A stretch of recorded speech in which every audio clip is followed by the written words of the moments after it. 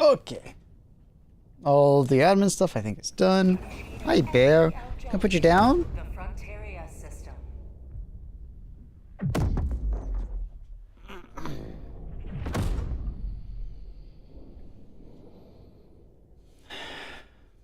Jump complete. Mission coordinates locked. Hellpods primed.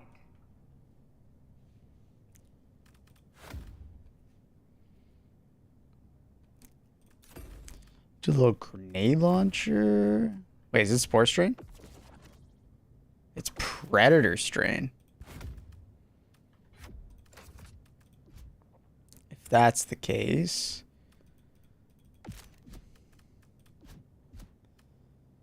Keep the grenade pistol, because why not? This is an Eradicate, so it doesn't really matter, but something like that. This cat is black. Who's that? That's Bear. It's Rare Bear.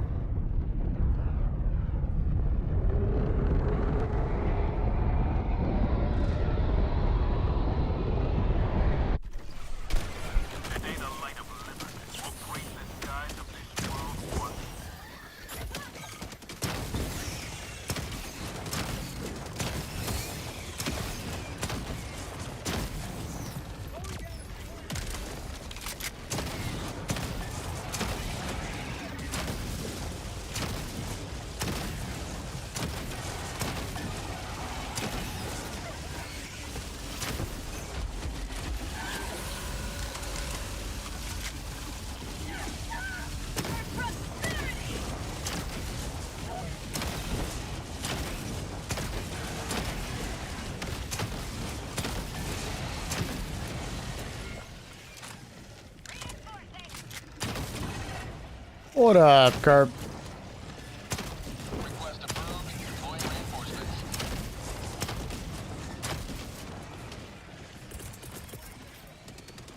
Calling down a support weapon. Requesting tac. Never die.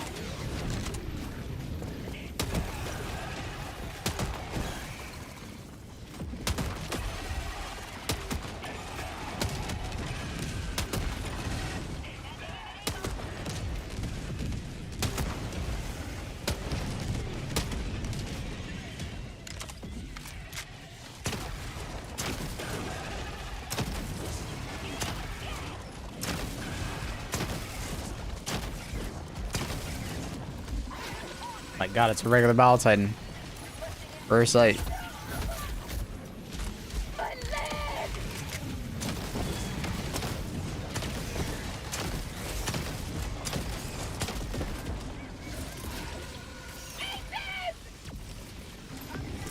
Meant to pick up that supply backpack. Oh, thank you, teammate. Request approved. Deploying reinforcements. Throwing supply beacon.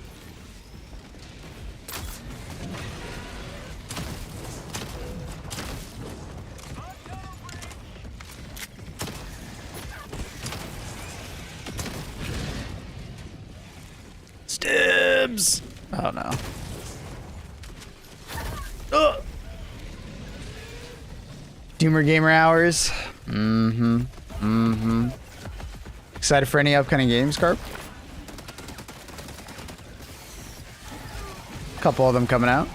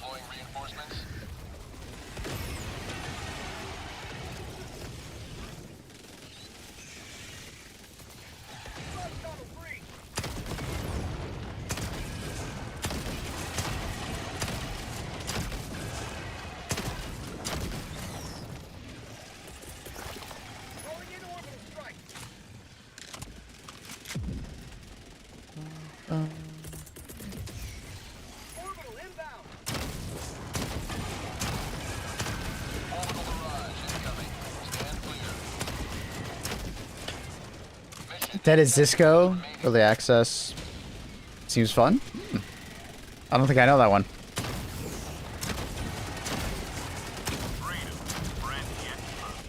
Cheers PG recently too. Trials in the Sky. So kawaii. Ay ay ay.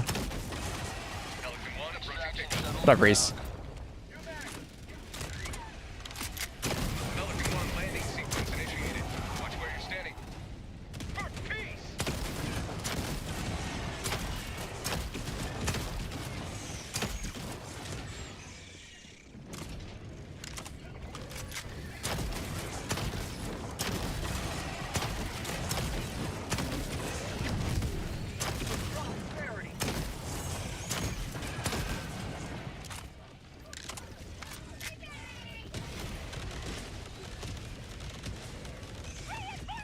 Annie, what did you just send me?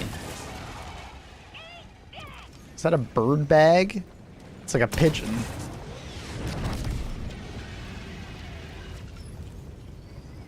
This disco is a beat 'em up, which also allows you to download music and basically like fight stuff to the ribbon. Boss, that's cool.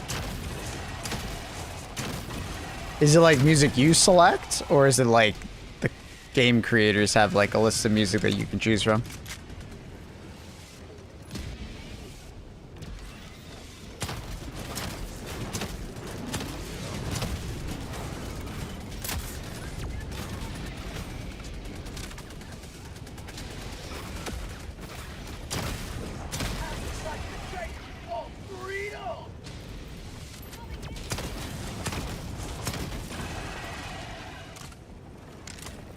Request approved. Deploying reinforcements.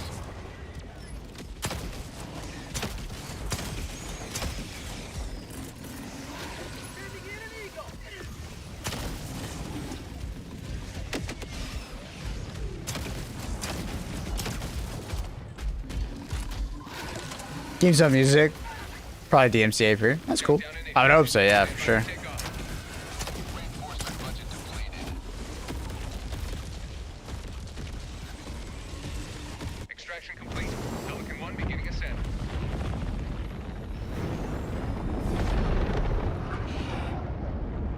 Democracy prevails once. $956 for that. That's insane.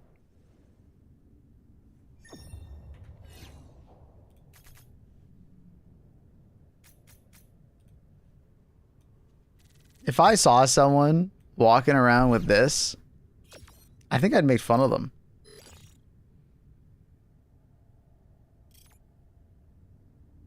I think I would tease them.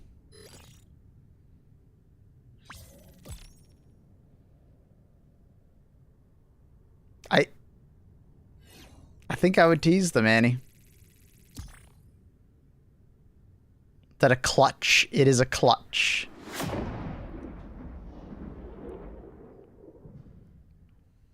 Monka Reese, help me out, please. Yes, Reese, please help out Annie. Show other directions. I don't think the directions really affect this one.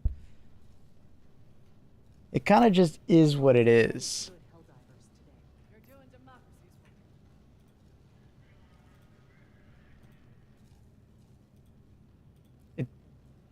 If anything, it's just her showing leg. And that's just going to be an unfair comparison. Because all the gooners are going to be like, oh my god, I love the bag now. It's a piece of art. I mean, I could buy a plastic bird at Bass Pro Shop, and I wouldn't call it a piece of art.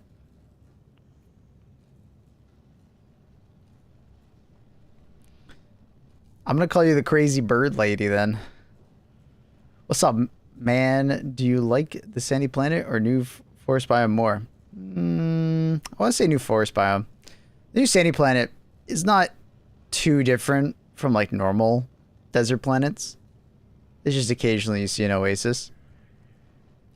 So I feel like the Oasis Planet is less so exciting. It's nice. Change scenery, but not as much of a change of scenery as the Forest Planet. The new forest planet feels like an actual new biome, whereas the Oasis just kind of is like an alternate of the desert. Did that make sense?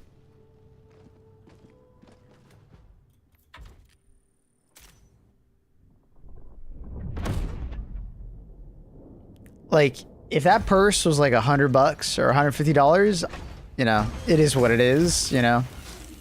Cool. If you like it, fair enough. But charging almost $1,000 USD for a stupid ass looking bird that I can get at, you know, Bass Pro Shop.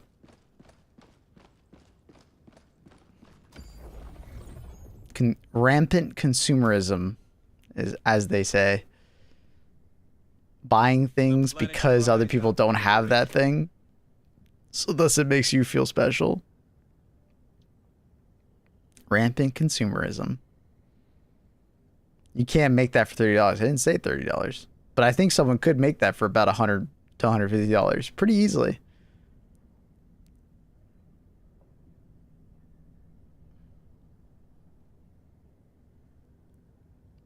Hey, China could do it. I believe in them. In China, we trust.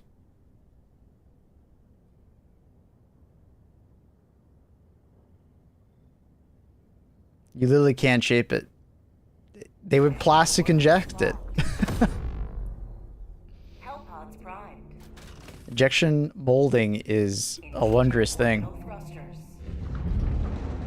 Annie.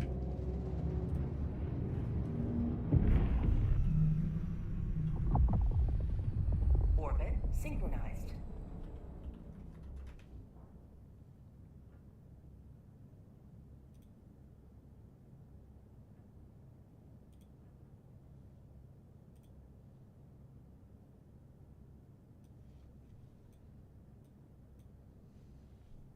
And this is just me Google searching for fucking 10 seconds. Allied destroyer has joined. The funny thing is it actually came out to $30.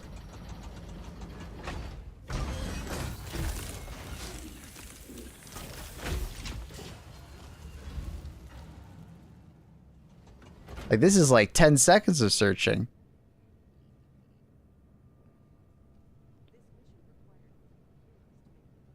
Oh, and I get 6 of them. Yeah, you're right. It's a 6-pack. Sheesh. So yeah, if you put some more care and attention into it, Annie, yeah, I think $100 for that is pretty reasonable. Them jacking up the price 10 times because it's special, that's crazy. Hellpods primed. Annie, Engaging orbital thrusters. that's a $5 pigeon. Imagine putting a little bit more effort, make it like $100. It would literally just be a better version of your current purse at 1/10 the cost. Think about it. Hellpod launch suspended. Hellpods primed. That's crazy.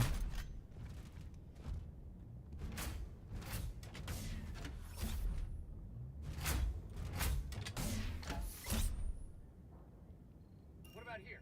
Man, there's so many of them. Here's another one. Here? What about here?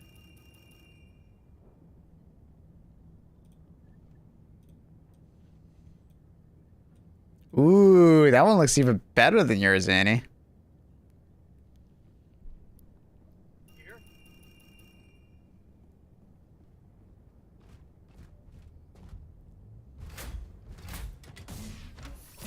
Think of the flex maple. You could say you spent $1,000 on a pigeon. True. It is an absolute flex. You're right. You're right. I didn't think about that. You know what? You're right. You're right. You're right. My pigeon versus yours. Oh, it's not my pigeon. Oh, it ain't mine, babe. It ain't mine.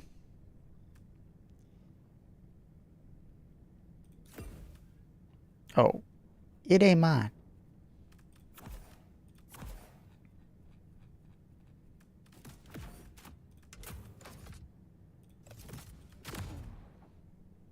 I have so many questions.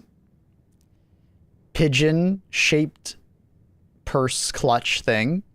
Launch initiated. $1,000. we're showing Annie that it's like rampant consumerism and they're just charging an absorbent price for no apparent reason. Just to make it more exclusive. Because if they made it a reasonable price, they couldn't make as much money per unit and it wouldn't feel as special.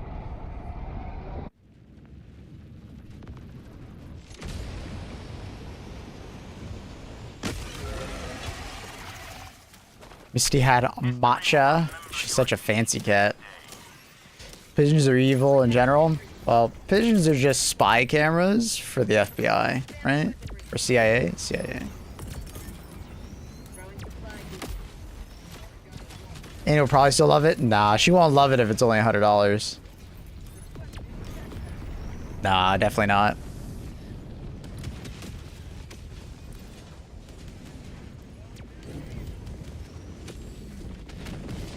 Look how wired she is.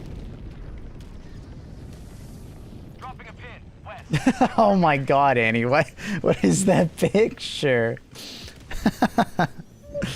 She looks very wired. Bugs. West.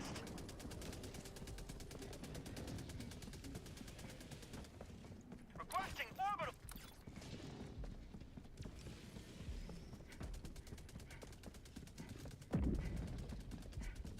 You will never destroy our way of life. I'll never destroy our way alive.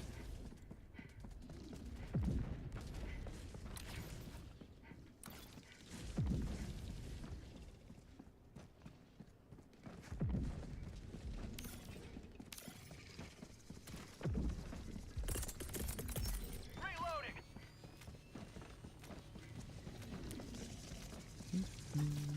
Requesting. Orbital barrage incoming. Stand clear. Liberty dispensed. Is Annie one of those girls that always thinks cash is free? No, no, no. She doesn't think cash is free, but consumerism runs rampant in her blood. She's the target audience, you know what I mean? You know how they talk about target audiences? Annie is the target audience.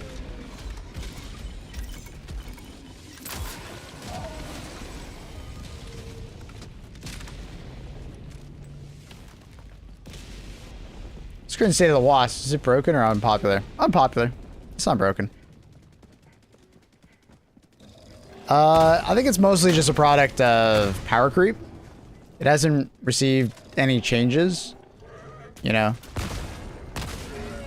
And outside of just being easy to use, it doesn't really have anything that it's like particularly special at. So it's probably one of those stratagems that they'll eventually have to like make some changes to because it's being power crept by all the other buffs and stuff like that, you know what I mean? So, off the top of my head, you know, they could maybe take a similar route to what they did with the autocannon, increasing the reload speed, damage per shot.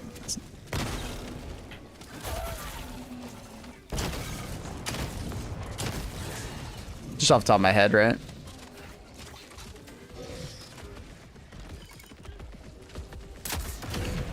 Oh, that Spire almost killed me, bro.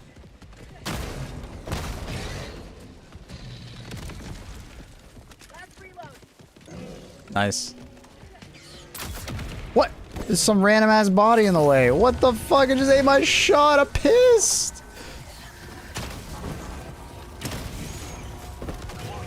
The fuck is that shit?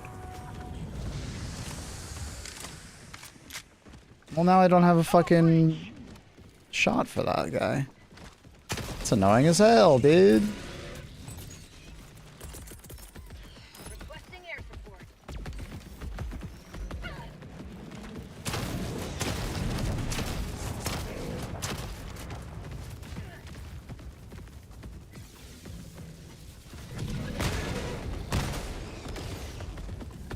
How'd you like the taste of freedom?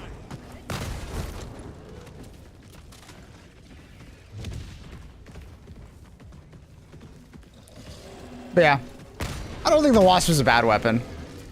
It works well. It's just not as, like, you know, kind of in the limelight, you know? Just unpopular, like you said. It's a good way of describing it, honestly. But you'll still see it used on, like, normal Illuminant. Still feels good for, like, taking out Overseers. If you can get this version of bugs, like Baal,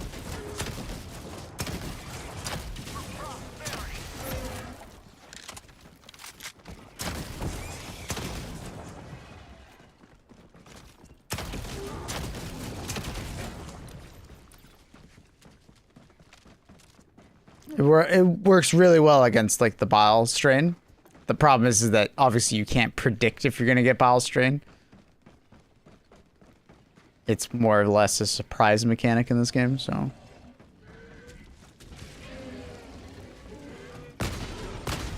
I have a baby photo ready, but I need to brush her fur. Take a good photo for her now.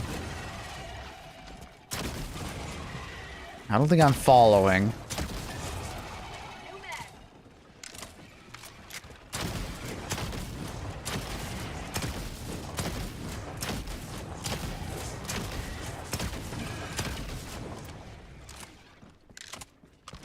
Is it info? No worries. Yeah. I don't think you're, like, hindering yourself or anything by using it. Other than the fact that, like, you're not using a meta option. But only using meta is boring.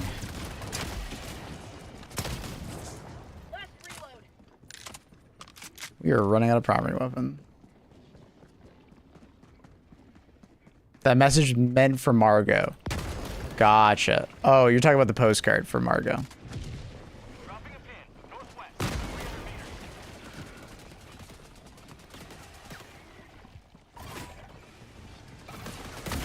Oh my god. My turret randomly shot a bunch of bullets and they actually almost hit me.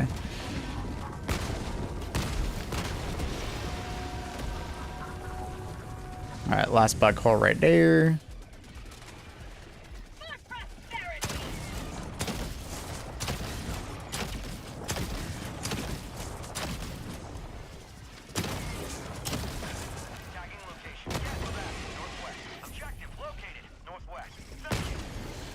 I really just need ammo, bro.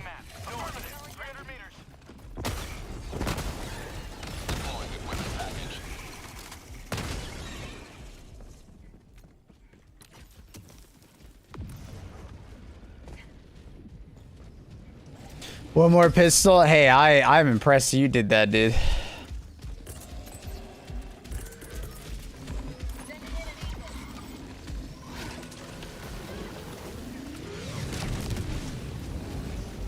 I don't know why, but I thought I had, like, my 110 still on.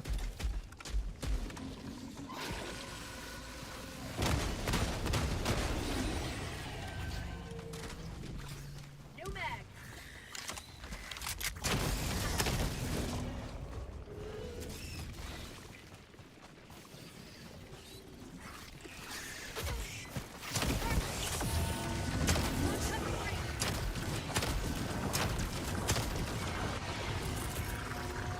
Requesting orbital strike. Requesting air support. Throwing grenade. Have a taste of democracy.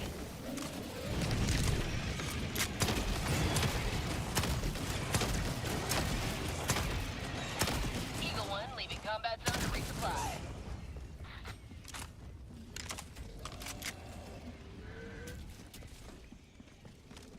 That's pretty insane, DZ. How much time do you have in Battlefield 6 now? Because I'm pretty sure you've been playing the entire time, right?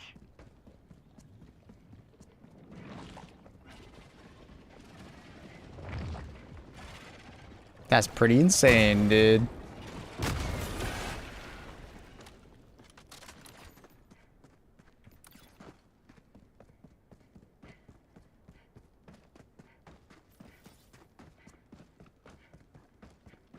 Love this weapon. It's top tier. Which one? Plasma Punisher? It's solid. I think it's on every faction. I'd easily give it an A. On bot, it's probably lower, A minus, just because of range concerns. On bugs, it's probably like A plus, just because of like stagger plus explosive damage. On illuminate, depends on the strain you're fighting against, but A plus tier. Just a good, solid option. Primary. Minutes remaining. It's on the great side. Not quite S tier, but that's mostly just because it kind of gets outclassed by the Eruptor and the crossbow, just because they have more utility and more damage per shot. Request approved. Reinforcements have been launched.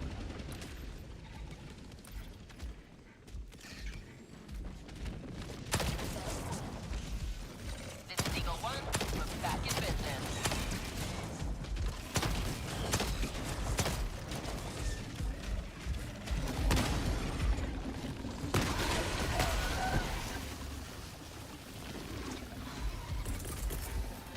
Calling down a sentry. Just realized I hit my leg.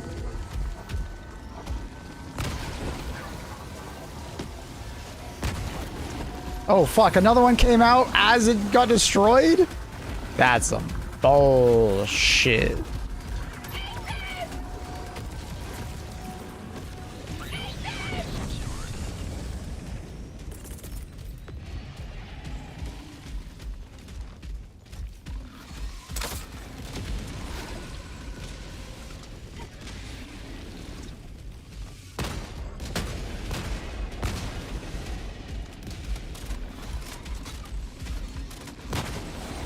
Dropping a pin. Southeast. 200 meters. Dead. I like the missile pistol, bro. I don't know. We do a tier list for this update. I mean, I was thinking about it, but honestly, there hasn't been much positive outlook on the game. My videos have not been doing very well because of it, I think. So I'll probably just skip doing another tier list. Not worth the money to invest in it.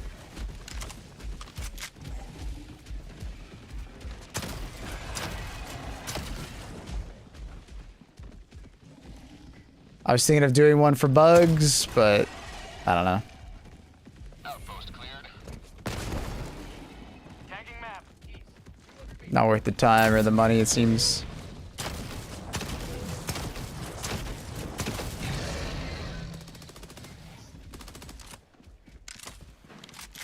Hopefully by the time next update comes out, though, Last reload.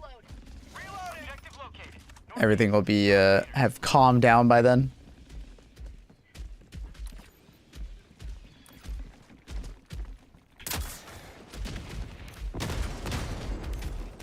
What?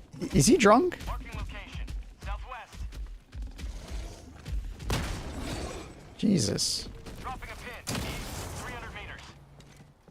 Reloading. Hoping HG2 community won't be angry. It's less so won't be angry, it's more so less angry. Because they're always going to be angry about something at this point. It's inevitability. Bug tunnel breach. Orbital inbound. Couldn't see you. Somehow he was blind as a bat. Tagging map. Northeast. 100 meters.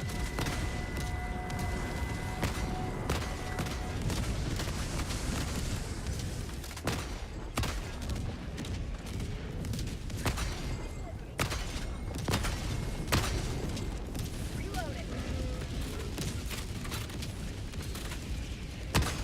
Bug outpost. Requesting air support.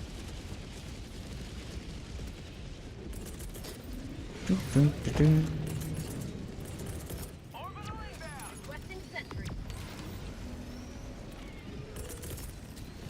Calling in orbital strike.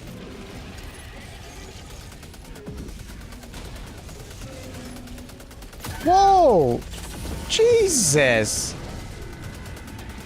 That was random fucking Spore Spear right behind. My god, machine gun sentry. Rude as fuck, bro. Requesting air.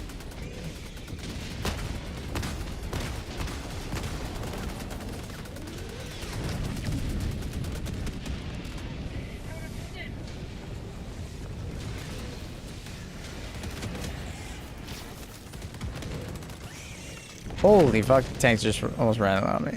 Oh boy.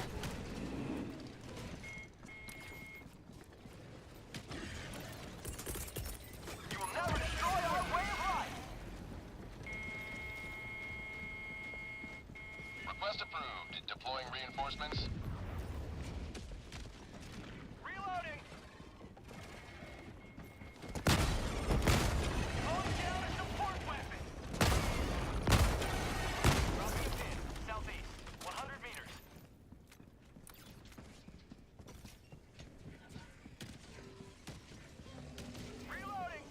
Reloading. Feels weird not bringing a mech after using the mech so much lately.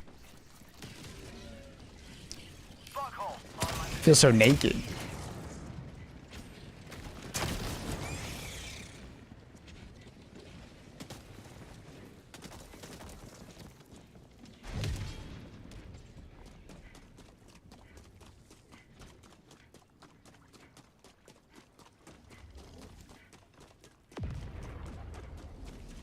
Found something. New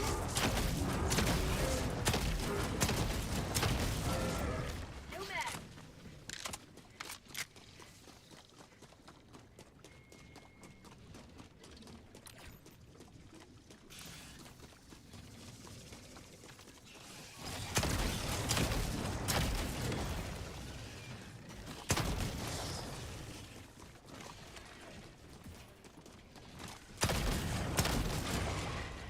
New mag.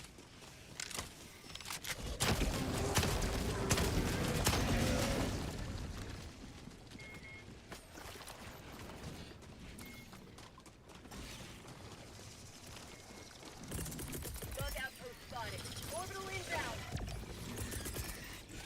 Requesting orbital strike. Going down a sentry. Yo, watch out, watch out, watch out. There's a 380 there. Back up, bro. That tank driver is not fucking paying attention. Yo, Mr. Tank, you might want to stay away? Question mark? Post destroyed. Back up!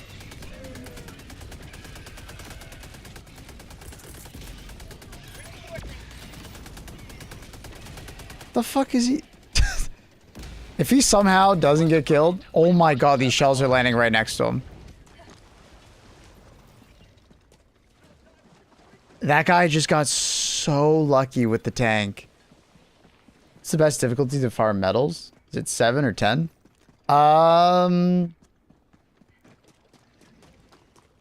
If your only goal is to get medals, it would be just spamming like blitz missions on tier 10. Trying to do them as fast as possible.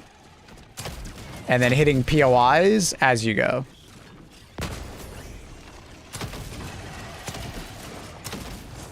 With that being said, it's probably not the only thing you need in the game. Like, you probably need samples and other things as well. Tier 10 might not be the best for you just because of the difficulty of it. Tank driver's aura farming? Dude. Man's a lunatic. Tactical asset near your location. Rolling the dice constantly in that situation.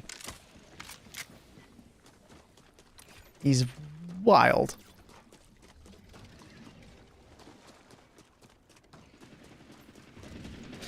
So the reason why, like, you could also do eradicate missions. Eradicate missions are also really fast.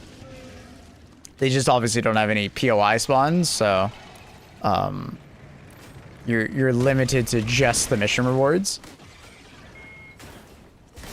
So finding any of those missions that are like, you know, eradicate mission plus blitz mission are really strong. Where the hell is the sport balloon? Oh, it's right there. Permanent time structure destroyed. Regular 40-minute missions are not terrible for medals as long as you can find POIs. Because every POI you find is potentially like, you know, 2 medals or something like that on average. Which is like good economics there. I don't know. I wouldn't really recommend just trying to like farm medals though. I would just play regularly and they'll come over time. Because kind of the hidden cost of farming like that is, you know, kind of burn yourself out just spamming blitz missions over and over again. Mission at 20 minutes remaining.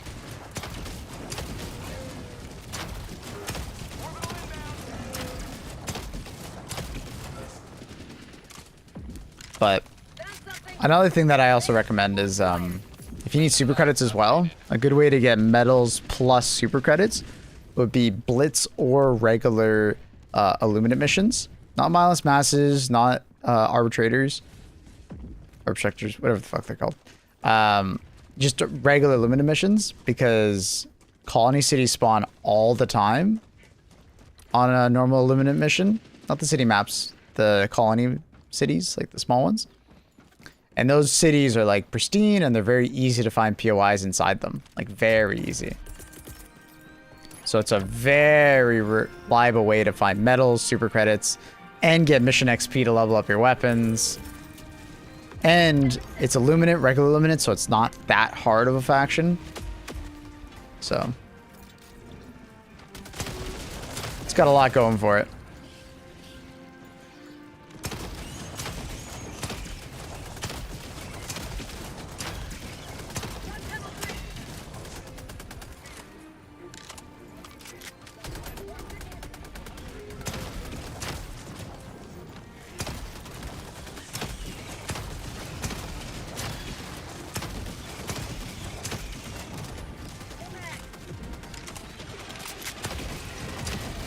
Yeah, but aren't there typically less POIs? On colony maps, no, it's the opposite. You might be thinking city maps, like large mega cities. But on colony maps, no. Colony maps have a ridiculously high spawn rate on the illuminate cities. It's like the best square foot, like, POIs per, like, meter. Like, by far. And they're very consistent, too, because the illuminate city maps, like, always have them. And every single illuminate map has a colony on it, right? If it's an open map, right? Other than if you do the new faction missions, like the Spire. But those are, like, special.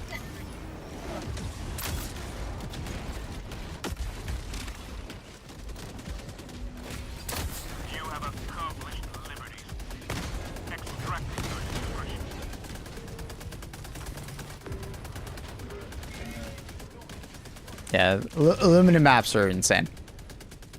It's just like not a very well liked faction because people kind of burn out on it pretty quickly because it feels very samey. But if you haven't played Illuminate in a while, really good super credits and medals. Really good. If you want to just play normally. And you don't want to just spam level 3s or blitz missions. Because like... Because even like metal grinding, it's really good because Illumina missions tend to be very short and easy. I feel like the average Illumina mission is usually like 5 to 10 minutes shorter than bugs and bots.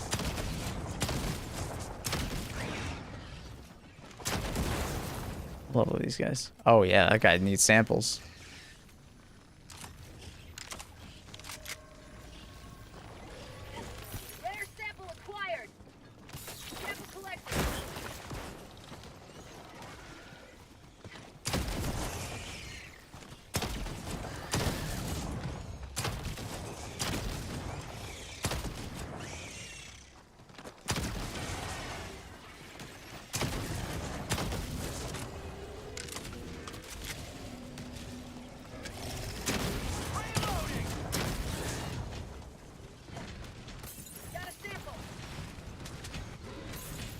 I didn't realize this guy needed samples so bad.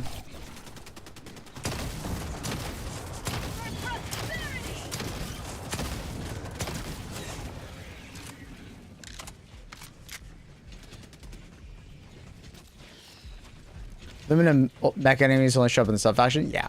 Yeah. The obstructors or whatever they call it. What they're called.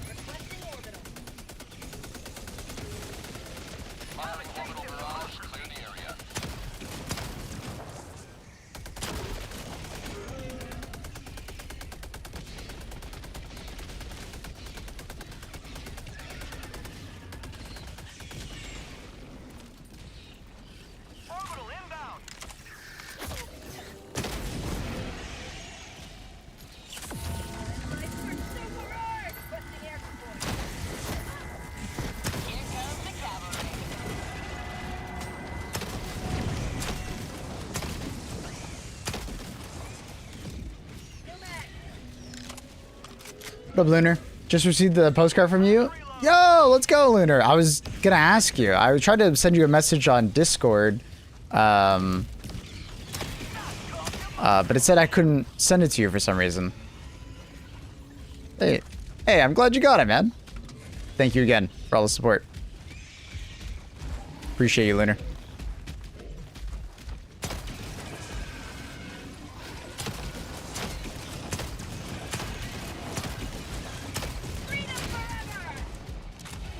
Smack guy, okay? He's mailing him. He is, in fact, not really okay. Requesting sentry. Deploying sentry.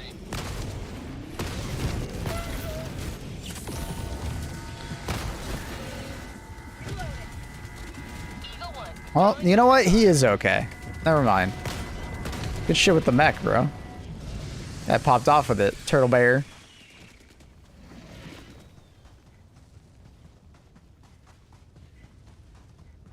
Dude, what is that body doing?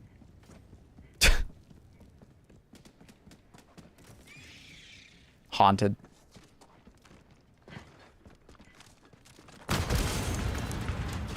Ooh, medals and super credits.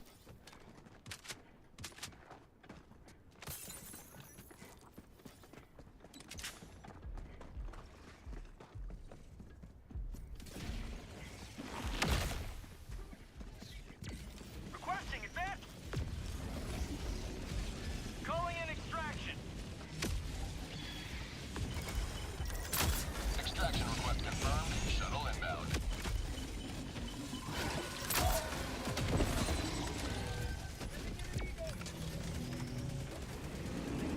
If you're wondering why I'm like aiming so high and to like left or right, I'm trying to coast the missile into the spot where I want it to land. Because I know the missile's going to aim center mass, but if I aim to left or the right or up or down, the missile has to like get to that point. So I'm trying to like draw a line between where the missile's going to exit the barrel and the center mass. So if he's like walking at me and he's above me and he's kind of like angled to the left a little bit, I'm going to aim further to the up and to the left. And it's more likely to hit him. I don't know why. I was wondering how long of it could go. Like quick. Less than 2 weeks.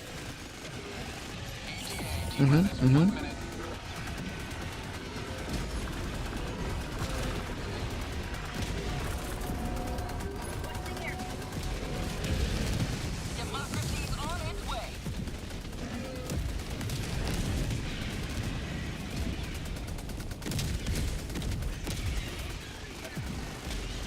Nailed him.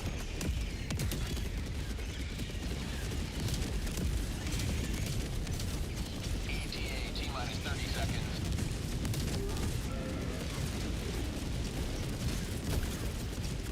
Sending in an eagle. ETA T-minus 20 seconds. Reloading. Have a taste of democracy. ETA T-minus 10 seconds. Clear landing zone.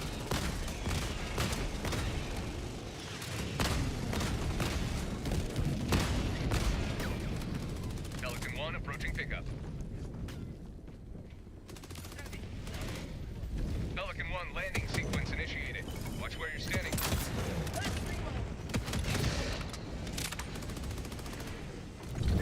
Beautiful. Absolute cinema. This is a good team.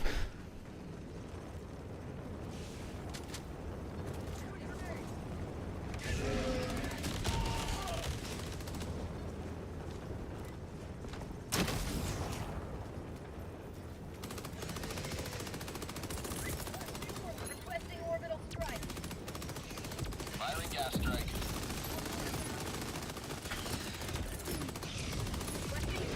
Ooh! Countdown initiated. It knocked me in. Stand by for takeoff. Reinforcement Extraction launch complete. Pelican 1 beginning ascent. Great team with the crazy tank driver. Democracy prevails.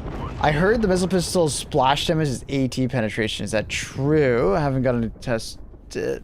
As far as the data miners are concerned, no. Because if you look at the wikis, which are updated by the data miners, it's only AP3, which is just regular explosive damage.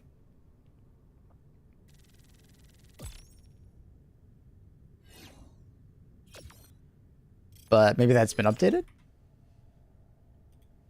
It's one of those things that would be hard to know if it was AP3 or not.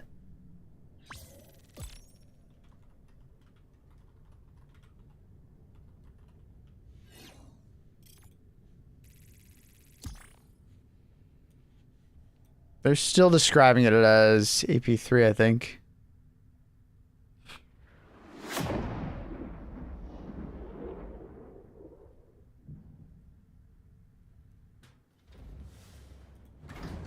So I don't believe so.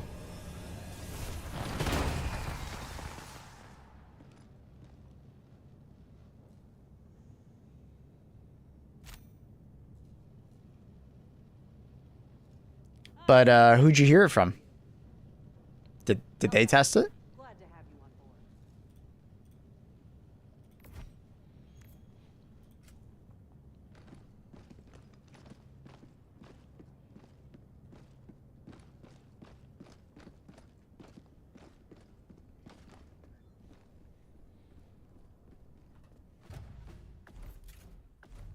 Left squadron. GG zombies.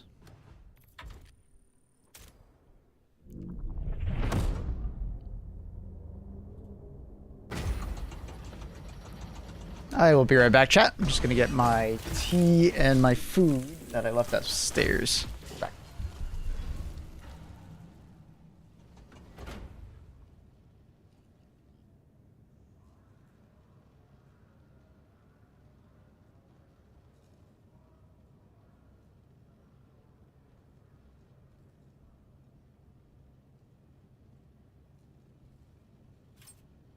Allied destroyer has joined squadron.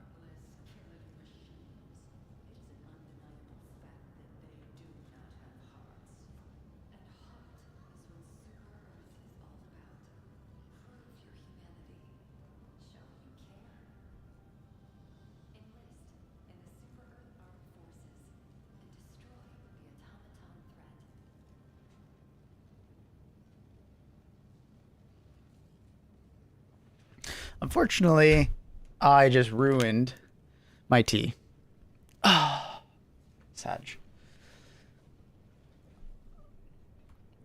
I ruined my tea.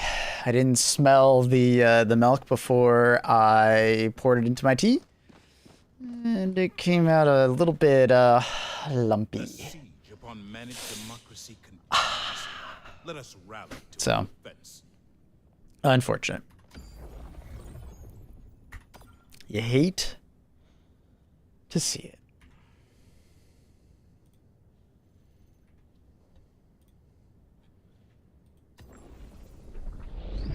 Allied destroyer has joined squadron. Engaging orbital. May I join? thrusters. Of course, bro. There's actually still a spot. Oh no, never mind. We'll back up.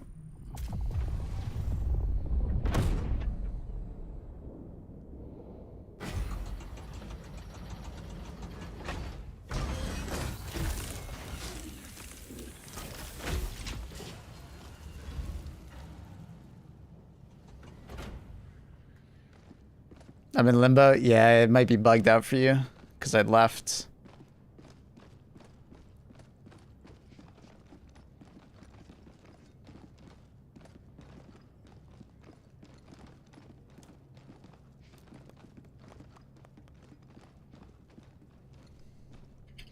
Dun.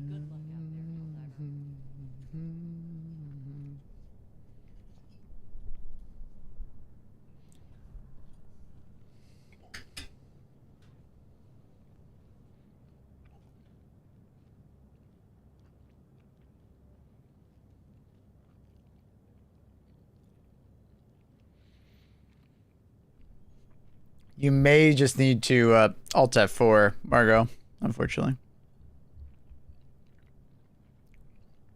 That may just be the best result for you.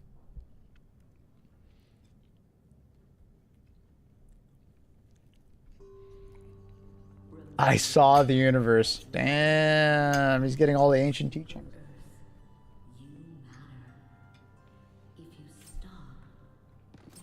Allied destroyer has joined squadron. Gamer? Gamer. Engaging orbital thrusters. The Do you think Galactic Arrowhead War will increase level cap eventually? Are Yep. you ready, Orbit Helldiver? synchronized.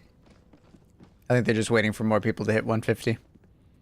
It's a pretty small percentage of players at the moment.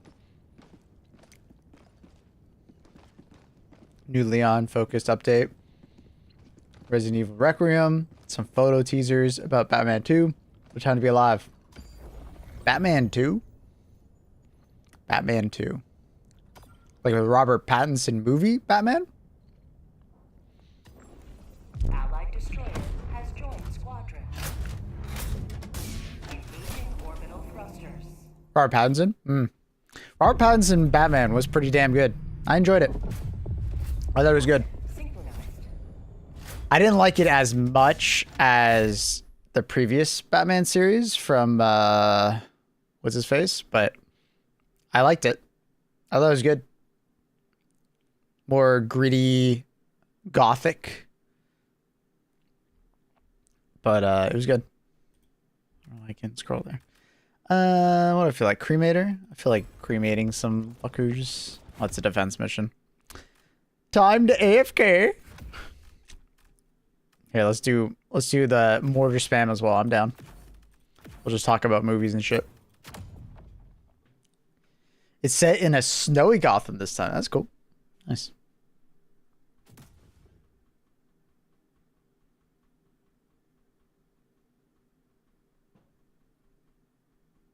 I'm excited for next week.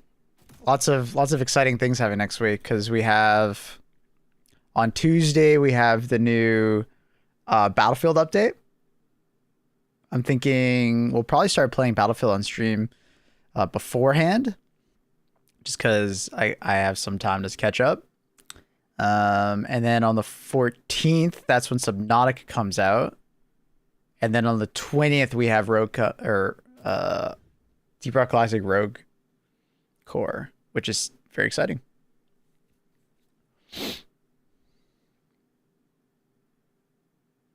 Is BF6 even fun still? Yeah.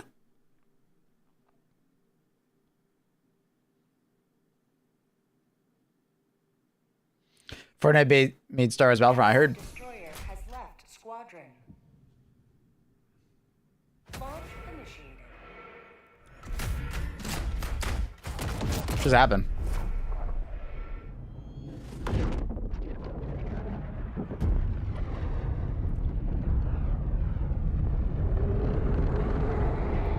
Heard you got kicked? Oh. Did you actually kick him because he didn't bring mortars? The fate of all humanity's children are in your hands. Do not let them fall. The fuck? Dude, some people are so fucking weird. Helldiver, the Super Destroyer is ready for your next mission.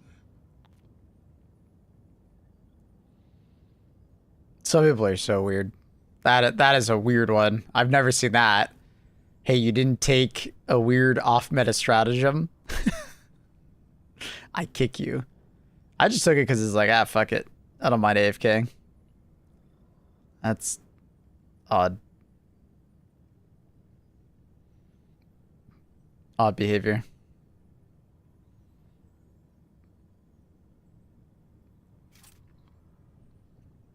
Allied destroyer has joined squadron. Can't wait for June. What's in June?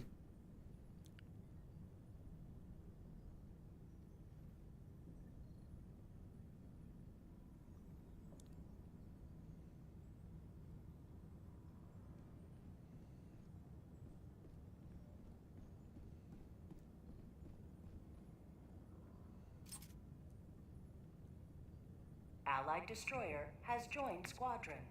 Engaging orbital Greetings, thrusters. Few gaming shows. The Galactic War awaits. Yeah, I guess it's like, quote unquote, E3 time. Going to a concert? Synchronized. Oh. Oh, that's exciting.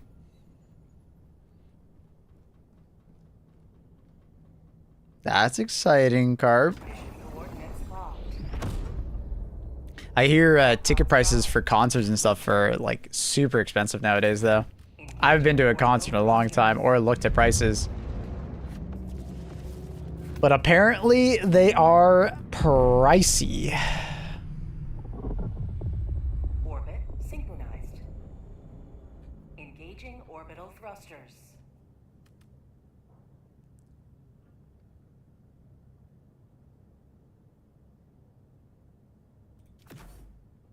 All right, don't hate me. But I'm going to do it again.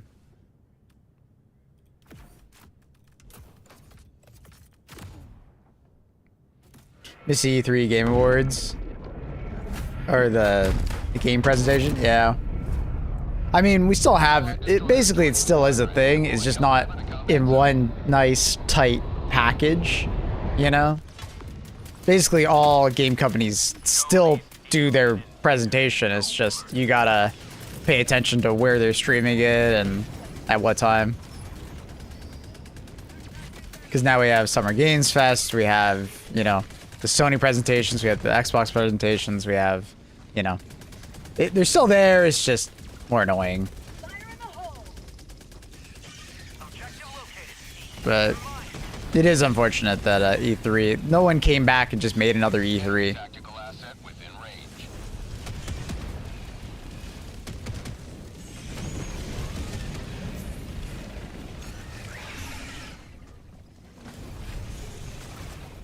What was our friend?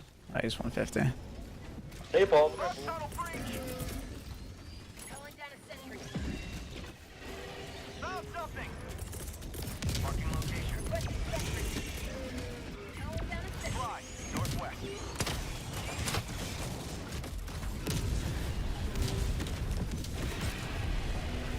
Tagging map. South. Look.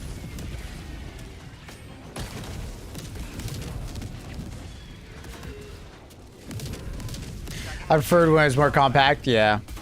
More convenient for sure.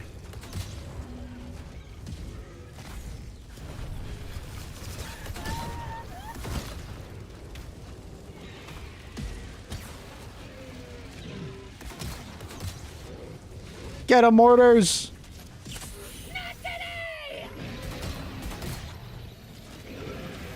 I like green and blue.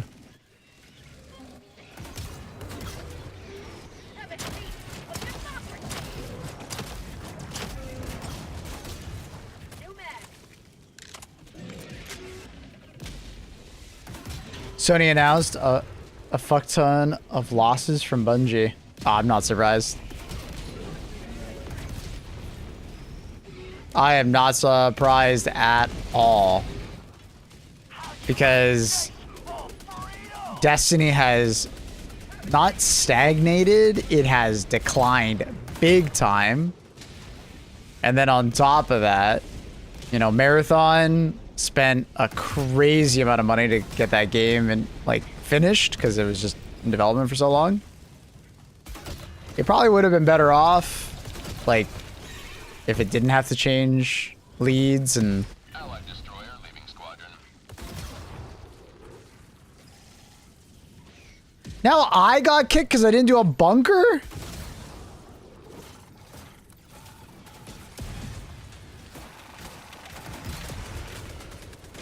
Bro. What is wrong with people today? Yeah, I'm not reading chat in the bottom right-hand corner. Say something. Use a microphone.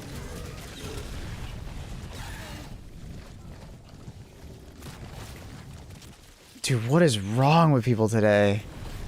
I'm actually beside myself.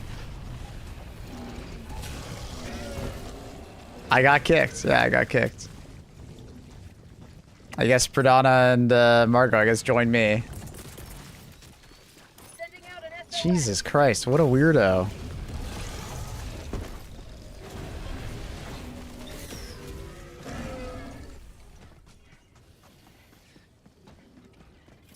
Allied destroyer. You ran in circles? I don't understand what that means. Requesting sent. You said you ran in circles 14 times. Yeah, I mean, I'm just walking around my fucking sentries, protecting them.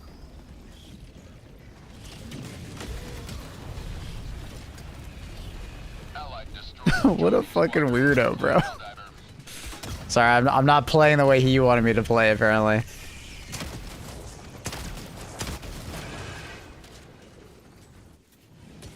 Tagging map. North. 50 meters. Dude, I don't understand people.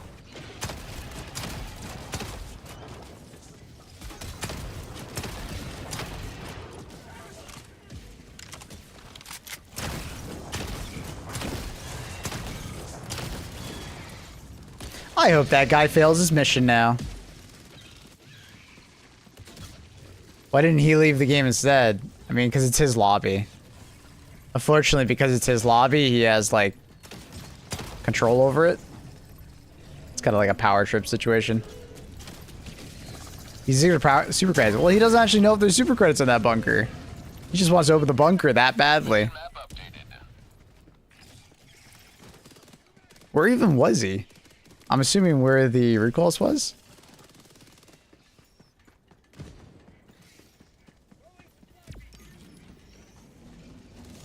Bug hive spotted. Rare sample acquired.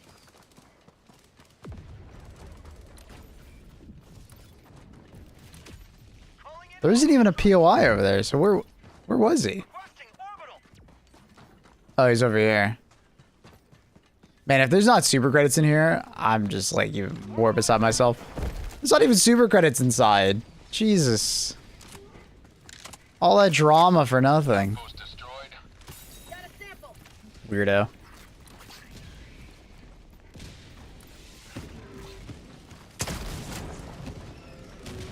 It's just metals and a sample and some requisition slips.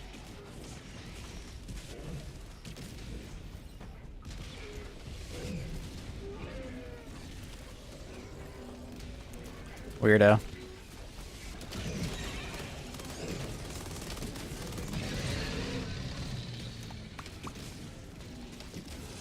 I'll be honest, I also get very annoyed when my teammates don't come to a bunker, but I don't kick. I mean, it's like, if they don't come over, they don't come over. It is what it is. But just check inside the bunker, and if there's super credits, then tell them there's super credits. But also, they're probably just busy doing something else, you know what I mean? Like, I had this explained to me in Deadlock. Everybody's playing their own single player game, right?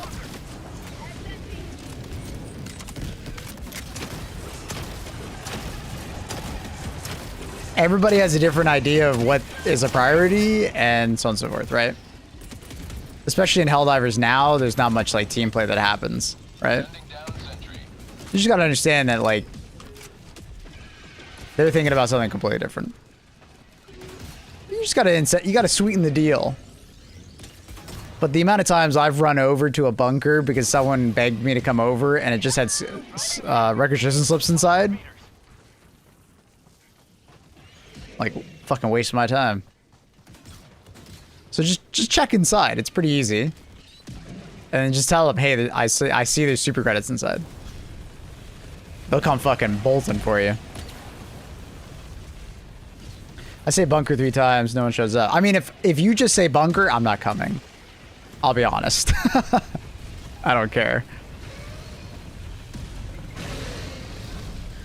Especially if I'm doing something currently.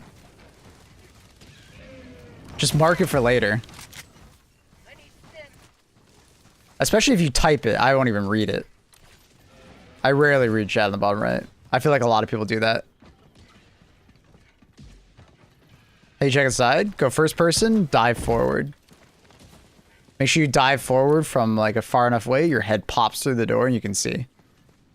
You can also ping the stuff on the cabinets though. And if you can ping the stuff on the cabinets, it's not super credits. Also, Peek, use your microphone. I'm assuming you're not using your microphone. People don't do that. And the amount of times, I just don't see their messages. Because, like, the bottom right-hand chat is, like, spanned by things like people just discovering POIs and stuff. I do highly recommend using your microphone. Especially if you don't play at weird times like me. Your microphone will work. You're more likely to get people's attention. Mission at 30 minutes remaining. But like I said, check the bunker to make sure there's super credits in it before you ask someone to come across the map for you.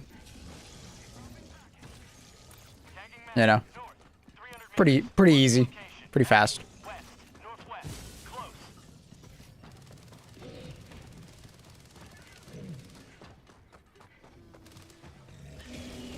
Because like that bunker, I'm not even gonna worry about it.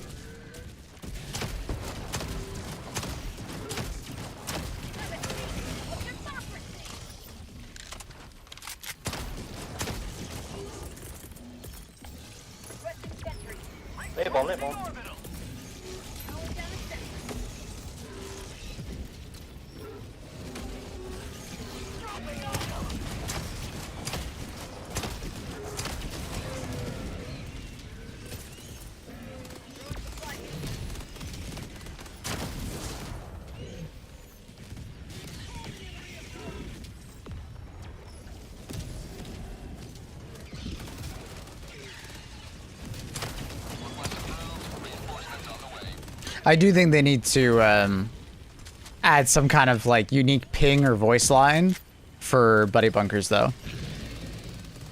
That would be a really nice quality of life. It's been mentioned a lot by people in the community.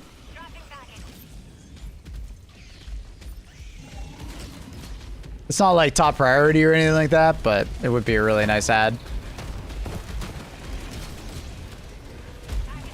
Like when you ping the bunker door or something like that.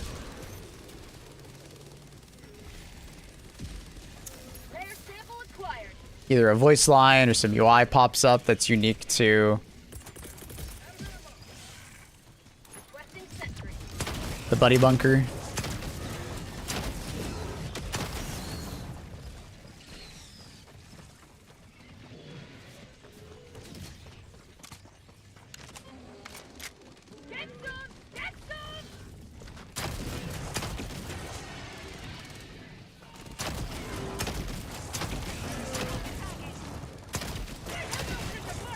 Predator stream was so crazy hard before.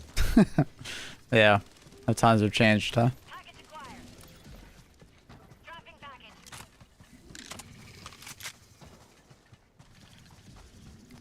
I do think Predator Strain is easier than Spore Strain. If you don't get a hunter jumping on you, one-shotting you with acid, Spore Strain is harder. Sub-objective nearby. It kind of depends if the hunters like mess with you really hard.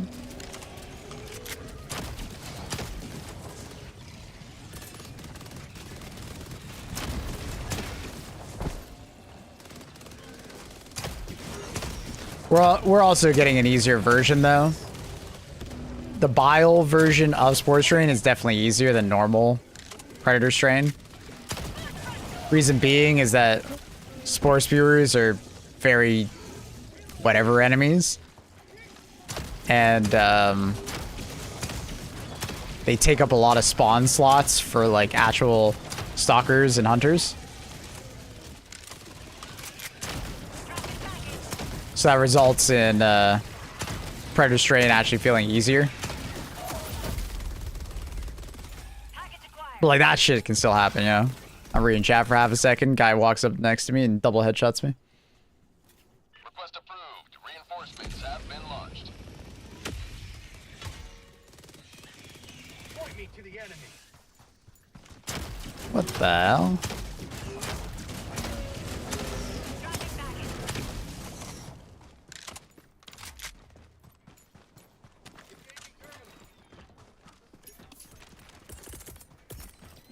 Calling down a sentry. Requesting sentry. Calling down supply.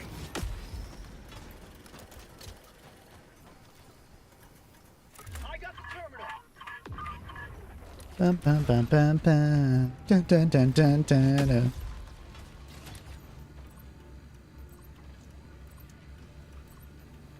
I just realized Marco ran across the map with the SSD. Thanks, brother. Very kind of you. Terminal. Doing the work of the Omnisci. Same with Cyborgs. Yeah, Cyborgs are tough. That's why, like, I don't think they need to add another difficulty modifier to this game. Enemy patrol west.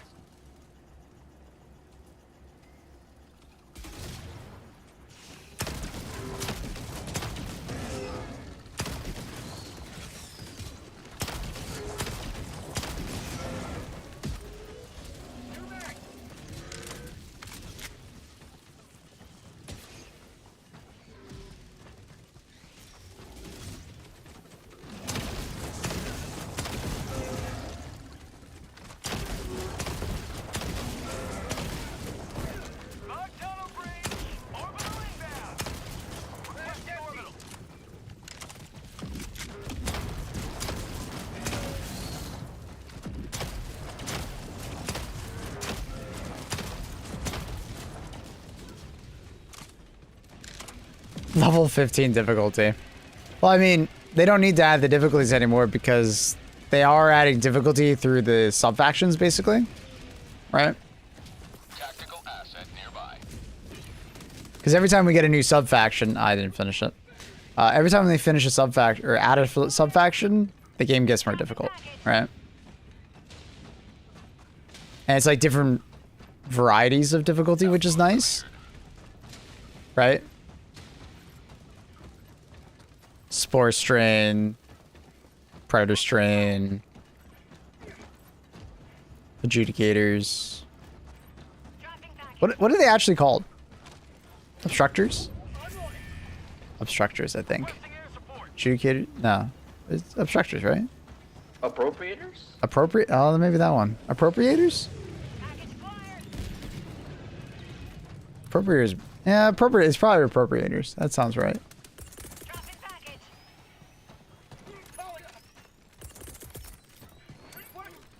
Deploying sentry.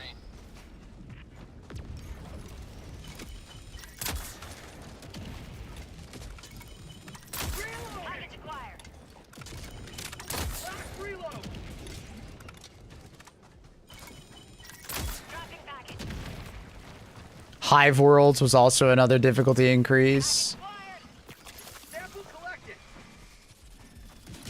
Cyborgs. Basically, every time we get a sub-faction, we get a difficulty increase. which I'm down for.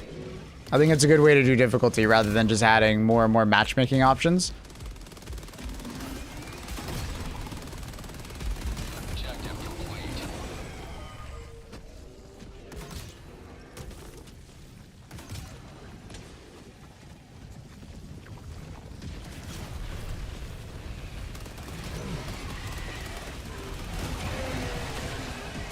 Just wait for the Illuminate cultists. That's gonna be fun.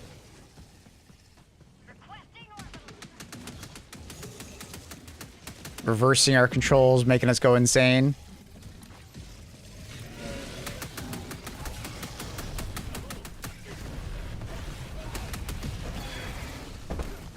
Sending in an eagle.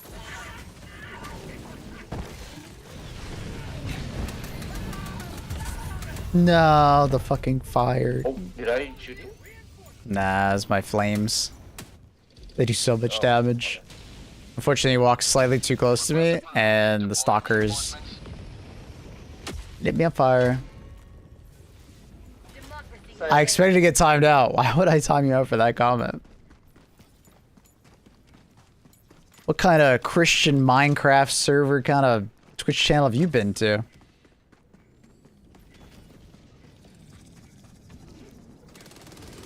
Like the new biome? That's nice. Nice change of scenery.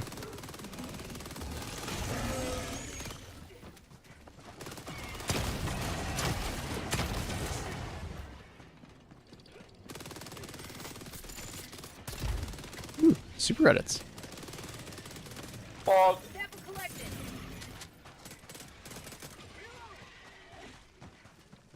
For prosperity. Maple has that young pastor look to him. That's crazy. You take that back. Not a my Christian Minecraft server. Have we done the Mega Nest? It's bugged on my map. No. Okay. More super creds. Minutes remaining. Sheesh. Oh, Watch, this one's gonna be 100. I can feel it.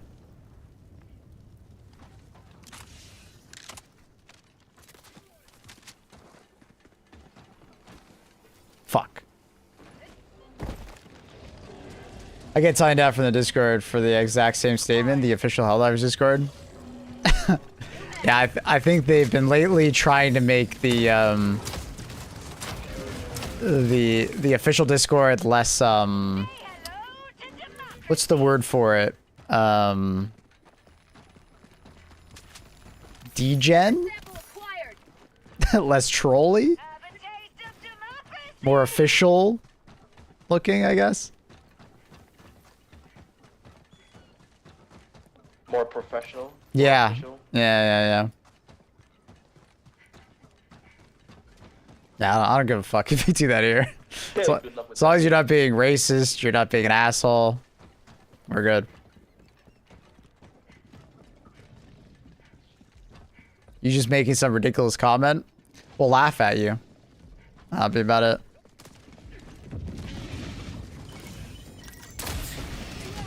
That guy just got gigged.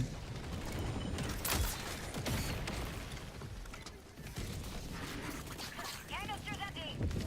I should kill him. No way he survives that. Crazy man. I knew it. Fucking one shot. There's a Discord that doxed a charity idea for challenging the mods. Yeah, that was Reddit, right? That wasn't the Discord, right?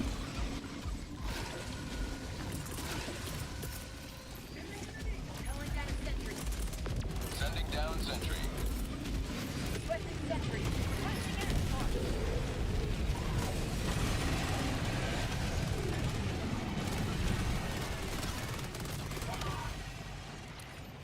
Great 500, by the way. Pog chomp.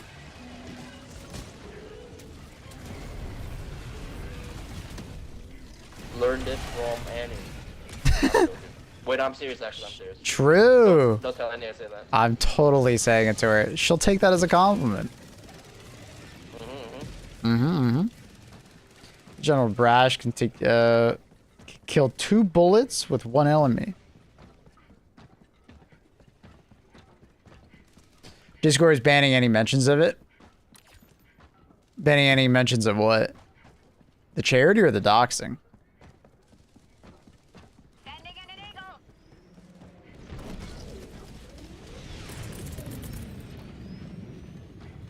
Calling down a sentry. Because unfortunately, the charity was being framed by some people as not a charity. Some people were using the charity as a way to ridicule the devs. Because the context behind the charity was that they were going to get the devs to dive at tier 10 with bad loadouts, if I remember correctly, right? And some people were being complete assholes about it. Like actually being assholes about it to the devs. Because they can't play the video game. They don't know what is good or bad. So on and so forth, right? So I'm sure some people were probably being banned because they were being assholes about mentioning the charity.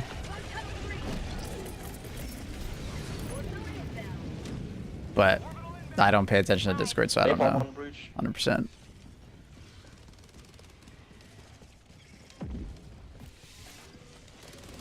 But I did see that sentiment online that it was kind of a way to humiliate the devs rather than be a charity. Unfortunately.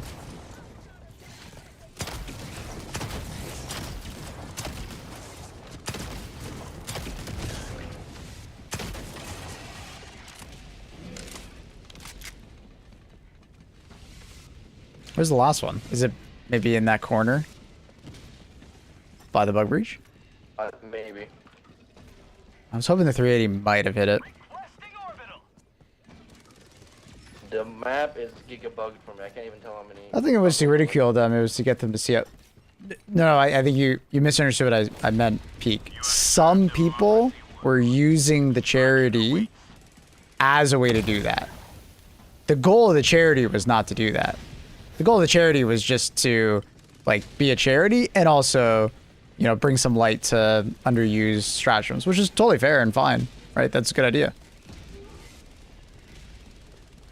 The devs already know what's powerful and not powerful, though, but they just don't always have time to address it, right? At least that's what I get from conversations with them.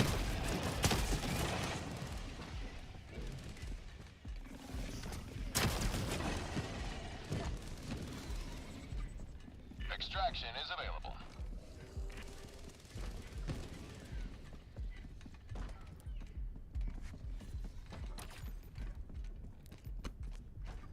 Sorry, did you say which one it was? I was talking to chat.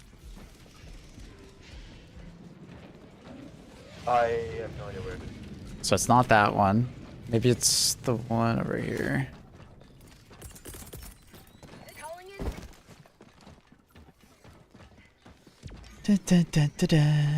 I see my... No, you're fine. You're fine. You probably just missed what I was saying. It's all good. Approved. Reinforcements have been launched.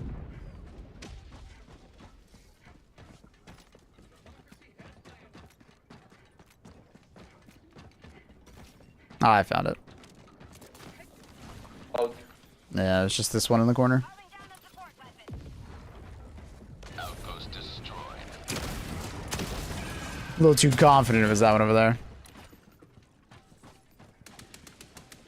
Dropping a pin. Southwest. Farm. Sending in an eagle. Requesting tac pack. Dropping a pin. Southwest. 100 meters. Yeah, I'm not surprised anyone would get banned for inciting a view bomb or a view bomb thing in the official Discord.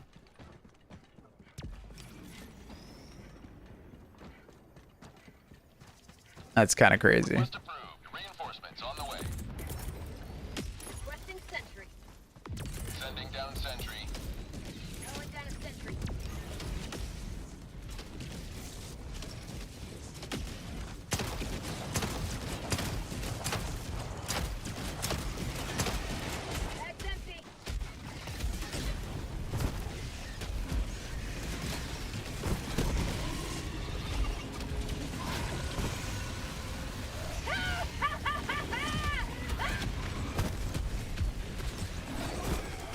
their leg.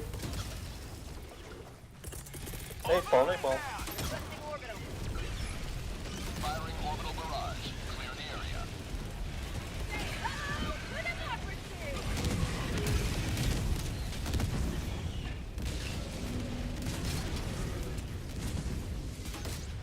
The MS more is kind of fogged these days.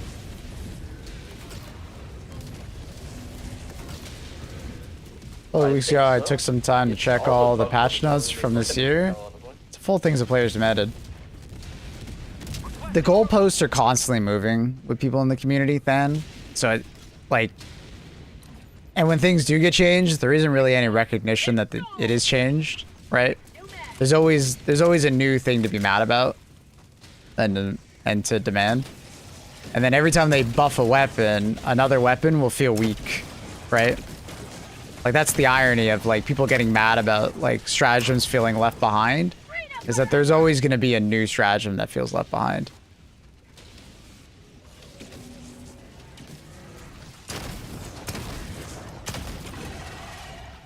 So.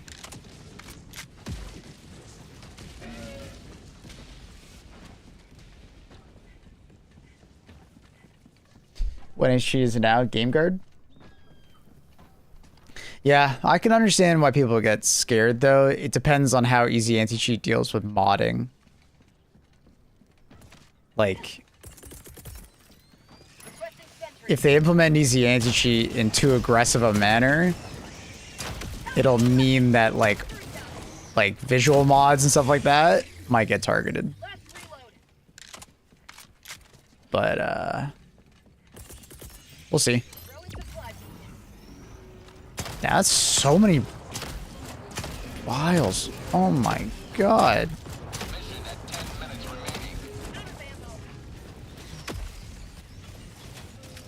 Are there that many cheaters? Well, it depends on how you classify a cheater.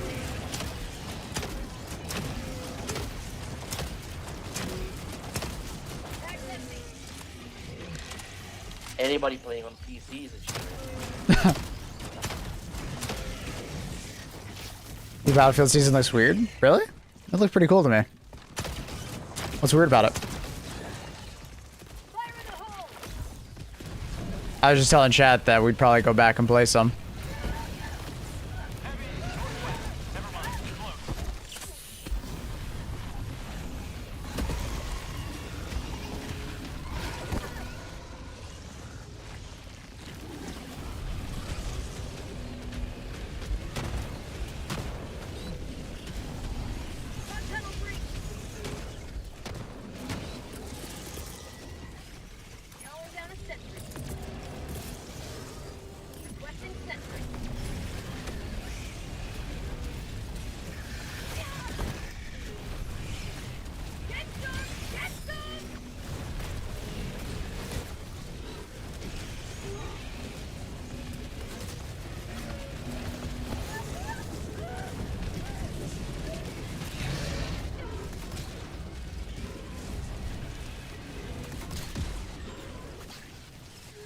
Backroing my strategy is cheating or no? Nah, you're fine doing that.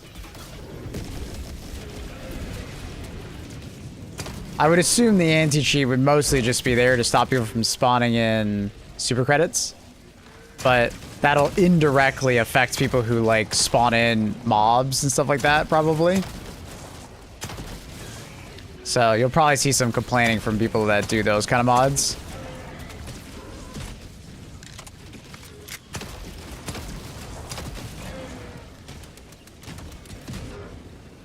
Because that would probably be somewhat difficult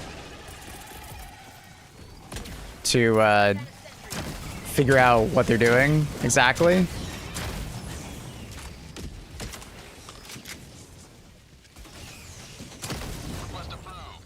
Because some people are like, you know, why do they have an anti-cheat in a PvE game? That doesn't make any sense. Well, it's because people literally like cheat the premium currency, right?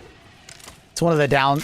So if you've ever wondered why a lot of games don't do premium currencies to buy DLC, it's for that exact reason. And that's why a lot of games typically do DLC through like storefronts. Because obviously it's a lot harder to cheat a storefront than it is in-game.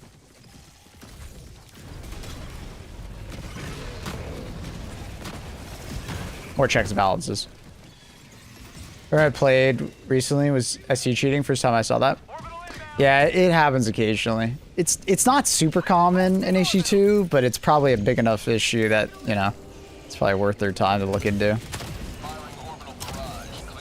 Like, I've definitely seen cheaters of other types more often, like God mode and spawning in samples and giving people XP and shit like that. Like that kind of cheating, that's far more common. But even through my chat, like I do see a decent amount of people come in and say, "Oh yeah, someone's spawning in super credits. Do I need to be worried?"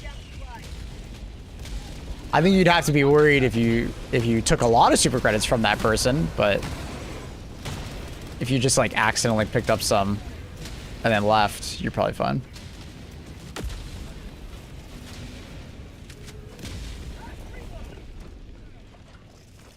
Like, you'd be fine getting 250 super credits. I think they're gonna go after people who, like, do it egregiously, right?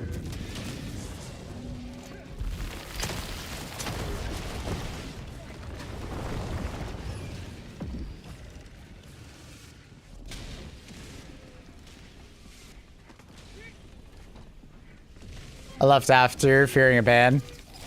You'd probably be fine. Like, I don't think they would give you any like, they know you're not doing it probably, especially if you're not doing it to an extreme, you know? Like, if you stuck around and did the next mission with the guy, and then the next mission, and then the next mission, that's a little different. That's asking for trouble. As a content creator, I'm kind of excited, though. It means, like, less people, like, you know, cheating in enemies and stuff. Or not enemies, war bonds and, like, new content ahead of time. Like, it's just really annoying that, like, as a content creator, like, we have to keep our mouth shut about stuff. And then, you know, people that are not part of the content creator program just use cheats and spawn shit in. And then there's some stuff that they don't even tell us about, right? And then cheaters just spawn shit in and it's like, oh. What the fuck? Pelican 1 landing sequence initiated. Watch where you're standing.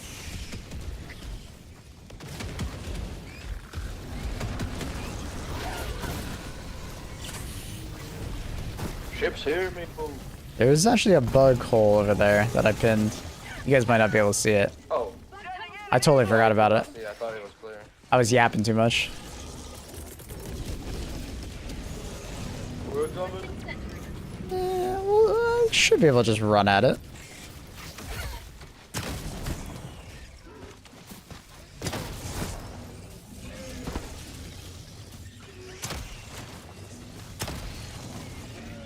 You will never destroy our way of life. I think it's just like one. Is there anything worth getting in Viper Commandos outside of the infusion? The assault rifle's fun. If you like, wait, wasn't that you, Zombie, the other day that was saying, oh yeah, I really like the base Liberator. If you like the base Liberator, the Liberator Carbine is like a very fun version of the normal Liberator. You know what I mean? Now it's something like super special because at the end of the day it's just a higher rate of fire, but it does feel like an upgraded version of the normal Liberator.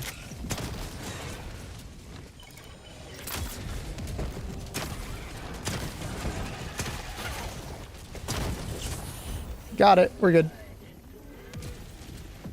It didn't even say hot bug nest cleared on my film. It did. Yeah, it's super buggy. What was I gonna say? The armor you can just buy for the superstore. You can just get the Jaguar armor, I think is what it's called. And like throwing knives or whatever, they're kind of memey, and you know you can have a couple of games that are fairly fun, but they're kind of just a meme. They're not exact. They're like more of a challenge weapon than they are like a good weapon. And then as far as that, that's yeah.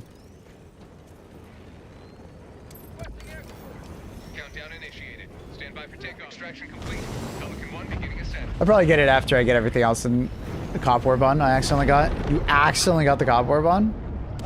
Another sweeping victory for Silverberg. Yeah, the cop war bond's kind of weird because like it's probably the weakest overall war bond.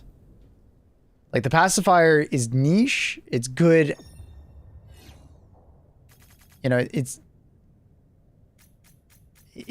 niche because it's like there are elements of the pacifier that are like kind of cool, especially for like stalker strain, you know, or predator strain, where if you like stun a stalker then aim at the mouth, you actually kill the stalker faster than other weapons just because it's like way easier at the mouth.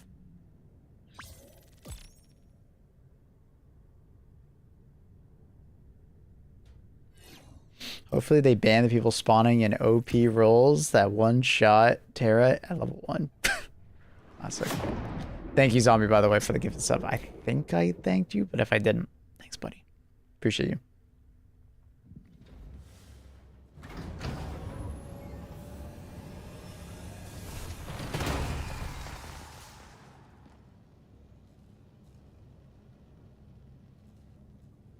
Anything I use the pacifier for, I'd use the pummeler. See, personally, I would rather use the pacifier than the pummeler. I like the pacifier more than the pummeler, personally. Welcome aboard,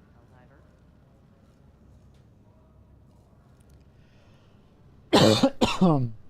I actually don't like the pummeler very much. You secured a lot of samples. Well done.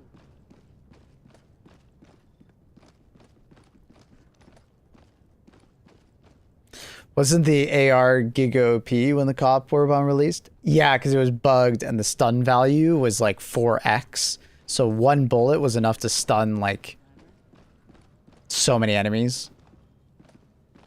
They eventually fixed the 4x problem where like if you're a multiplayer, but then they rebuffed it to, it's like somewhere in the middle now where one bullet isn't enough to like, you know, stun something, but it's enough, like a couple bullets is enough to stun something, so it's fine. You wouldn't really notice the difference, really. But it's definitely better in solo play. But yeah. I just don't think the pacifier is as bad as people make it out to be. You just have to hit weak point shots with it.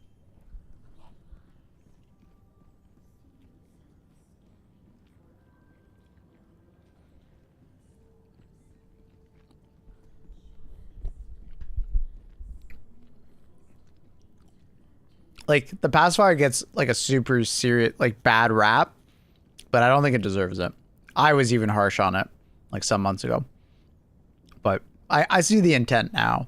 It's to stun an enemy to make it easier to hit a weak point hit. It feels bad. It feels bad when you use it in the context of just body shotting everything. Right? It feels really bad in that regard because it obviously has like low damage. It has even lower damage than like liver penetrator, you know what I mean? Allied destroyer has left squadron.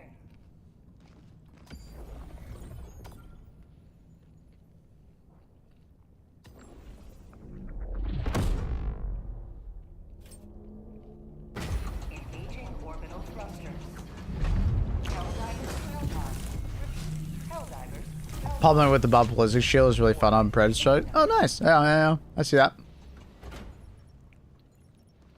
What do you think of the pummeler compared to it? Well, I don't like the pummeler's slow bullet velocity. You really feel that range difference. Run the pacifier next frame? Sure.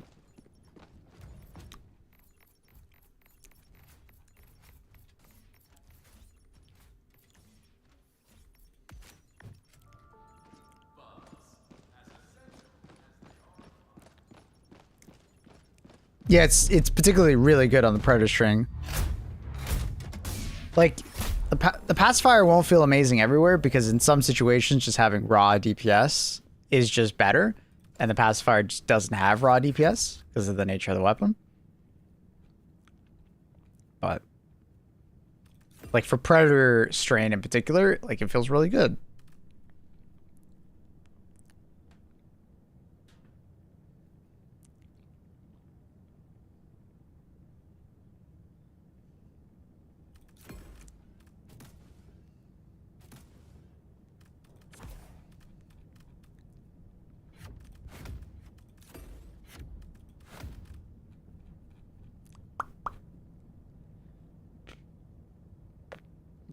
Get it.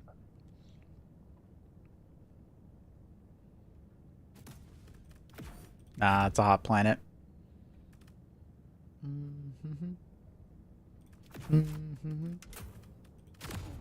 Remember correctly, the pacifier's big ammo magazine makes up for the bad damage, although kill time might be slower. It needs a drum mag though. It doesn't have one, and I really hope it gets one in the future.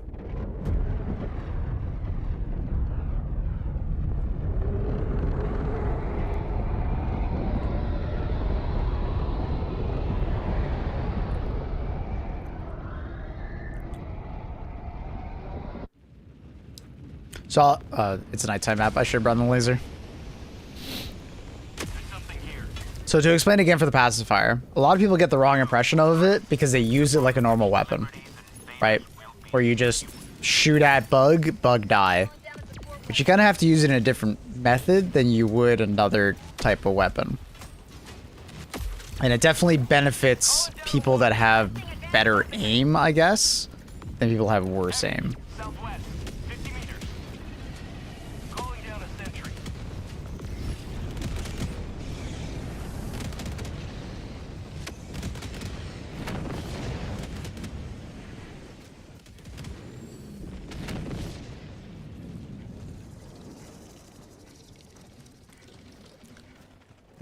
Gabba. Ba ba ba. Ba ba ba.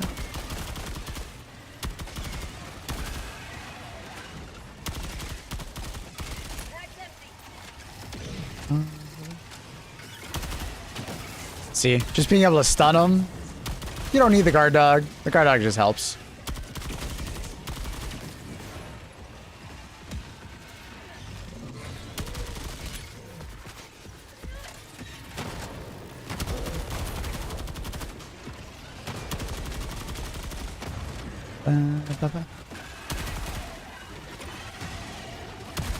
Anything that gets close to you, stunned.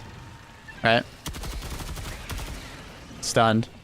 Makes these guys really easy, because usually when you remove their head, they just rush at you, right? Like brood commanders just kind of get torn apart.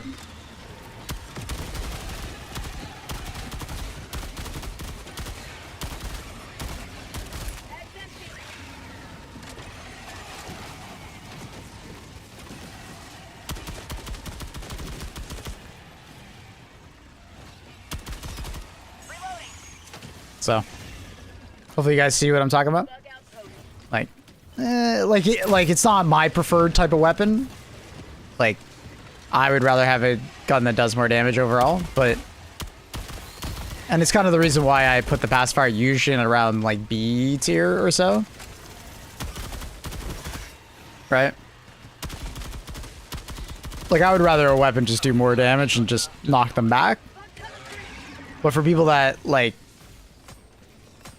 are struggling in that moment-to-moment gameplay, it does feel good. You know? Oh, he gets too close, then you aim at the mouth, and you're good to go. Right? He just dies in just a handful of shots.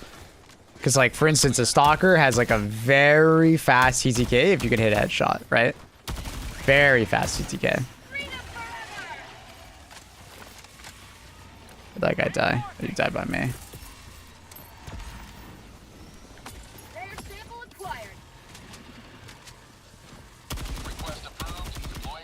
So the idea is that you take a couple shots, stunning the enemy, and then you go after the mouth.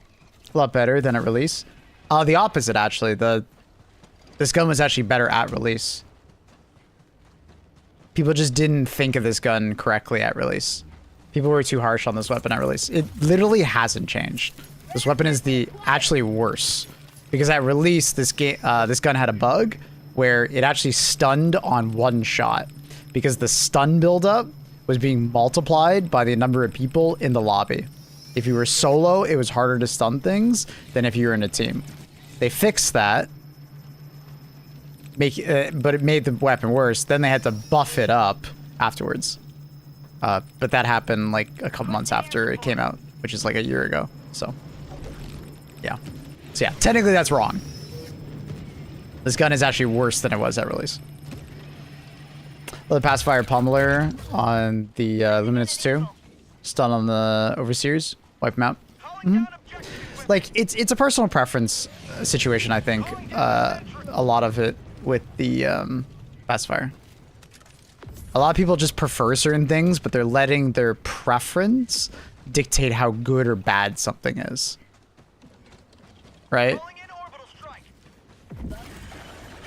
And like, I technically do that also with my tier list, right? Like, I don't put this weapon anything higher than a B, in my opinion. But that's because it's like kind of a personal bias in the sense that, like, you know, I have good aim, and if I just have a weapon that has better DPS and stagger, I prefer that, right? But for someone that's maybe struggling more with hitting weak points or needs more immediate, like, CC, pacifier is really good for that. Found something.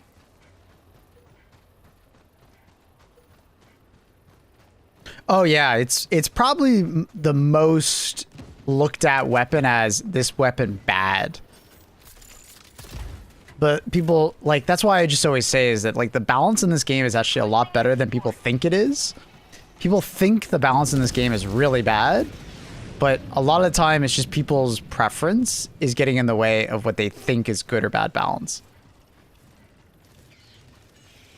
Like, with a game with this many options, there's going to be preferences and there's going to be niches that the developers try to build towards. But if you don't value that niche, it doesn't necessarily mean the weapon's bad. You just don't value that niche, right? Like, that is not a particularly bad TTK or, like, ammo economy for killing a Brood Commander to the head. It's not. I think the balance argument is a lot of people taking the wrong kits, the wrong front. Yeah, it's similar to what I just said. I think people are using it in the wrong context and not appreciating it. Like, people calling the Epoch bad. Yeah, it took people a long time to realize where the Epoch was good and where it was bad. People don't really think. I think they don't think hard enough when it comes to the balance conversation. It's not to say that, like, I think people are dumb. I think they're just too quickly judging things without giving something a fair shake. Like, I, from the very start, said the Epoch was very fun. They just had to fix the accuracy on it. And they did. I was really happy they did that. They fixed the accuracy, and then they made the base shot better. Yeah, I did see that, Zen. I'm very excited for the PoE 2 update. When does it come out? They gave a release date, right?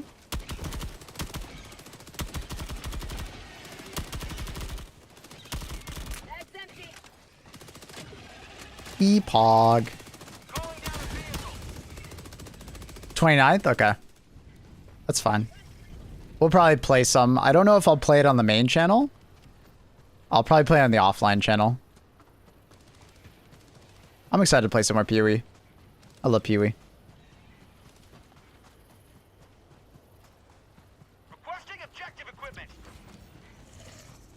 So many new things coming. Oh, dude, it's a massive update. I can see why they said it was their biggest update ever. I can see that. Why is my laser not shooting? Hello? Is your laser? You good, dude?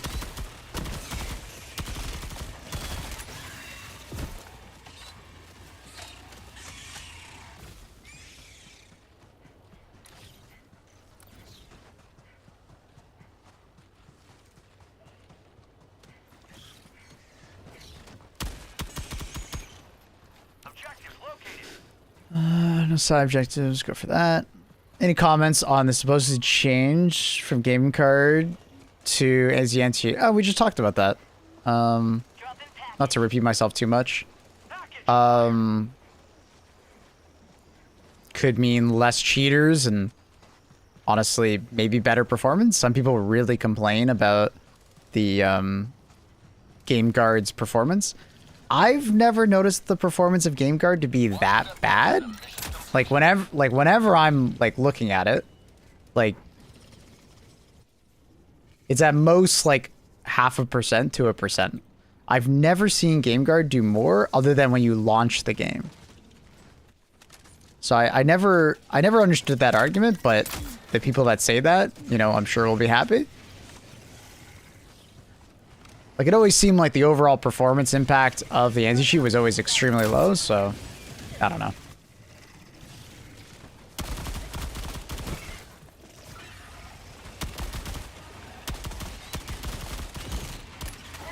Oh, need to reload.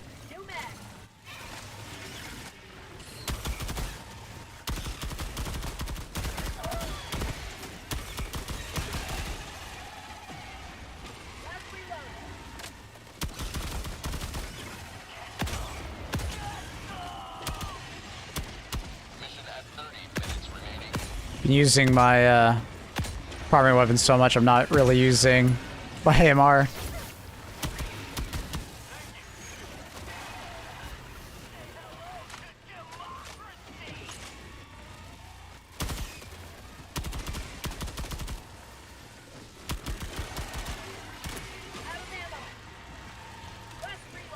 Need some ammo. But anyways, what was I saying? Oh yeah, easy anti-cheat versus game guard. Yeah, so people that always complain about the performance of game guard, that should be a benefit. I do think there's probably going to be some people that are upset that, you know, there might be a world where like those gray zone type of mods, the ones that are like, you know, spawning in enemies and stuff like that, you know, obviously might get you banned now.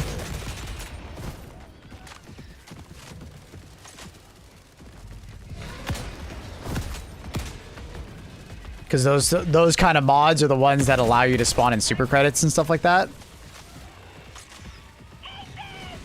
So I could easily see a world where people get very upset that you can't spawn in enemies anymore.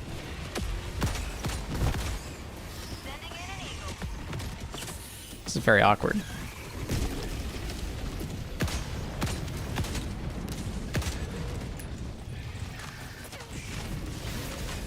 Any news on the belt-fed ultimatum? No, I don't. Sorry, dude.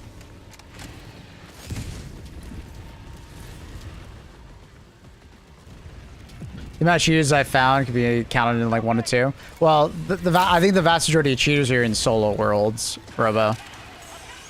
You know what I mean? I think a lot of cheaters are probably smart enough to do it solo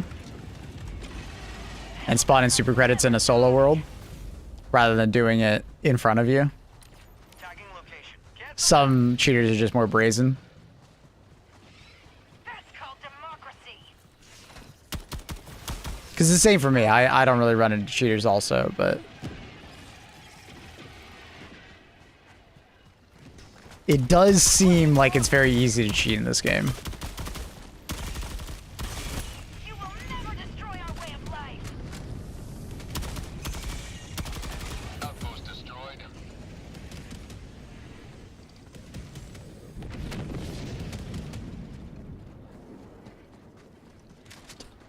Got a sample. Anyways, I hope I'm showcasing this weapon well enough.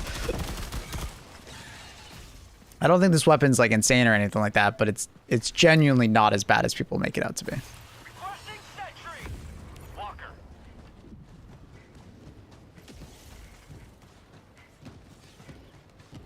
Where's my EPOG turret? I mean, that would actually be a pretty cool turret.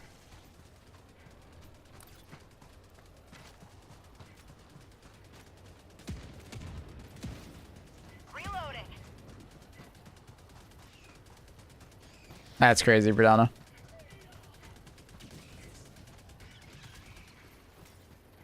What else I was gonna say? Yeah, so the downside of easy entry is it might affect modding in the game. We'll see how that goes. It just depends on how they implement easy anti-cheat, because I think they could find a way to do easy anti-cheat where like they only go after people that are spawning in medals, samples, XP, super credits, rather than going after, you know, everyone that mods. Will it affect the leakers? Potentially, because I would assume the people that are leaking probably have the same access to spawning in anything. Like that level of access to a game to be able to spawn in assets or teleport to worlds that you're not supposed to have access to. Like, I would assume that they also have the ability to spawn in super credits for themselves. So it probably would affect those people. I don't think it would affect like data mining, but it would affect like people who spawn in shit, which, like I said earlier, is I'm kind of happy to hear that. I've never liked the whole like leaker culture behind Helldivers. It's one thing to data mine stuff. It's a completely other thing to like spawn it in, use it, show it off, make a YouTube video over it. I don't like that. That's going too far.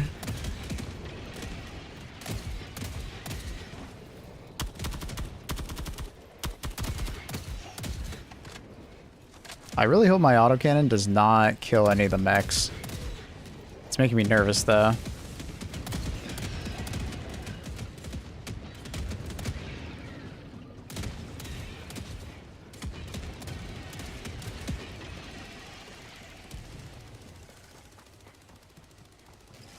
ET guard dog that shoots missiles. I think it would be really funny to have a guard dog that has a really big gun attached to it, and every time it fires, it like flies backwards. Like think of it holding like a 50 BMG or something like that. Yeah, man. Imagine some like big boy gun on it. Leveler dog. You know, and it's kind of like a more like almost anti-tank oriented guard dog. Yeah, I don't want it like one-shotting Hulk super reliably or anything like that, but you know, it has the pen to be able to actually shoot at them and deal damage. That'd be neat.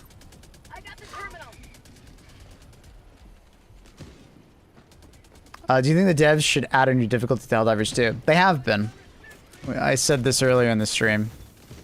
I don't think they necessarily need to add new difficulty levels to the game, because they are, but not in a traditional sense of number go bigger. Cyberstan, Hive World, Predator Strain, Spore Strain, they are difficulty increases.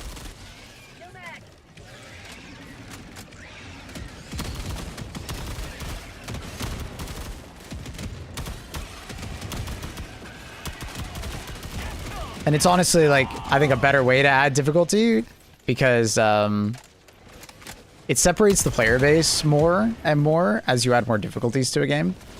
That's why most games don't have, like, crazy amounts of difficulty settings when they do matchmaking. They might have, like, you know, 5 difficulties, right? In total. So I don't think they need to add like 15 difficulties.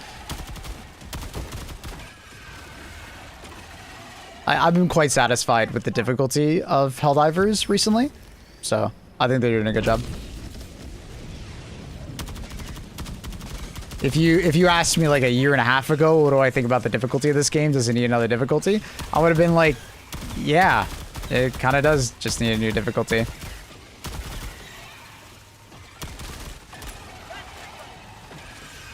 But yeah, I don't think that's the case right now at all.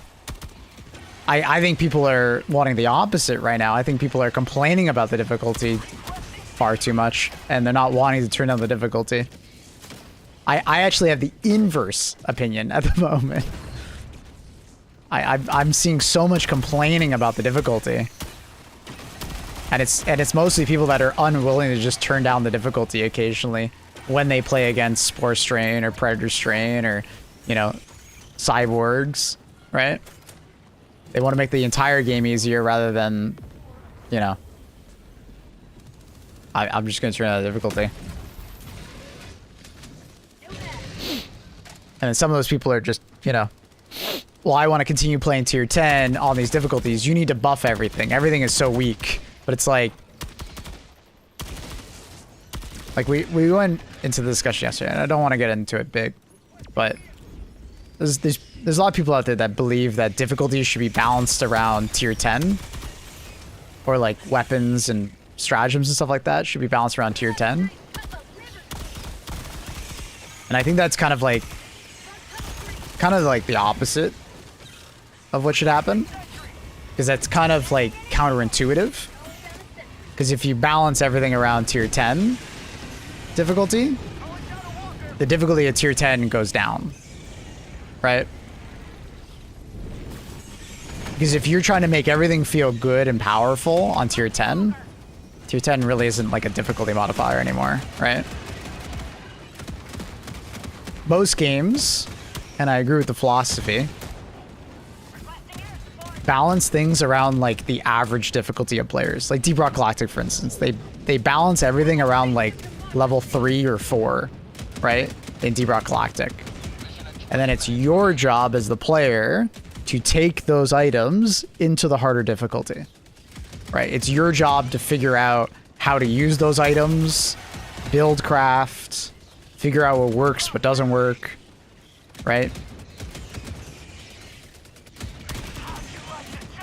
The downside with that is that some things just won't be as good as other things, because usually with difficulty increases, certain things are just going to be better, right? But that doesn't mean you can't use certain things. It just means that certain things will get used more. That's not necessarily a bad thing.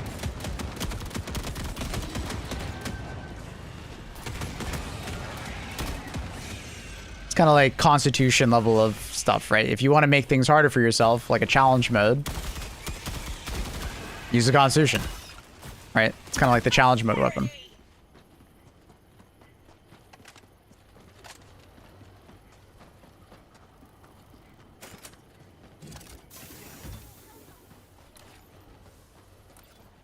But it works out really well in Deep Rock Galactic, right? Deep Rock Galactic doesn't have perfect balancing either, right? It's not perfect. There are weapons that are more powerful than other weapons, and you can definitely feel it in tier 5, right, when you play that game. You have served democracy well. Extraction awaits. But the thing is that, you know, people are happy because people don't... I find that people aren't as ego-filled in Deep Rock Galactic, and they're more willing to just play at level 4 or 3 and just have fun with the weapons that are designed for those, you know? Overclocks do some crazy things. They do, but if you ask, like, hey, are all overclocks balanced? No. There's better and worse overclocks. Some get used way more than others in tier 5. Some are like Orbital Napalm Barrage, and some of them are like Sterilizer. They're just there for like fun / like a variety. You know what I mean? Like, people are so beloved to Deep Rock Galactic, but they don't critique Deep Rock Galactic nearly as hard as they critique Helldivers. Helldivers just gets critiqued super hard in comparison. But if you take that same lens and you apply that to Deep Rock Galactic,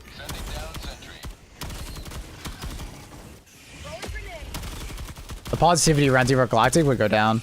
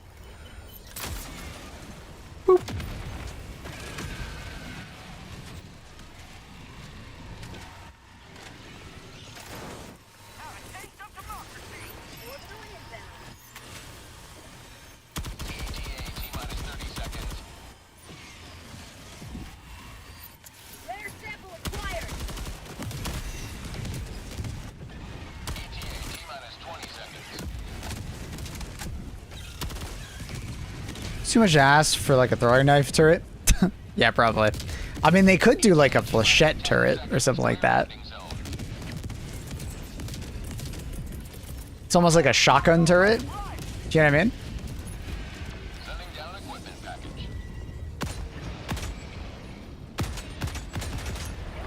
Pelican 1 landing sequence initiated. Watch where you're standing.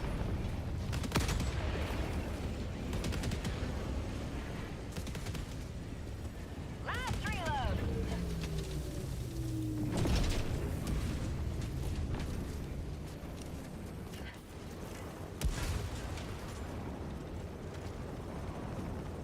Think like Bulletstorm, but for a turret, and it like shotguns, Shuttle launch in 20 seconds. you know, enemies. Make it like Pen 4. Extraction complete. Pelican 1 beginning ascent.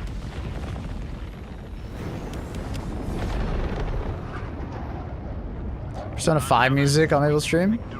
Is that what's playing right now?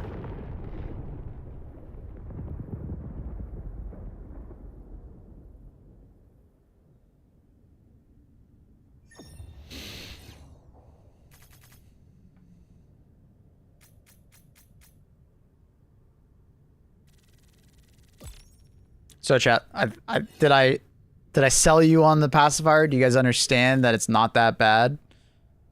Are we cool now?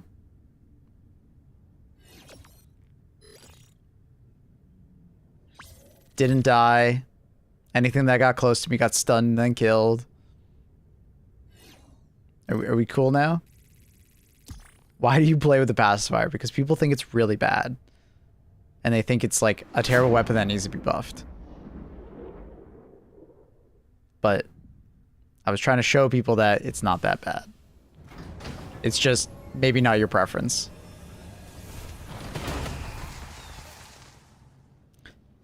Attachment for the crossbow instead of explosives, silent bolts. I'll like make them like tungsten bolts or some shit like that. More upfront damage, less explosive. That'd be cool. All these samples will help fund upgrades to the Super Destroyer. Allied destroyer has left squadron.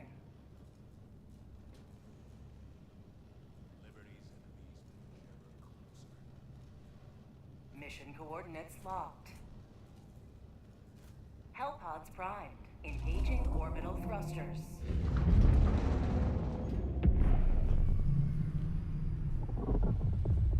Orbit synchronized.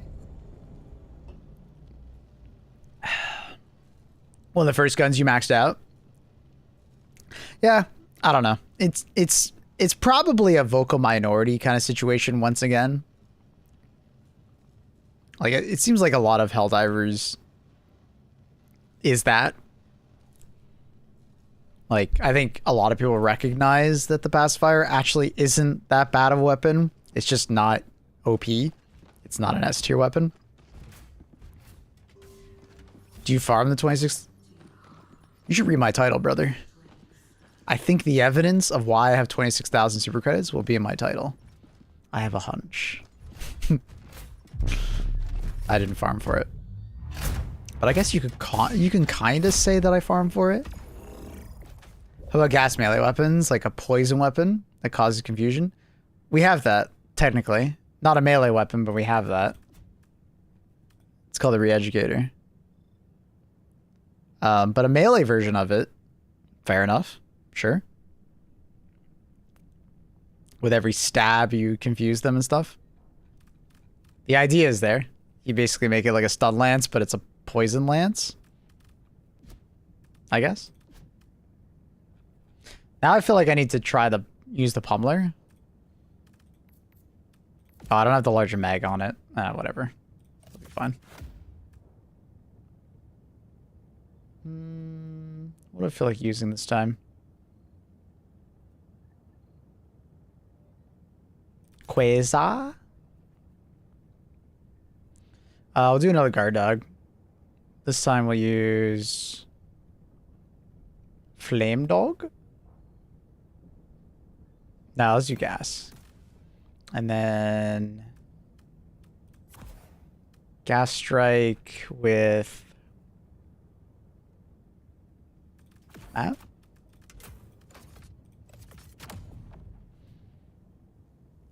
Mostly to confuse enemies with a melee weapon. Yeah, I hear you. Bushwhacker, any fun? Oh, I totally forgot about Bushwhacker and Viper Commando. Bushwhacker is, if you like shotguns, but you don't want to take a shotgun primary, it's a good shotgun secondary. It basically does the same damage as the Punisher shotgun, but you can fire it 3 times really fast.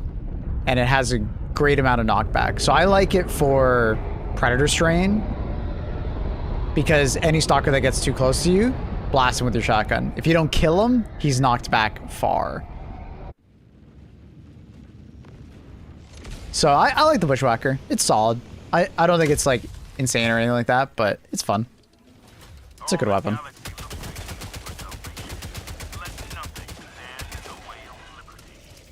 So yeah, my issue with the Pummeler is that, like, you see that bullet velocity? It's quite a bit slower. And that's why I'd rather use the Pacifier personally. But I don't think it's like a bad weapon. I just have a preference. I just prefer to use the Pacifier.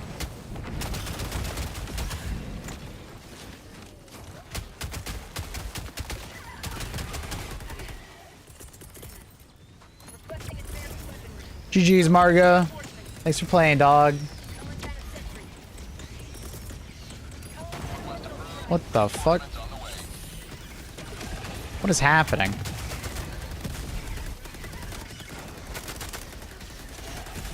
We're absolutely getting overrun here. That mech just destroyed that guy's...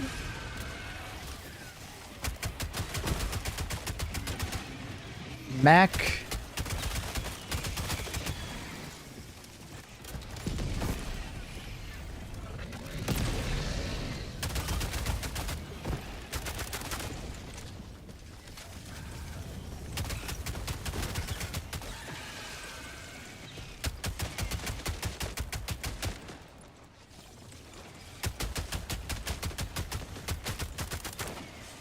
I miss the old, or no, I miss the reverted hive guards. I miss them already, bro. Why do the Karai divers have to win?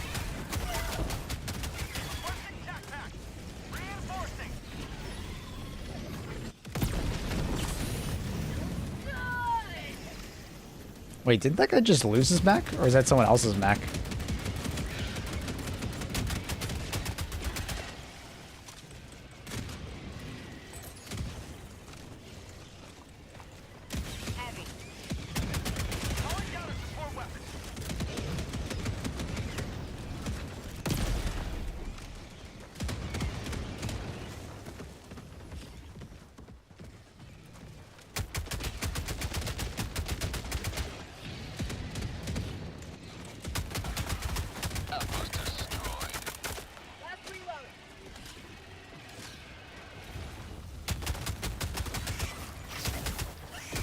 Oh, damn. Guy walked up by me. Yeah, I'm having trouble, like, do I call them the old hive guards or do I call them the new? Like, they're the reverted hive guards. Why did I say that? That's what I'm saying. I need ammo.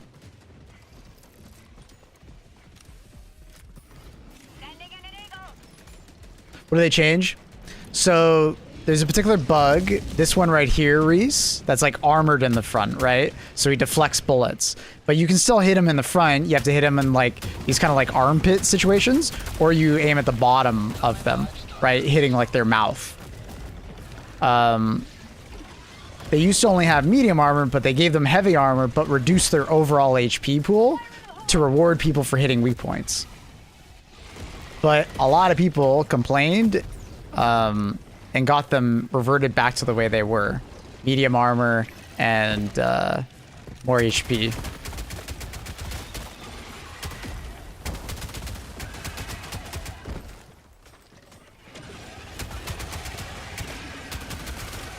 Basically, it's a lot of people that didn't like having to aim. But it's not to say that you could have just used like an explosive weapon. Explosive weapons were extremely good against hive guards. The only actual loser of that change was like the AR-23 guard dog and Gatling and machine gun sentries. Liberty dispatch. But even then, that could have just been something that they just changed the AI on those turrets to not focus on hive guards as much. Objective located.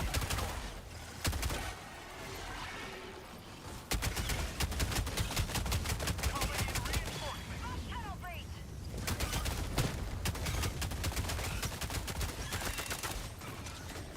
Request approved. Reinforcements have been launched.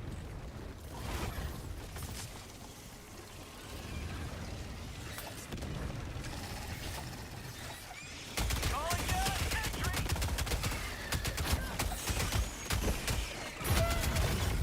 People said that medium pen was useless against them. It's like, yeah, the point of your weapon being medium pen, yeah, it didn't matter much anymore. But like, useless? No, you just shot them where a light pen weapon would shoot them.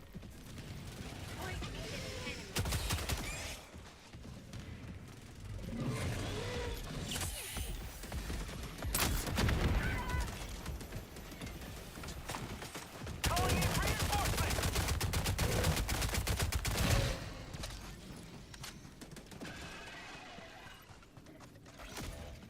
Request approved. Reinforcements on the way.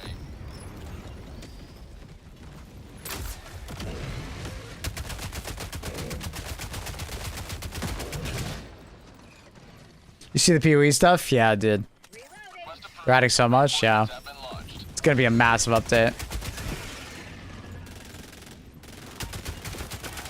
I might actually properly interact with the end game in this league. I tend to just stop playing after like getting to like tier 10 or so in PoE. I don't really do like the proper end game. But I might actually do it now that the end game seems way juicier in PoE 2.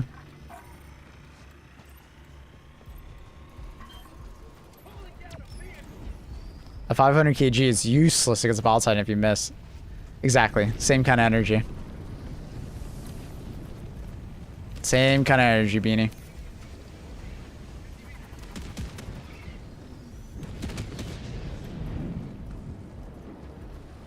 Definitely be grinding a ton. It's gonna be hard to pick between PoE and Deep Deadlock, though.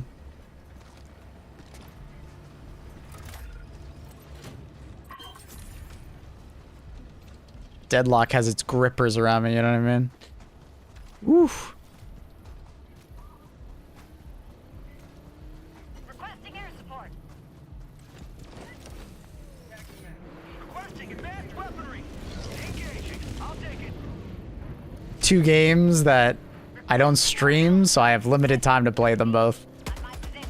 Picking between the two is gonna be difficult. Walker.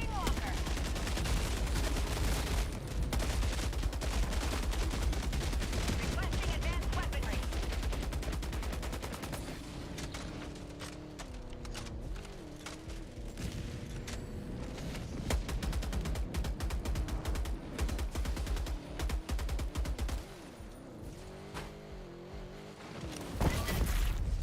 Ow!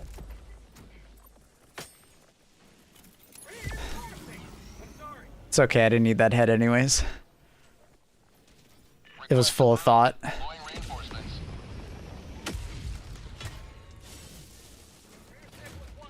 You just need to have 36-hour days, true. You are correct. You are correct, I just need to have longer days. For prosperity. Unfortunately, PoE expansions, like, updates always come at bad times for me. They're literally always at the end of my stream. If they came out at a better time, I'd maybe more willing to, like, stream them, like, on my main channel. Like, we could try it out, but... Package fire.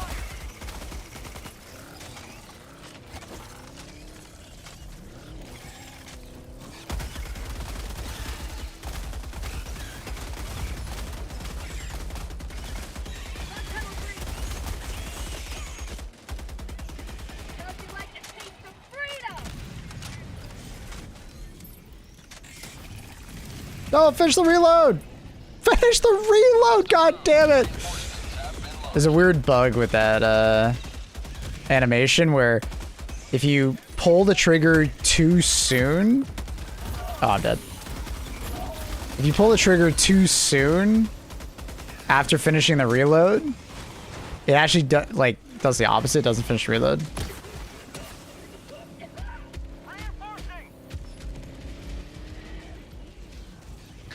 Thanks for the words of encouragement, Annie. Thanks, that's so nice of you.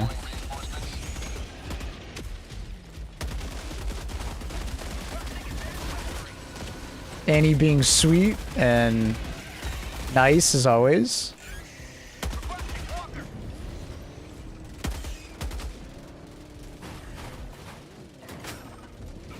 Thanks, Annie. It's so kind.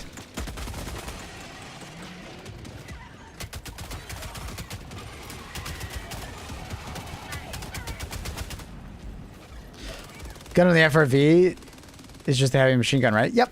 Yeah, it's basically just a heavy machine gun. No differences as far as I'm aware. Ain't no liar. Nobody asked you to lie, Annie. Nobody asked you to be so mean at the same time. It's not like I said, Annie, what do you think about this?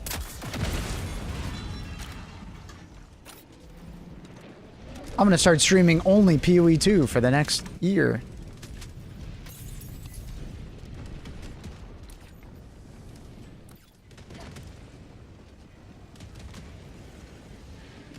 Calling in reinforcements. Request approved. Reinforcements have been launched.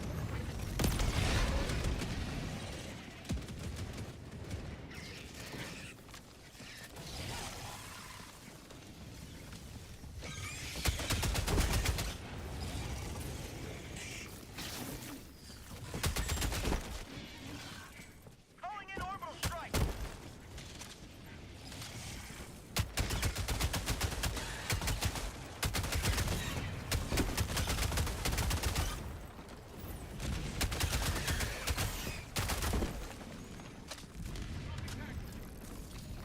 Rare sample acquired.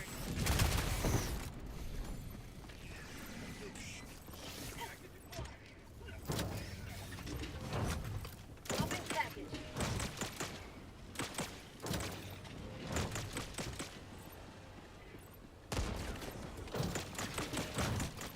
Package acquired. Open package. I got the terminal.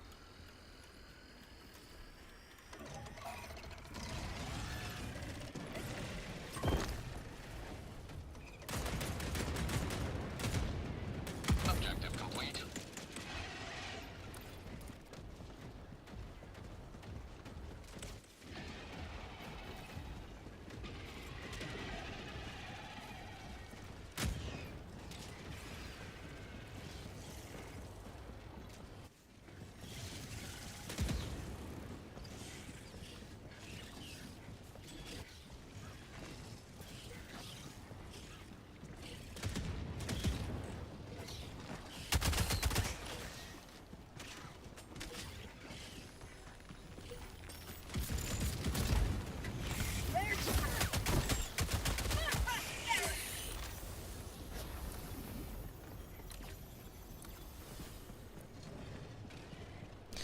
Why is Michu wearing chainmail? No one's ever said that, but I've actually thought about that before.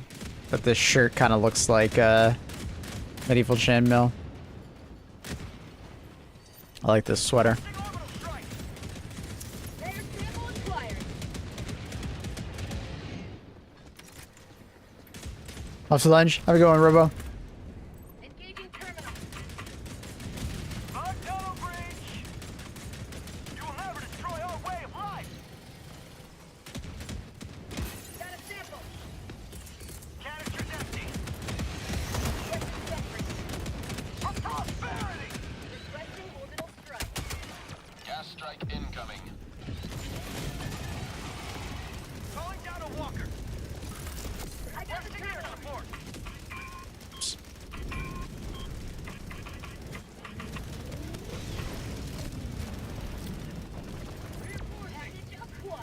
Did I pick it up? Oh, I did.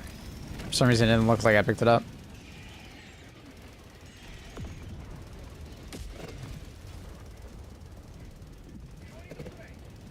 How'd you like the taste of freedom?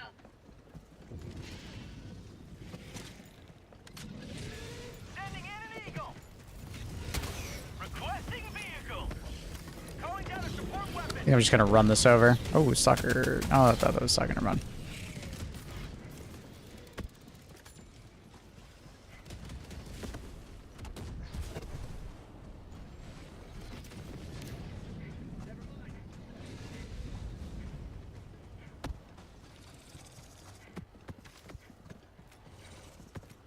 Found something.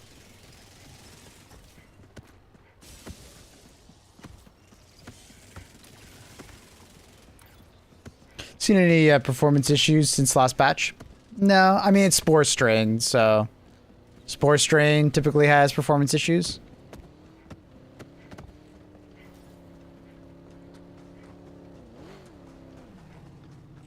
I think if I go past Drake, still holding it, right? Yeah.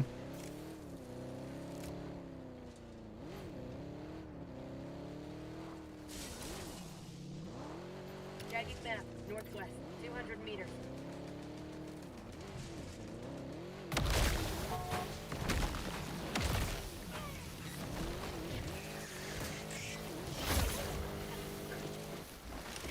Outpost cleared. Every time I get in this guy's car, he flips it.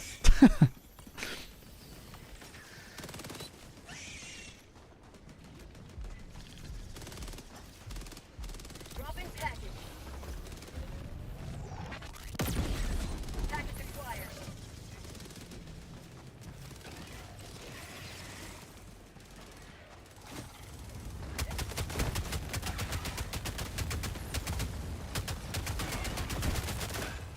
No mag. Can I sound wave? Sleep well, buddy. Nice seeing you. Package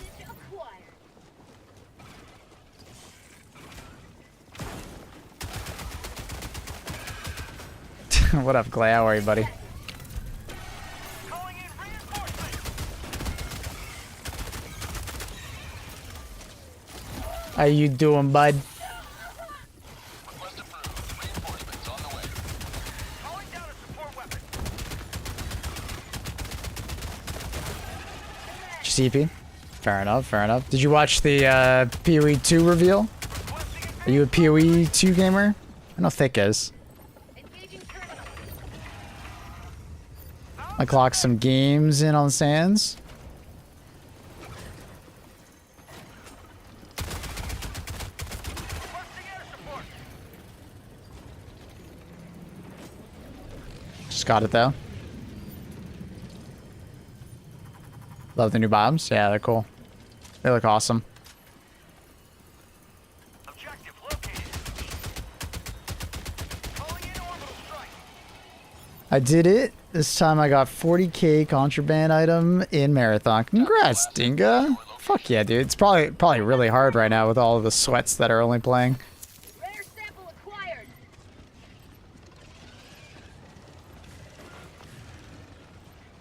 I will find out tomorrow if my business associate can get you that thing. What?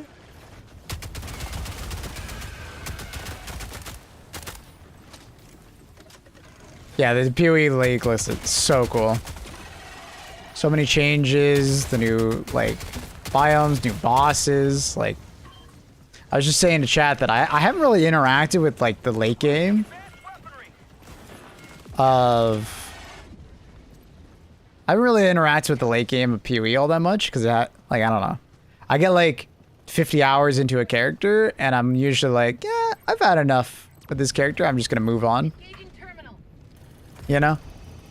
I'm gonna go play something else. It's not like it's like bad or anything like that. I just Shoot that small hole right there. That hole will close the big one.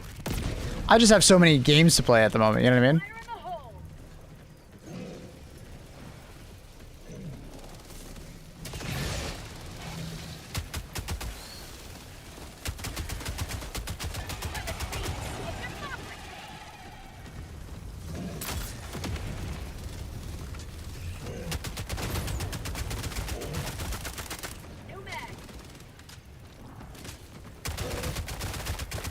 It's stunned, dumbass.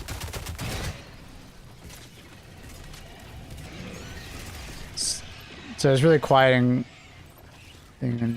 Oh, interesting.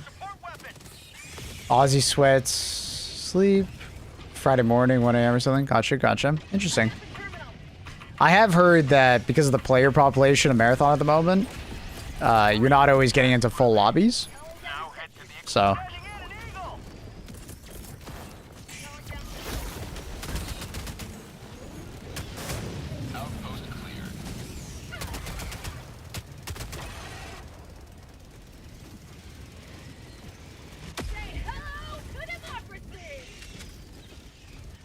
Explain. Sorry, what's up?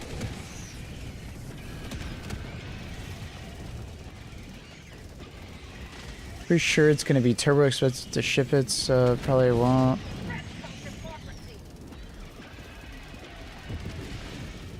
I'm getting a special order from China, McDonald's, Gundams, and I want to I can't tell if you're fucking with me or not. I genuinely can't tell.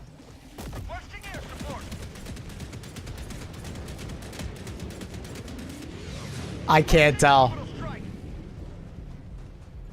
I'm dead ass. I can't tell. Now I can't. I need a link. Send me. Oh, he did send me the link.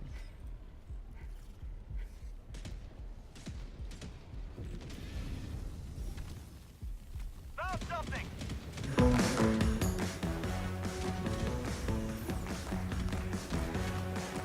Calling in extraction. Extraction request confirmed. Shuttle inbound. Extraction is available. He was dead ass. What the fuck? He was dead ass. All right, fair enough. Fair enough, Clay. Fair enough. Request approved. Deploying reinforcements. Show them my GIF. Oh, Annie wants to show. I don't know if I could show your GIF, Annie. I don't know if it works like that. And he's like, oh, Ratatouille scene. Oh, that's funny. Oh, that's a nice GIF. And then she says, live footage of the cruise ship kitchen moments before hantavirus or hantavirus outbreak.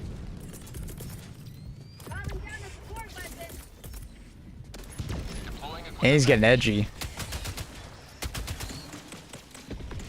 Allied destroyer leaving squadron. And he's getting edgy with that one. Sheesh.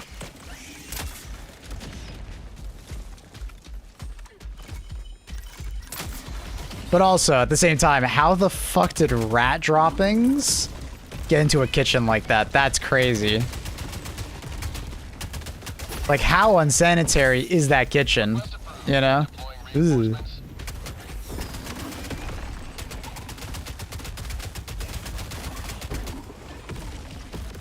Like, that's wild.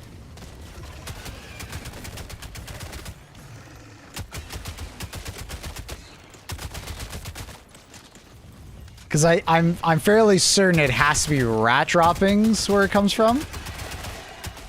Because this is actually like a more well-known virus that has been known for.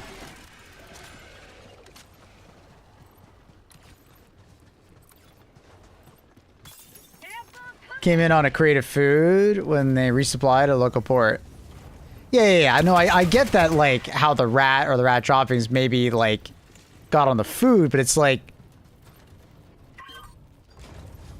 are you not washing them? Are you not, like... Mission map updated. Like, there is, like, a certain level of, like, normal shit that you do.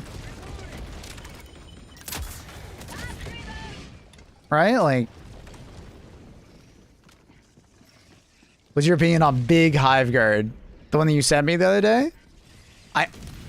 I think they should make a Hive Guard sub-faction, include the Big Hive Guard in it, and then have the Hive Guard that we just lost, because I miss them already.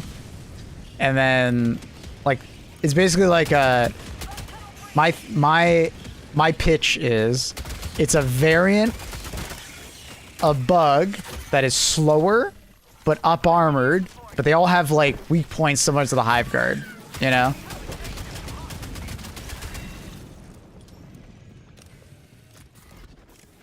Not gonna lie, RPM 4 Hive Guard was too easy to kill. Yeah, I mean it was good easy to kill if you could aim, right? The thing is that a lot of players can't aim, and they don't want to use explosive weapons. So all they could do was type at that point on Reddit.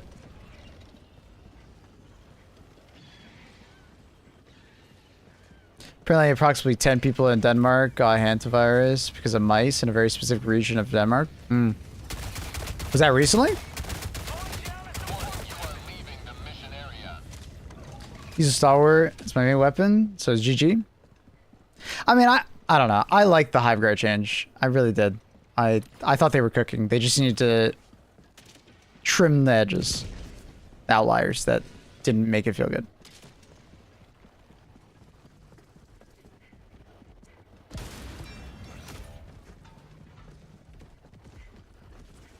Every year for at least 15 years. What? How the fuck is Denmark doing that? What? What do you, like...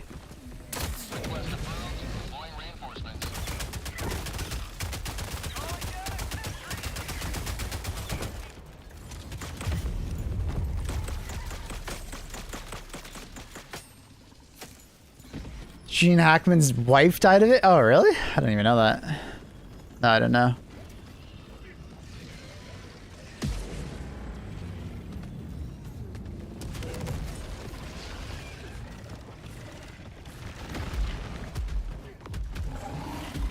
There's also different variants of the hantavirus. The deadly variant is not in Denmark. Oh, gotcha. What is this guy doing? Well, I mean, he got the nest. He baited the melee. Not how I would have done it, but he did it. Dude, why is that All Titan's footsteps so base boosted?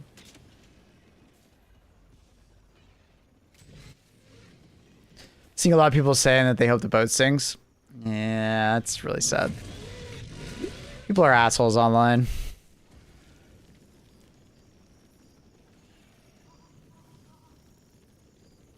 Wife got it because mice were in their garden shed. Oh, fuck.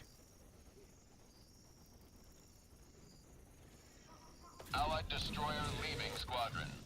What the hell's happening? I think he was trying to lure them. Fair enough. But I mean... Interesting way to lure them.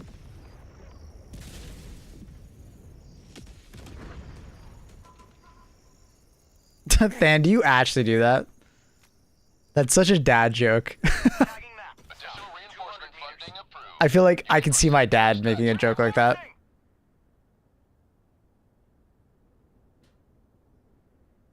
Request approved. Deploying reinforcements. It's in my area, so my parents were also told us to get a room. If we get out of a room, we found evidence of a mouse. Mmm. Requesting sentry. Calling in orbital strike.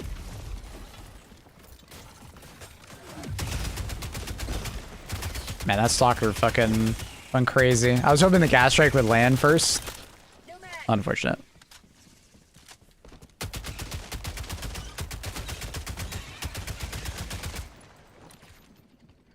I'm gonna go get that stalker nest. Might as well. I didn't realize my teammates died that much this round. Kinda crazy.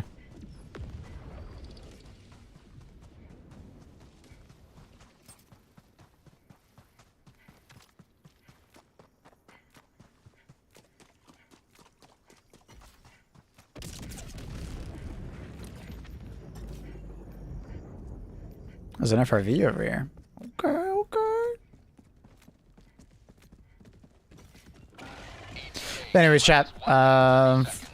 We got a lot of games coming up. We got a lot of games. We're gonna play the Battlefield 6 update. I think we'll play it beforehand as well. And then we have Subnautica. We're gonna play some Subnautica. I don't know if we're gonna play the entire playthrough, but we're at least gonna check it out for you guys that are interested in the early access. Then we got Rogue Core coming out the week after on the 20th. And then we got some PoE. I'll probably play some PoE on the offline channel. If it's really fun, maybe we go longer with it.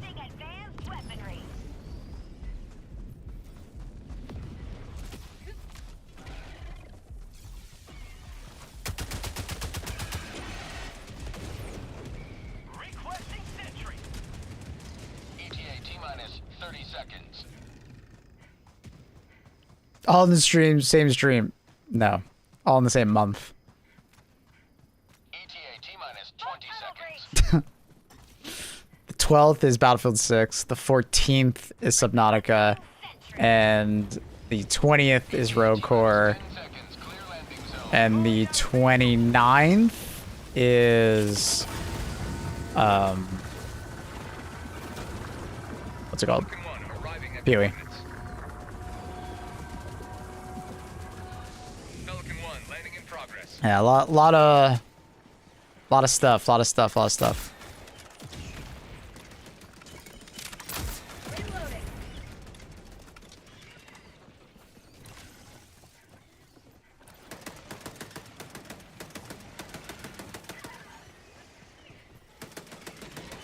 It's a pretty planet, bro.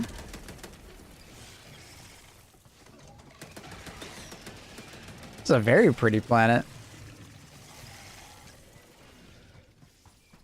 Like, this is like nighttime, but like the sun is like, Calling down a support weapon. it's like a very bright night. The sun reflecting off that planet over there. It's awesome. Looks sick. Requesting orbital strike. Firing gas strike. My savior.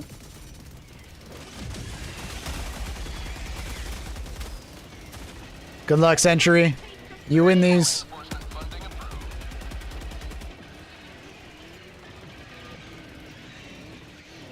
Damn, he's slaying out. He's slaying out. He's still going. He's still going. 60. 61. 62. He's still going. Damn, he's actually frying. 65, I think he did.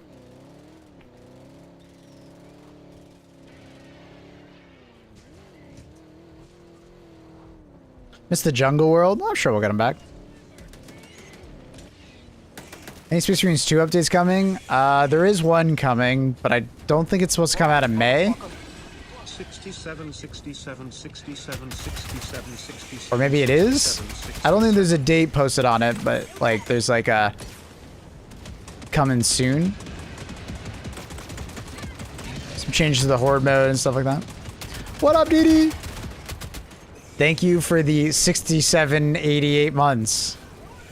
You guys ready? Countdown initiated.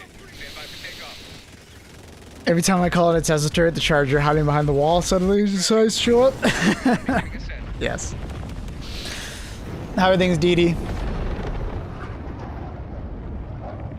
How you doing, Deadlocker? Dee Dee, I feel like I've asked you, but now I've forgotten. Who do you play in Deadlock?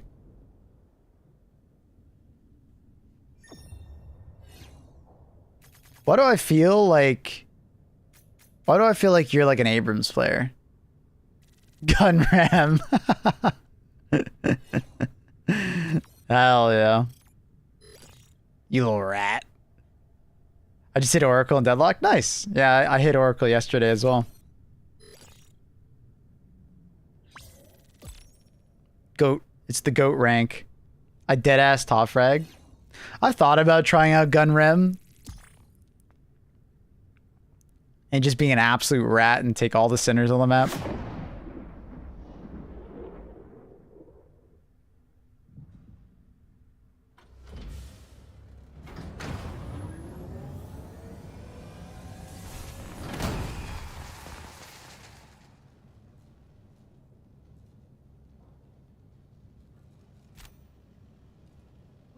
many good Helldivers today. Always good to have another hero on. Yeah, running into a gun rem is, especially one that's like fed and ahead, is terrifying. You see that split shot open up and you're just like, well, fuck. Hellpods primed.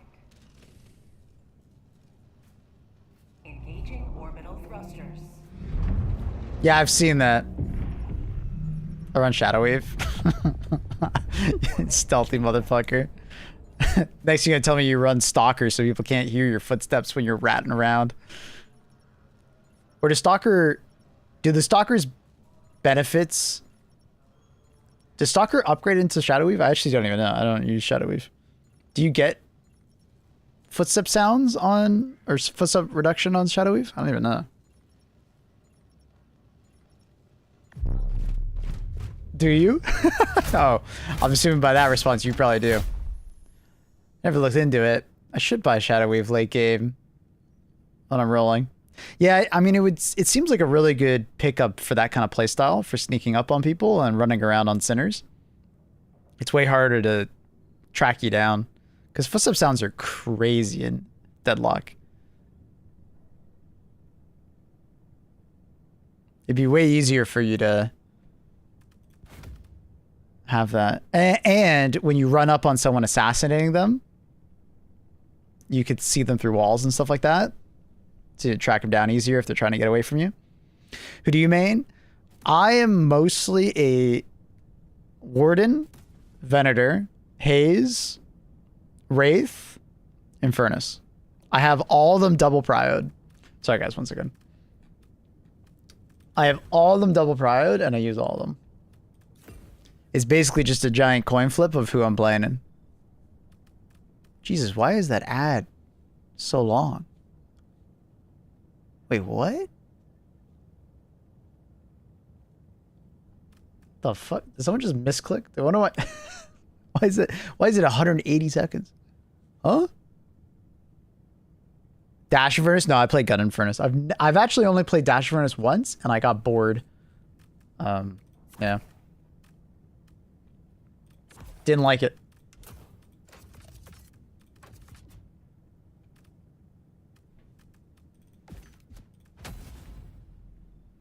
Hellpod launch initiated.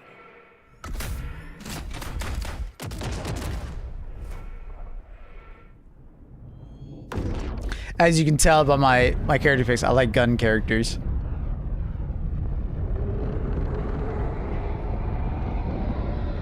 I used to play a lot of Vindicta, but I got vindicted all the time.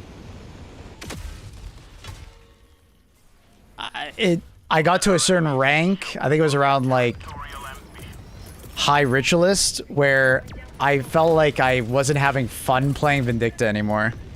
If I wasn't super fed in the mid game, Vindicta felt terrible.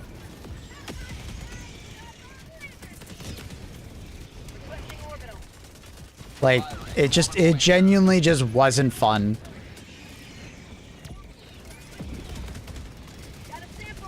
So, yeah.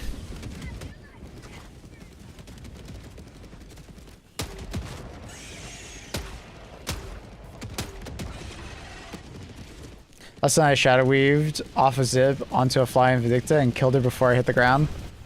I'm not surprised at all, bro. Like, I don't know. Vindicta just felt like one of those characters that it was really hard to have fun with if you weren't super far ahead. If you weren't super far ahead, you just get vindicted. Vindicton. And that just, you know, it just stops being fun after a while. Vindicta needs to be babysit, yeah. Or you just follow around a teammate the entire game, right? And that's also just not fun. Going off by yourself just isn't really a thing as Vindicta unless you're playing against bad players. So, I kind of just stopped playing. Once I realized that my win rate was by far the lowest with that character, I just kind of finally threw in the towel and I was like, you know what? I'm going to just go have fun playing other characters. And Venator is now that character because I can play the sniper character with Venator in a way. You know? Venator is extremely good at the moment, so he's fun. I'm still not very good with melee in Deadlock. I haven't spent enough time like learning parries and when to attack, when not to attack, but I occasionally get in some good heavy melees on Venator and it fucking slaps.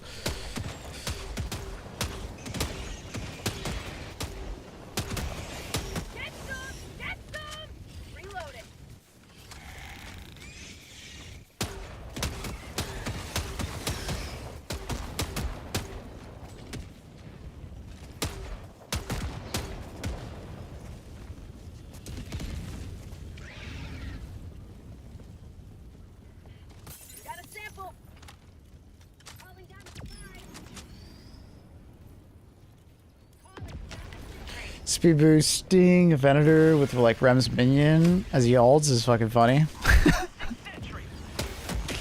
Can imagine. You maybe want to try out Rem though.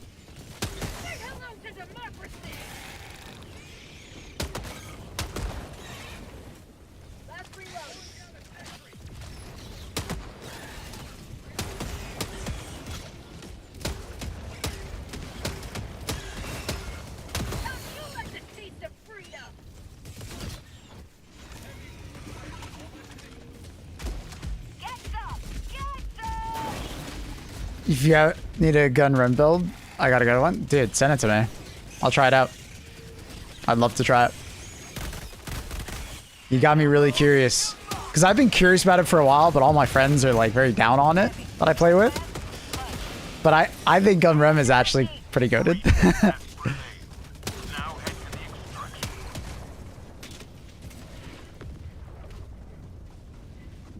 He's kind of mad laning phase. Yeah, I'm not surprised. You probably play more support oriented in laning phase. Pelican 1 arriving at coordinates.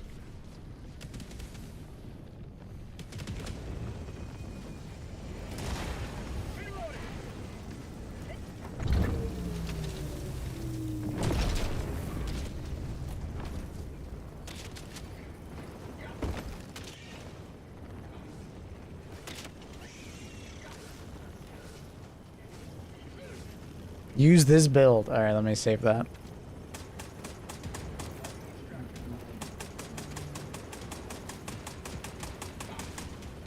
Countdown initiated. Stand by for takeoff. Reinforcement budget depleted.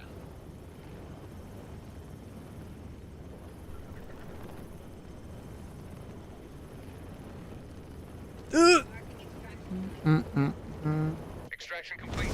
Pelican 1 beginning ascent.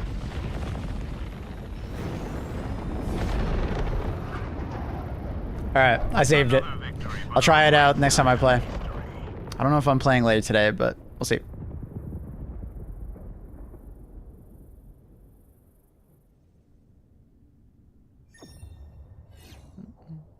I hope Deadlock pops off, though. I hope it gets the attention it deserves when it goes, like, more open beta. The only green you ever need to buy early is, like, Bullet Lifesteal. Yeah, I can imagine. Bullet Lifesteal is fantastic.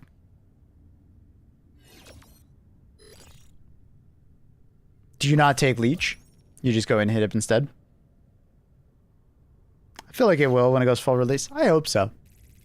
The one thing I worry about is that top tier pro players are almost too good at the game that it might make the game feel unappealing to get into. Like, you can watch top tier League of Legends gameplay and it kind of looks obtainable, you know? Like, from a glance, you're like, oh, top tier league doesn't look that. Obviously, it is fucking crazy hard to be good at, like, League of Legends. But, like, it looks more obtainable. But in Deadlock, top tier gameplay is fucking terrifying to, look at. People are so good at movement. It's insane. And aiming as well, right? Obviously, aiming is a big component of League of Legends as well, but like, it's not as apparent, you know. Like, I just worry that like Deadlock will be like gate kept in a way, but like unintentionally, by people's skill level being too high.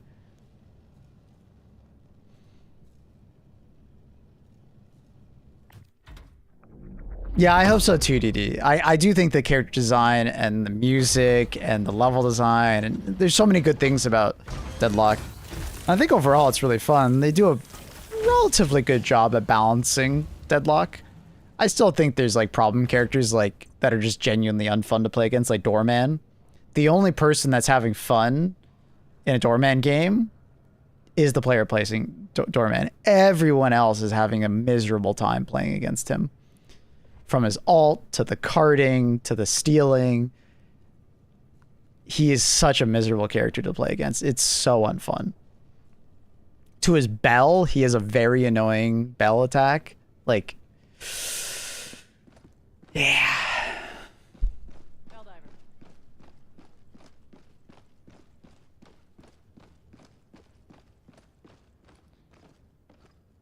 So, then just play Doorman. I don't like the gameplay of Doorman. I don't want to play Doorman. Doorman's like not the kind of player that I want to play as. You know what I mean? But he's like really annoying to play against. How does Lookalikes Confusion perk actually work when running a squad? So it's the same way as it works as a solo. It basically just extends the the internal timer on the next bug breach, bot drop, or illuminate drop. So you can think of it as when you get a bug breach, a timer starts ticking for when the next bug breach can happen, right? And then depending on the difficulty, where you're standing on the map, what portion of the map you've done, like if you have completed like the last final like objective on the map, like the main objective, the timer drops a lot, right? So it'll happen more often. Localized Confusion, I believe, just adds a flat timer on it. I think it's 30 seconds to a minute.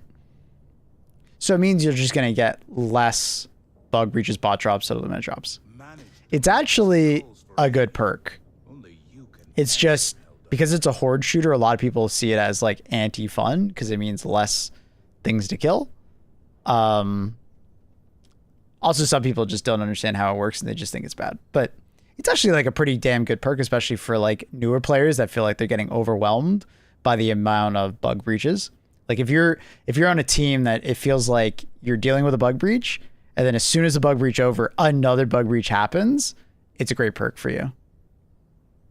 So if your clear speed is very slow, but you're trying to get into that difficulty, try that. It's a good perk for that.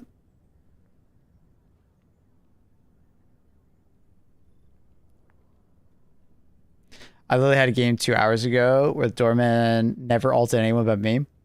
It's a mental game too, because it's really annoying to get ulted by a Doorman. Because he has to single someone out, and if he catches you at the right time, you have no stamina, and then he gets it back in 10 seconds. And if he's really obnoxious, he has like slowing hex and knockdown, so you're never going to get to the other side unless you had a ton of stamina.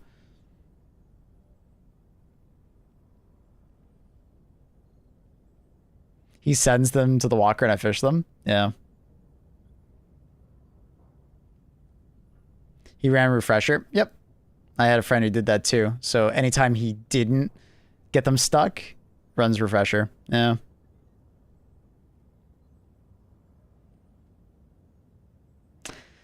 Yeah. Yeah. Doorman's just a problem child of Deadlock at the moment. I feel like he's the only character I think is like super obnoxious. I don't like the ult on Geist. I think the ult on Geist might need to change.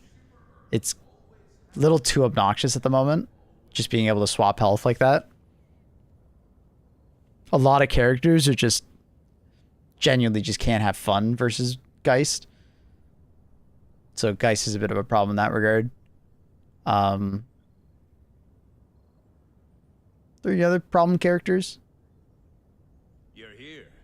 The galaxy awaits your salvation. I think Mina. I think Mina's 2 needs to be on a longer cooldown. Mina, it's too easy to get out as Mina and survive. Mina's 2 is like crazy. And then like her alt is like obviously really easy to use too. But I think it's mostly like if they just nerf the 2 on Mina, I think it's like that's all that needs to be done. I think you could leave the rest of her kit the way it is. Just her 2 needs some tuning, either a longer cooldown or just less effectiveness. For some reason, Pelican decided to shoot a random rock next to me and blow up my mech's arm off on drop. I'm assuming there's a bug on the other side, but that sucks.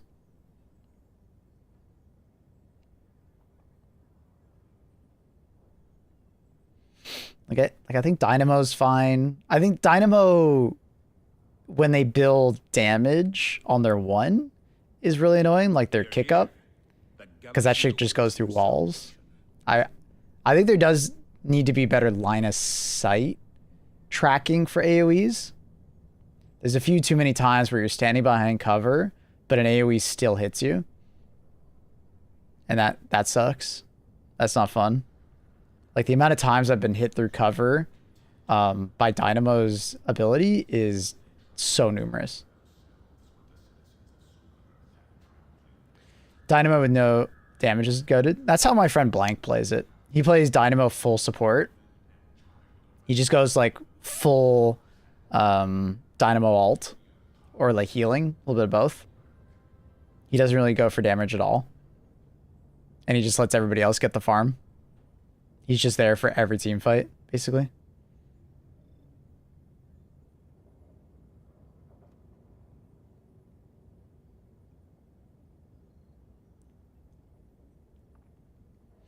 Yeah, exactly, dude. Exactly. Just talking about your character purd that you're going to play.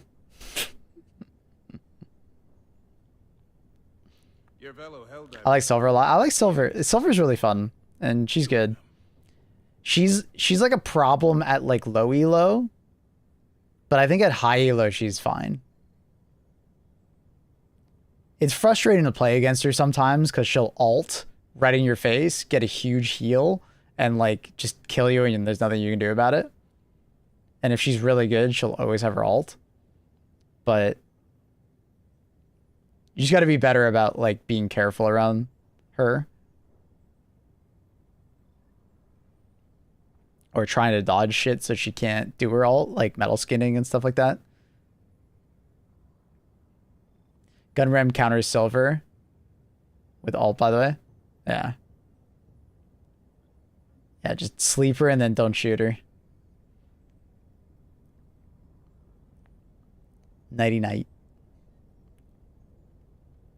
Trying to think.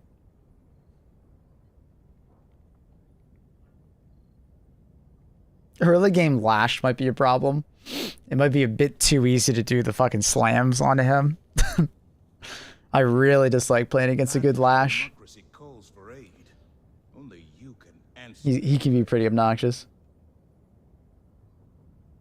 I think Pocket, or sorry, Holiday's fine. We played against a really good Holiday yesterday though, and she just lassoed me every time, and it felt very Doorman-esque, where she just lassos you and runs you towards the team, and then you're just dead. Like there's nothing you can do about it. You're just dead, which isn't very fun.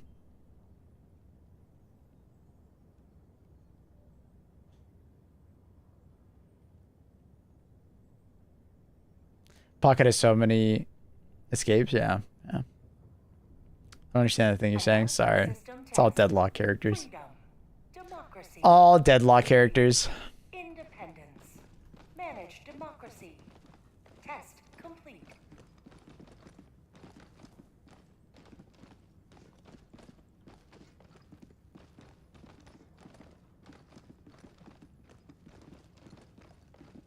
I wish Smite 2 is better.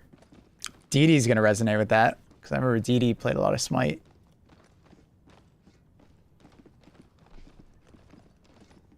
I did barely. I think I played like 1 or 2 games of Smite ever in my life. So Smite 2, I don't even know what's wrong with it. Imagine if the HG2 community played Deadlock. you can tell the HG2 community literally hasn't played any other game ever by the level of complaining they do about everything. Like I had someone yesterday, one of my viewers, that told me like he has never played World of Warcraft, never played Destiny, never played Division, never played, like I went through a giant list of games that were like PvE oriented that do buffing and nerfing. And he said, nope. I played CS 15 years ago. And I was like, what? Like, and it's like, from his perspective, he's never played a game that has like nerfed things. So like anytime anything gets tuned downwards, it's like a big deal. But it's like, that's just part of gaming and making interesting decisions, you know, buffing things that need buffed, nerfing things that need nerfed, finding a middle ground, right? But it's like a lot of people just, that's not, the HT community just doesn't get that.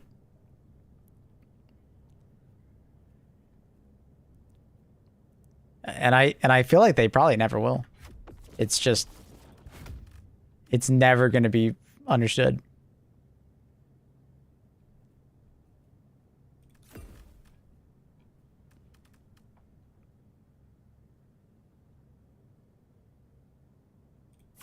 So it's kind of just inevitability that like anytime anything even trends downwards slightly, bruh,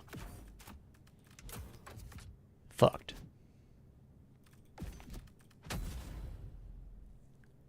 I've only played New World. No, Annie, you played more than New World.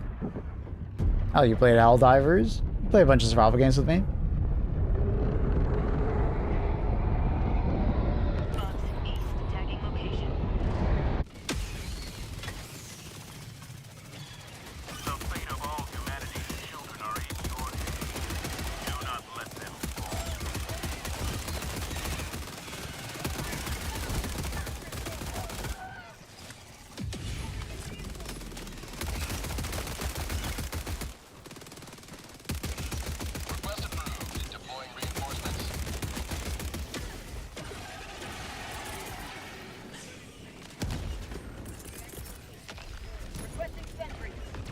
How's that bug breach happening?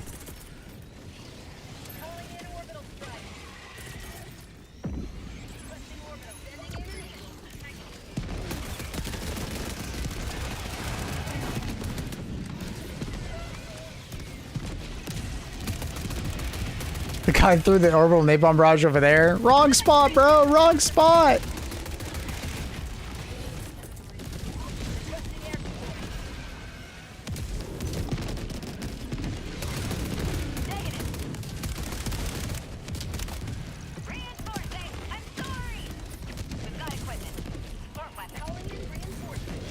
I was joking. Oh, okay, Annie.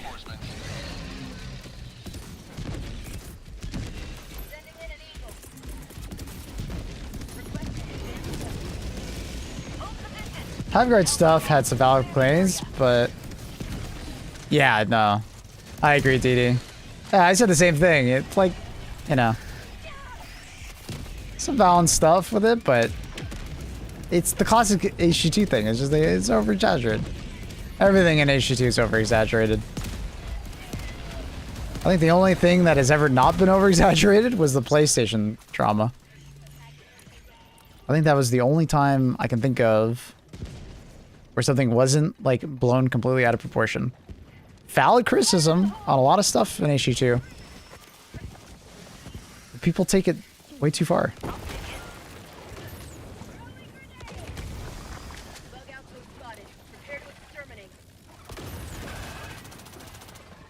Absolutely.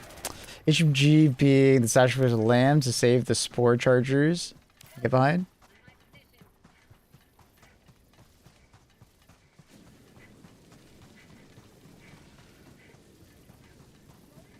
I don't quite understand what you mean by that. Oh, you just mean like the machine gun? Like the MG turrets? Hmm.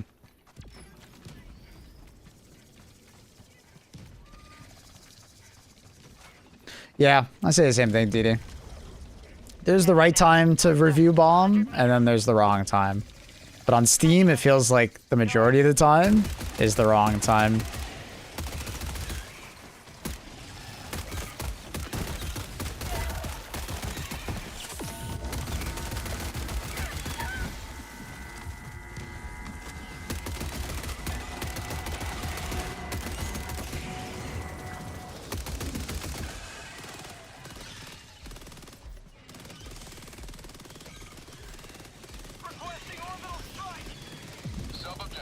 For sure, DD.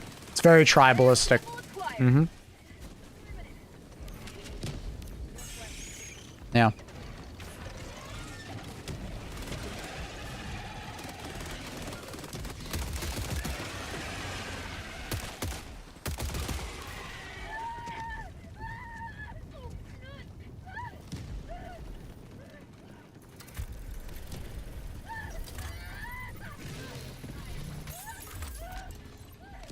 I got the terminal.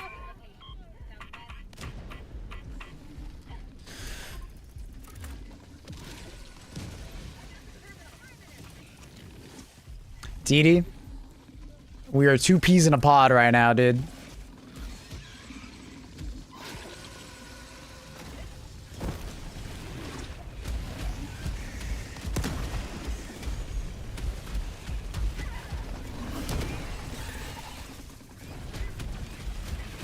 Like, I was just a couple weeks ago saying that Helldivers is probably in the best state it's ever been in, overall. As far as, like, balance and, like, from a technical standpoint, and excited for the new year of content.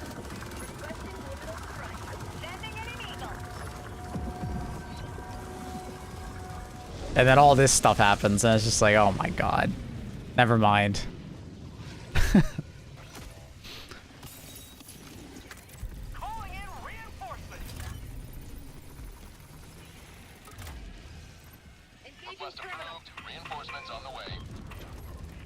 Like, Helldivers in my mind has only been improving over time. As far as I can see it. As a player who's been playing it the entire time, the game has only been improving.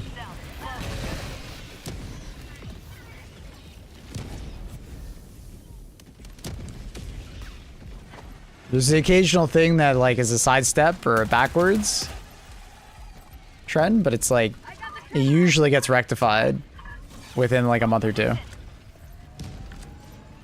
Sometimes less.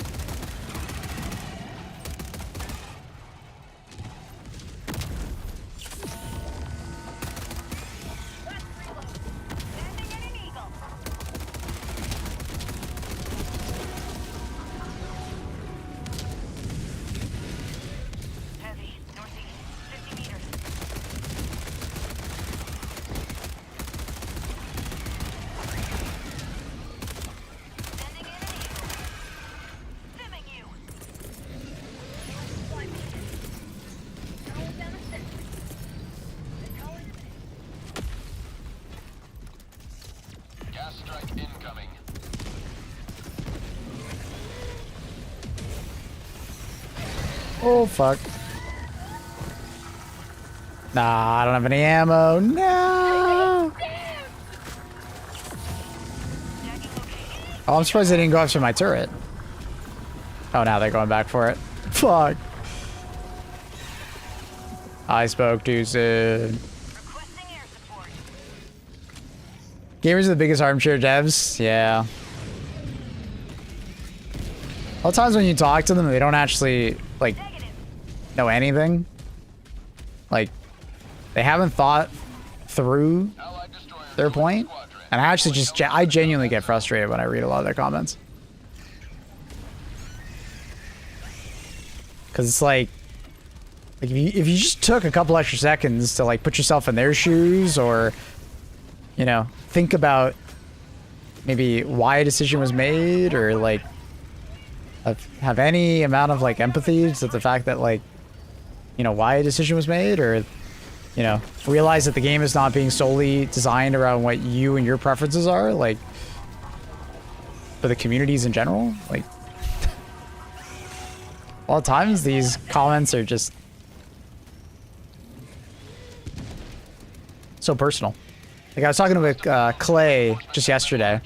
He's done a lot of polls in his community, and then other like content creators have done polls in their community asking about like things they'd like to see added to the game. And consistently the lowest polled thing is more progression systems in the end game. But if you ask the average like Twitch chatter or person on Reddit, like their number one thing is that like the game has no end game progression, and they're like really mad about it. But they don't realize how niche of an opinion that is. Because the person who is in that boat is usually someone who has played like 1,000+ hours, right? But there's so few people that actually play that much. Right?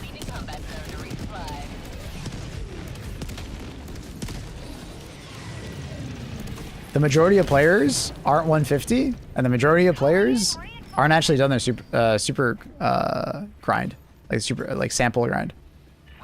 But people don't realize that. So when they add something like weapon grinding and stuff like that, it's like a system for everybody instead of like a system just for the end game, right? Because like if you make an end game system, right, that only players that are like really far into the distance can interact with, you're making content for just such a small niche part of the community that it's like, why not make something for everybody? And Helldivers is actively doing things like that. When they add a new faction, a new class, weapon customization, those are like systems that everybody can interact with and enjoy. It doesn't matter what hour gameplay you're in. Right? Because like it's very clear that like they can only do, like a developer can only do so much, right? They can't do everything. They have to pick and choose what they add and don't add. So when they choose to make something that is like for everybody, it's for everybody and not just like one group. So there's this very like vocal group of the community that just gets really upset when they don't do things specifically for their like thing. And it turns into like a little bit of entitlement, right? It's because like I put so many hours in the game, they should be listening to me more than someone else.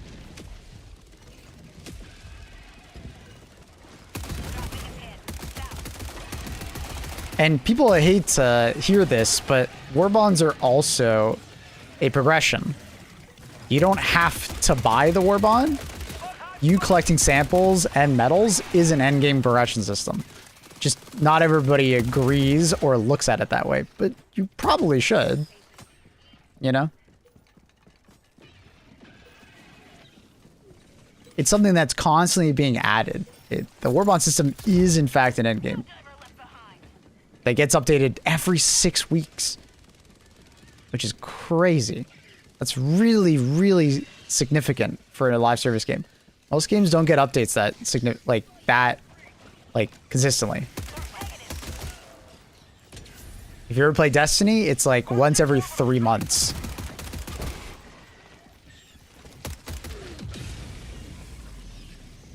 That's like the average live service game is once every 3 months.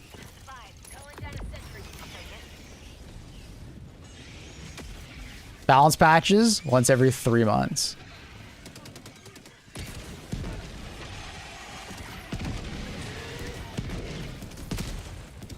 Main piece of content, $50 once a year.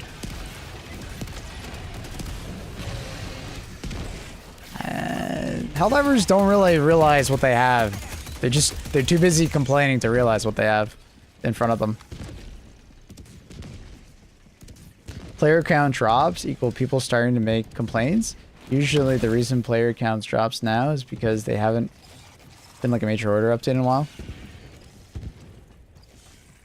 It's the thing. I've been trying to like explain this, and I haven't figured out how to put it into words perfectly yet, but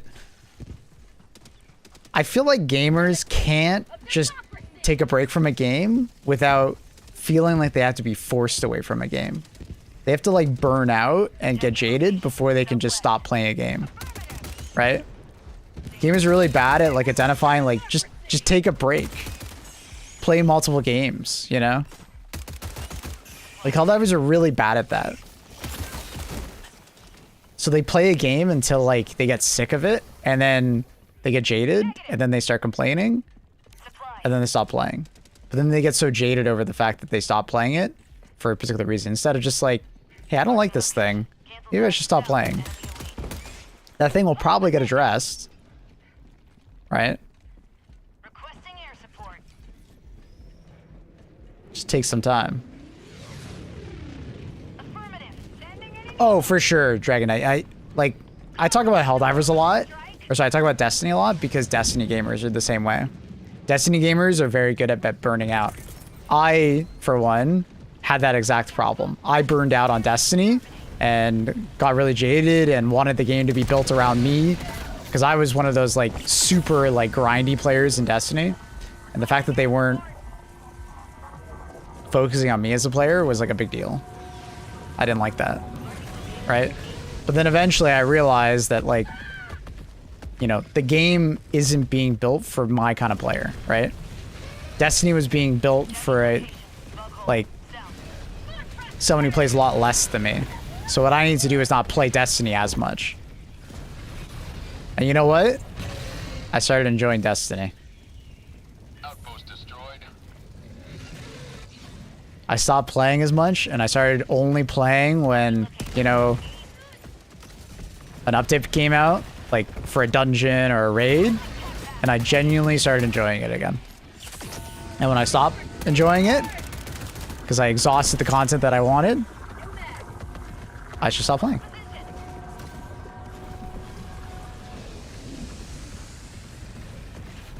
It's like I once had this mindset in Destiny is that if they just kept adding the content and addressing the problems that I had, I could play it infinitely. And that might be true, but that's not the direction of the game, right? It's being built for a much wider audience, not just you.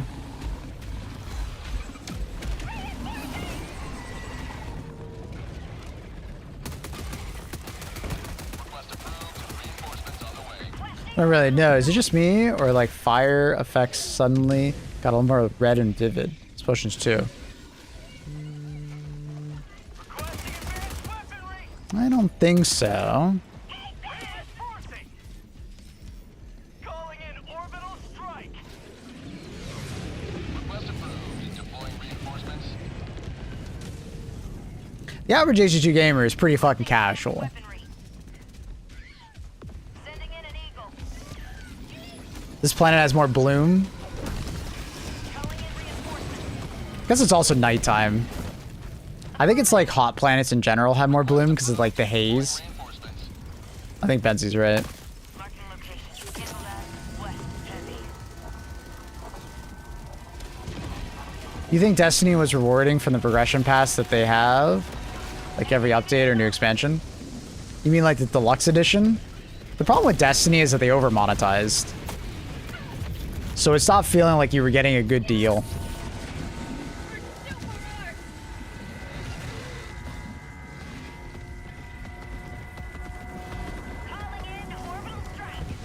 They started selling you fuckloads of like, you know, cross content with other genres or other like gaming genres. And then they started doing the whole like monetizing literally every single part of it, like transmog, and it just got to the point where like they over monetized, right? Big time. And it didn't feel like, and then a lot of the content also disappeared, right? Like seasonal, like the yearly seasonal content disappeared. So the stuff that you were spending money on lost relevance because it literally just went away. Destiny 2, great game, poorly managed. You know? Is the way I would describe Destiny. Very unique and great game, just they never managed to think enough in the future, and when they did think to the future, they often missed obvious things that should have been more obvious.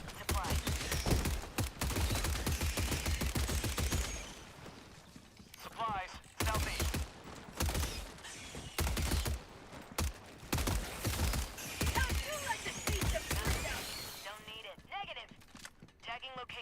little bit of corporate greed sprinkled in there on the Destiny's part, and you know,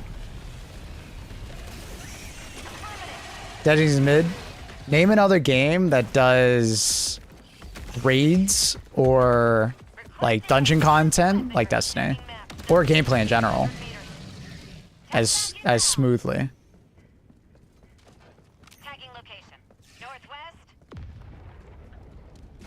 The reason why I asked that question is because I know you can't. Warframe doesn't. Warframe doesn't. Warframe does a very good grind, and it does a very good free-to-play model for people who play a lot, but it doesn't do raiding, doesn't do puzzles, doesn't do like group content like Destiny. When you do a Destiny raid, it's the only thing like it in gaming.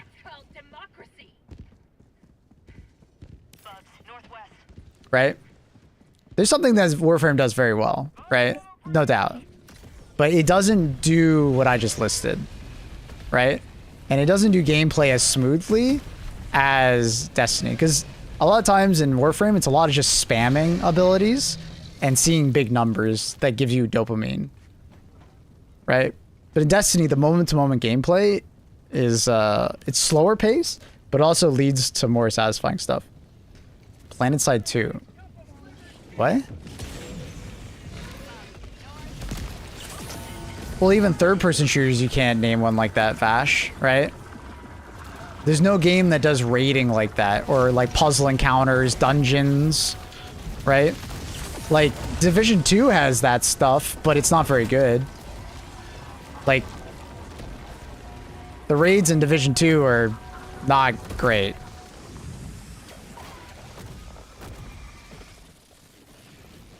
Not very cinematic, because that's another thing that Destiny does very well, is that it does cinema. Its environmental art is usually like very good, like very good. New World? Nah, New World raids were extremely basic. As far as like MMOs go, like I did them all. They were pretty basic.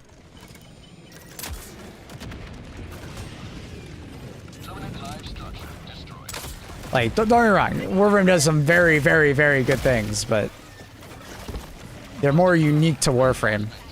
WoW raids have been around for a very long time, but the thing is that the moment-to-moment gameplay in WoW raids is pretty boring. It's just you hitting buttons and occasionally moving around to certain areas, right? Right? Destiny managed to take the WoW concept of raids and add way more action and cinema, if that makes sense. You know what I mean? It's something nobody else has been able to do.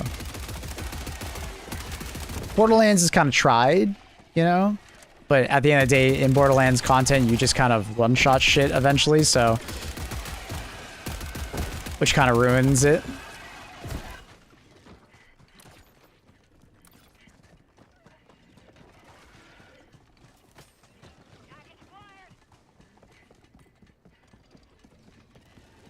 But yeah, like there's a lot of like unique and really cool shit that Warframe does, but it does it very differently.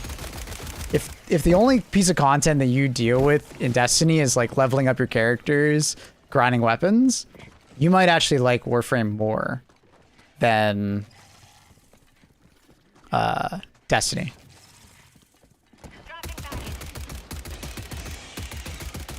Right?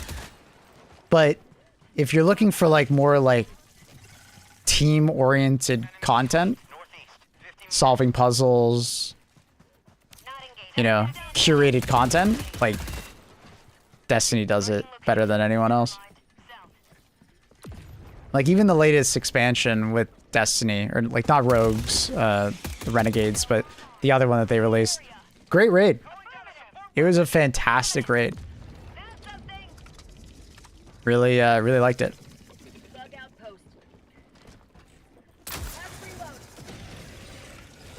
I might not have liked the rest of the content that was included with it, but I did enjoy that raid. It was fucking hard, and it was very fun, very cinema.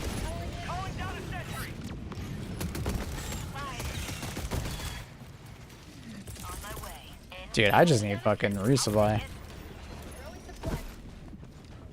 people won't be an asshole ragey. Just having a conversation.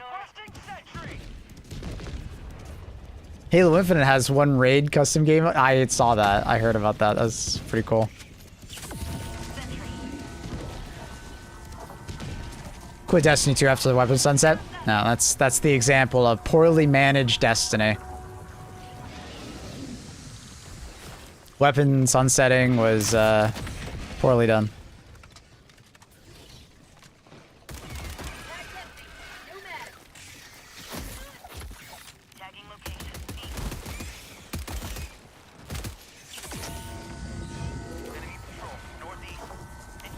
Dude, I'm just getting followed, it feels like, on this map.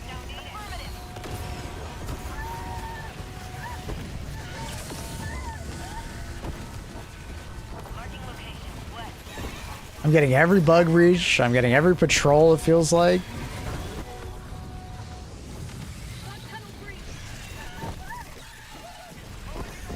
Wish it was easier to use the flamethrower and not set yourself on fire.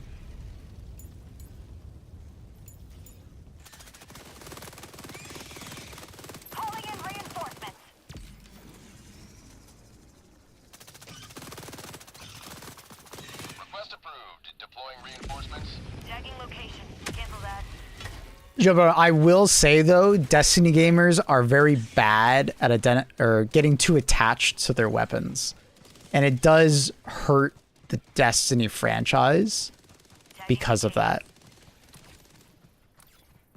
I will say that. Like, although I agree that like sunsetting was like poorly managed and stuff like that, the point of a game like Destiny is to obtain new gear.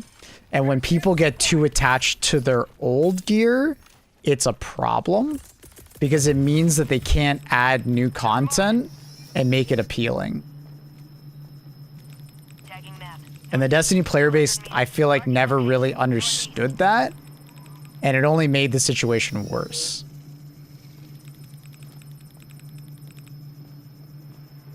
Because that's kind of like the point of the new content, is to, you know, go do the new content and get new weapons and constantly be rotating. It's like when you play World of Warcraft.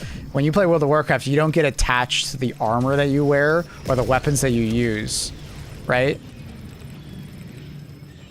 But Destiny players had way more of a personal connection to their like weapons and stuff. Because like in World of Warcraft, every time there's a new expansion, you literally just ditch your old gear. You might put it in the bank and just hold on to it for sentimental reasons, but you actually just don't use it, right? But the player base that adopted Destiny they never really saw it as an MMO. They saw it more like Borderlands. So Destiny was in this awkward spot where, you know,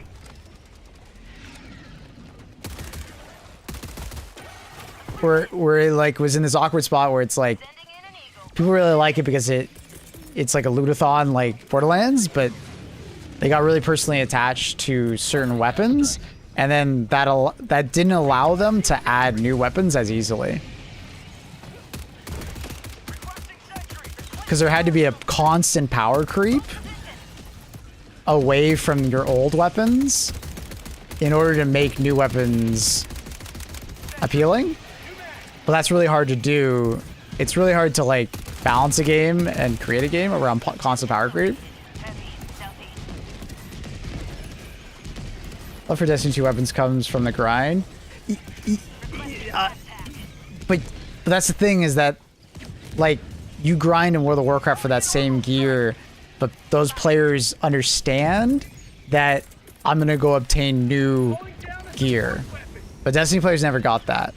And you grind even more in World of Warcraft. PoE 2. You grind for god weapons in PoE, and then you just go play the new season and you don't have those weapons anymore. There's a certain like type of gamer that never understood that, like, you know, about obtaining new stuff. Like, that's the fun part. Obtaining new stuff, using it, letting go of it, and using new stuff after that. That's how you enjoy Destiny to its fullest. If you get too attached to gear, it actually genuinely becomes less fun.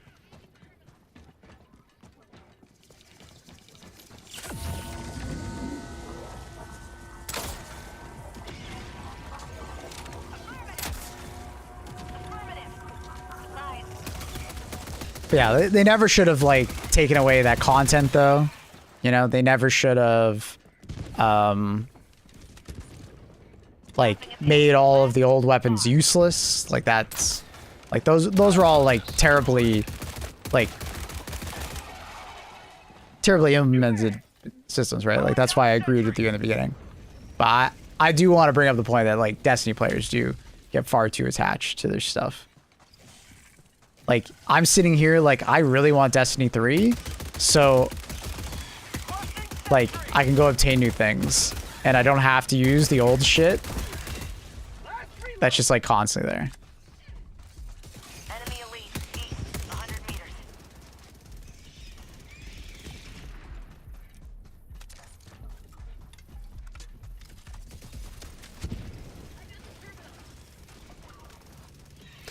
Well, as more hardcore players and they don't get that much attachment.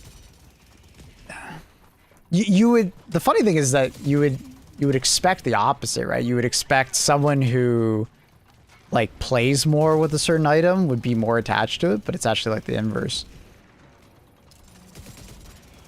What year are they on now? 3? What year for what?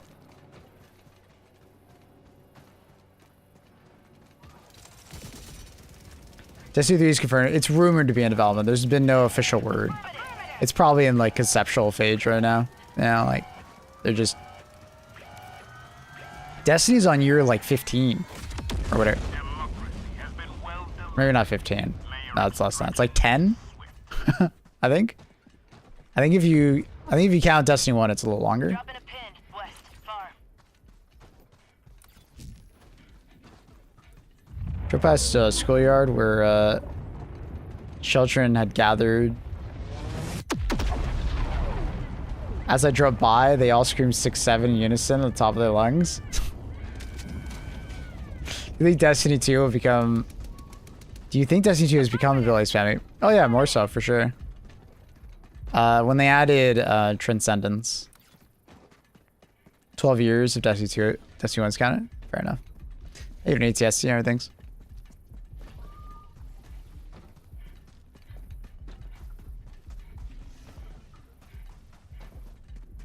Tagging location, northwest. Requesting air support. Yeah, anyways. Destiny 2 has like the same player problem as like HG2 in a way. There's a very hardcore player base and there's a very casual player base. There's a casual player base that gets really attached to their gear and, you know, doesn't play nearly as much as a hardcore player base. And then you have this like hardcore part of Destiny where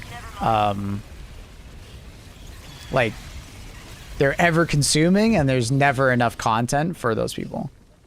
I was once part of the hardcore community. And HG2 has the same problem, right? You have the ever-consuming hardcore player, and then you have the casual player base. And it's mostly the hardcore player base that complains incessantly about HG2.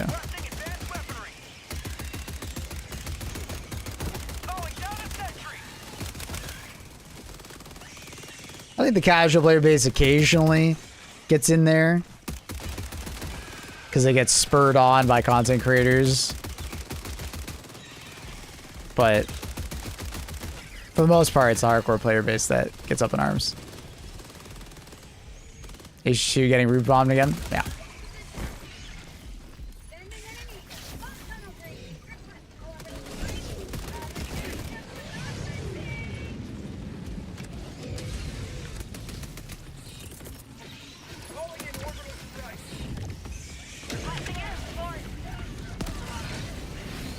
Jesus Christ.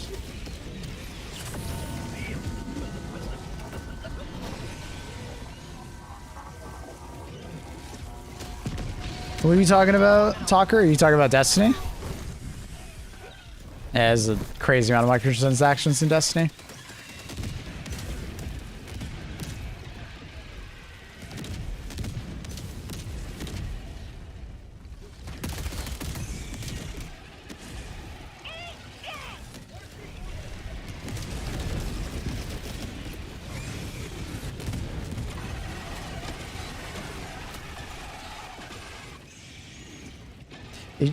Destiny 2 and HG2 players also complain a lot. Just add more simulators. Yeah. I will say Destiny players complain less. And it's usually less hyperbolic. As Sony's been part of both communities, Helldivers is way more.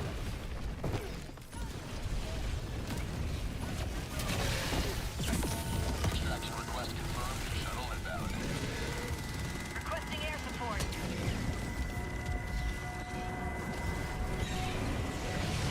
Because in Destiny, there's usually periods of like positivity, you know, that can last like 6 months.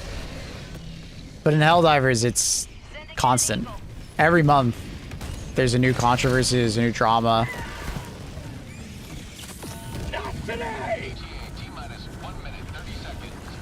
There's a new goalpost. North, 50 meters. Can Destiny even be played casually like HG2? Oh, absolutely. Yeah, I mean, Destiny at its core is designed to be played casually. Requesting backpack.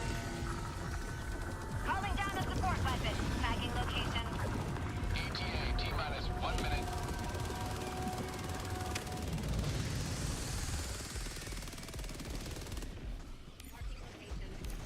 For sure, Jay. Yeah, no, I get that, dude. I get that. West. Tagging location. It was, and it's like, it's a totally fair thing to like get attached to it. Luckily, it was an exotic, and exotics, you know, are something that will always come forward with you. T-minus 30 seconds. Requesting sentry.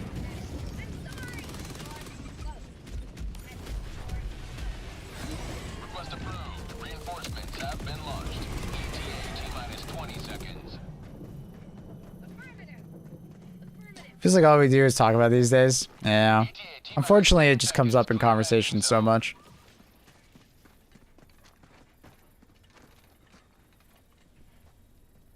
Support weapon. I'll take it. Heavy. Southwest, 50 meters. Requesting orbital strike. Requesting air support. Marking extraction point.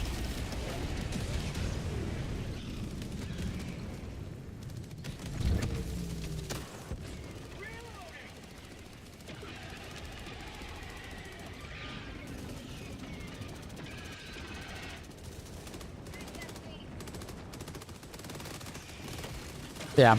Destiny 2 is like at its core a very casual game. But there are some very hardcore systems like, you know, day one raid races and stuff. Extraction complete. Pelican 1 beginning ascent.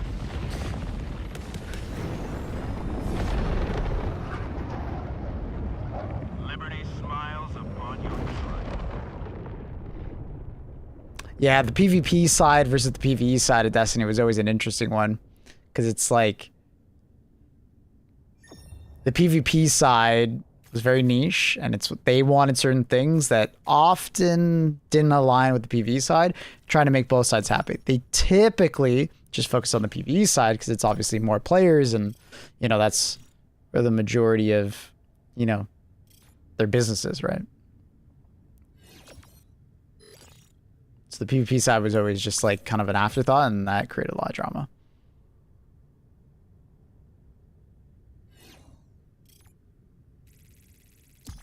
Did you know you can emote while in the helipod? Yep.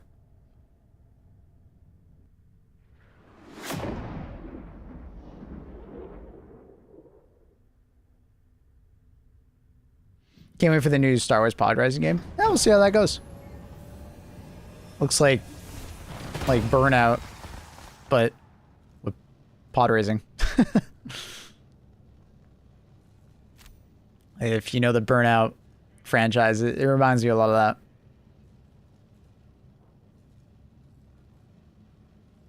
Another victory for democracy. Hope it's good. That's cool. Glad to have you on board. I think my favorite enemy to kill would be the bugs. Real satisfying. I hope there's some like decent depth to the game and it's fun.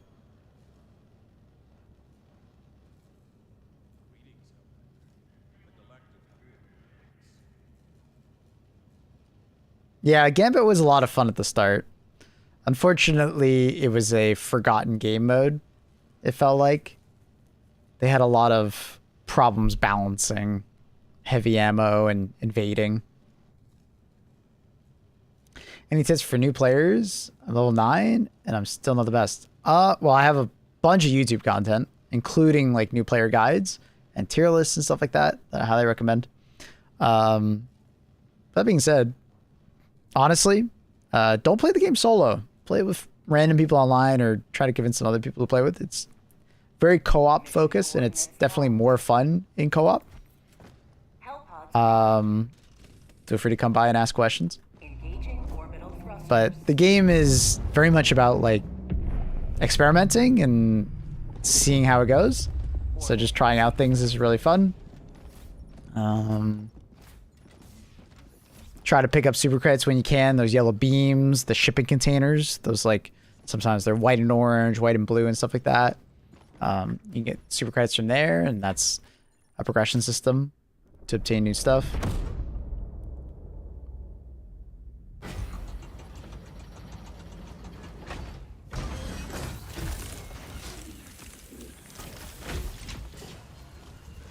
Oh, Burnout Kenobi. Ooh, good one. Yeah, that was the problem with Gambit.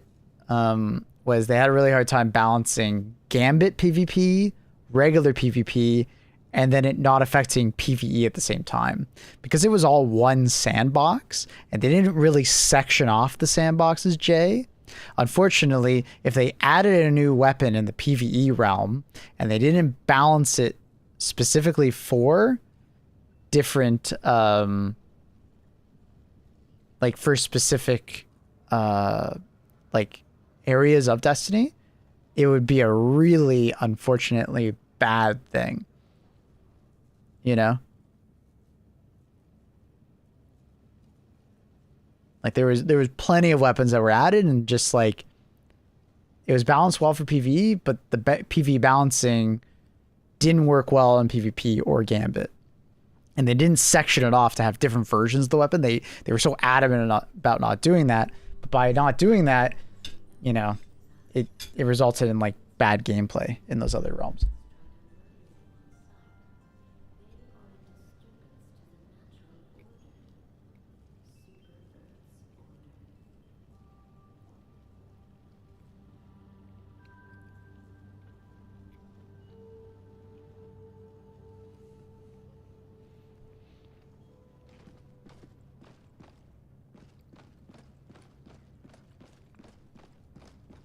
We're playing public and just trying to stay alive. Don't worry about dying. Dying's part of the game. If you can, try to limit the amount of deaths per round to less than 5, basically. But like dying 2 to 3 times, totally normal. Totally okay.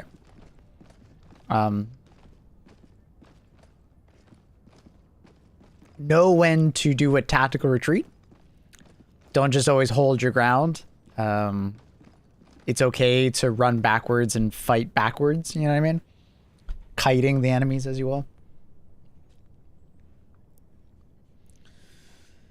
What are some other like little tidbits? Try to make a diverse loadout rather than a very pointed singular loadout.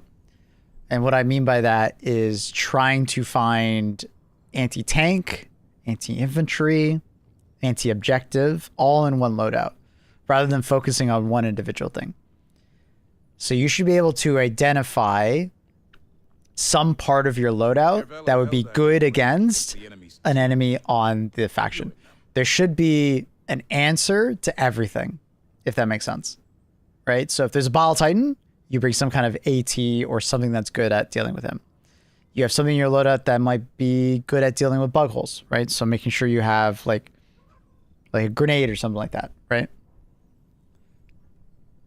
So thinking beforehand a diverse loadout that can kind of work with you is very important. Because it can be quite frustrating when you like pick a loadout, but it's like lacking in one of the areas, and then you just get bullied by like chargers, or get bullied by ball titans, or get bullied by, you know, hunters or stuff like that. Hi, Luna. Good morning, kitten.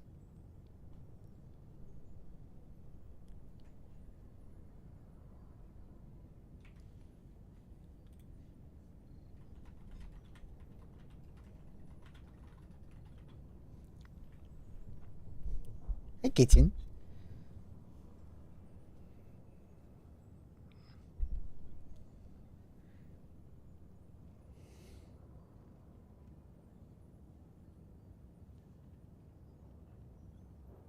Greetings, Helldiver. The galactic war awaits.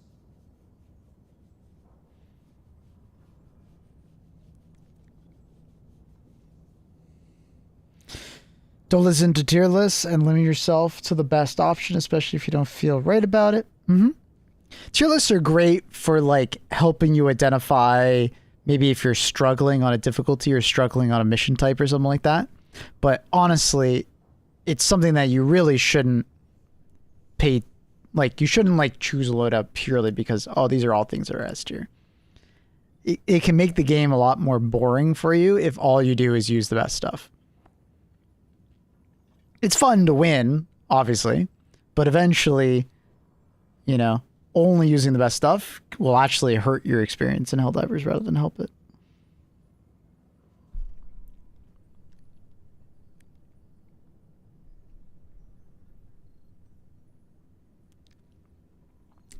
So, like, just make sure you're not only, like, living by, like, the meta.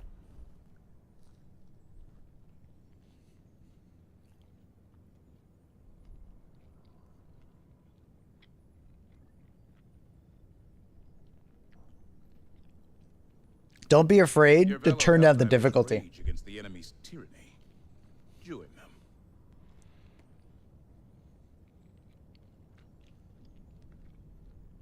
Don't let your ego win.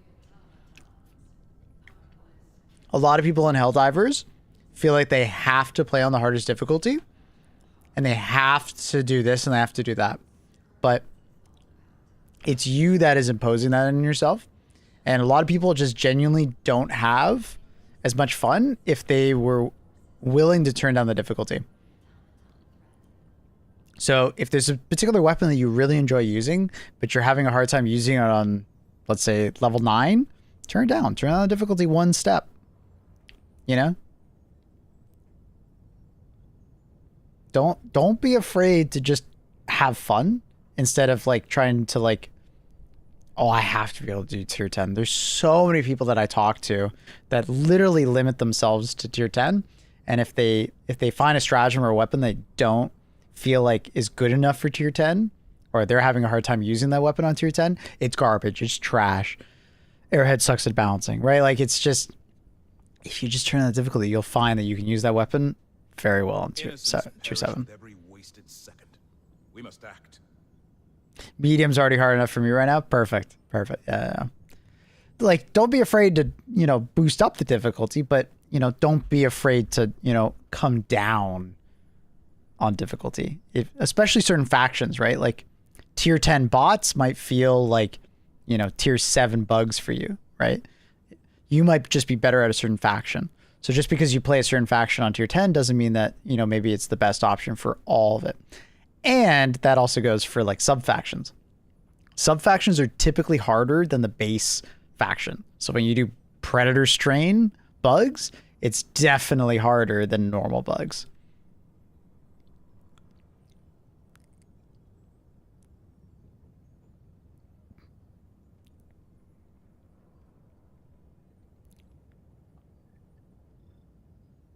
They should up metal drops for higher difficulties. I mean, what do you think? I actually think the opposite. They need to up metal drops for the lower difficulties. Because I think some players are actually, like, they feel forced to go play tier 10 because they actually do too good of a job at incentivizing you to play on the harder difficulties. To the point where I think some people feel too incentivized to play on harder difficulties, and then they don't have a good time. They're not having fun because they're pushing themselves too far. I don't think they need to buff you know, the higher difficulty. I think they actually give out medals really fast. It's actually more so lower level difficulties don't give out enough medals. Because it actually, like, it pushes people too high in level, and then they play tier 10, they have a bad time, then they go on Reddit and complain about everything, right? Whereas if tier 6 and 7 had a better medal output or better super credit output, I think people would be more content and have more fun in Helldivers. They're pushing themselves too far, and then they're not very good at using the average equipment in tier 10, and then they complain about the balance. That's my take on that. Your fellow Helldivers rage against the enemy's tyranny. Join them. No, I think there should be a benefit to going to tier 10 as far as like XP and medals and stuff like that. It just probably shouldn't be as big of a difference, right? Maybe buff medal drops all around, and then maybe give SC for higher difficulties. The issue with that is that it might feel like they're gatekeeping the higher difficulties. Like if you don't do the higher difficulties, you don't get as much SC.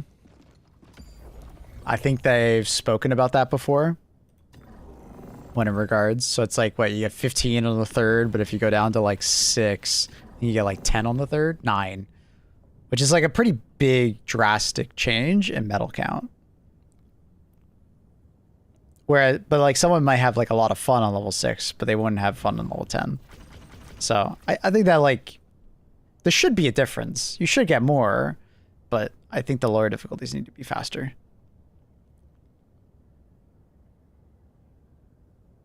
Like if they give SC for doing harder difficulties, the same exact problem happens that we're talking about with medals. People force themselves to play on harder difficulties, and then they don't have a good time because they get bullied.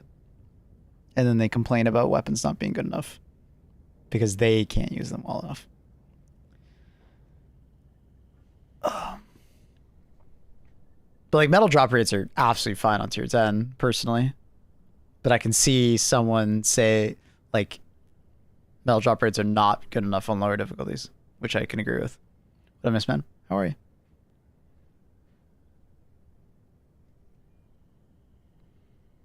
As long as they don't nerf SC farming on chill difficulties. I doubt they will buff SC farming at all, though. Like, even on higher difficulties. And the reason why I think that is because they've already come out and said that the majority of people who buy war bonds are not paying for them. If they make SC, like if they increase the amount of SC coming out of the game higher, it actually genuinely affects how much money they make, which could affect like how much content we get, right? How profitable the game actually is, how long it can last. Because Helldivers technically has like a time limit on it. Eventually another game may come out to compete with it, or, you know, Helldivers just feels dated eventually, right? The planet cries out for liberation. The Destiny 2 effect.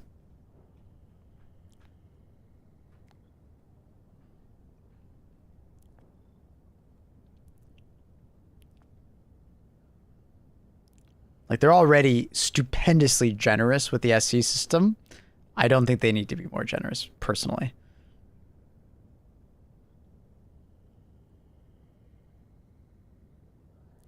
If they start giving out more SC for higher difficulty, I'll just quit playing. What? I don't understand. Were they talking about nerfing SC farming or something? Or just me? No?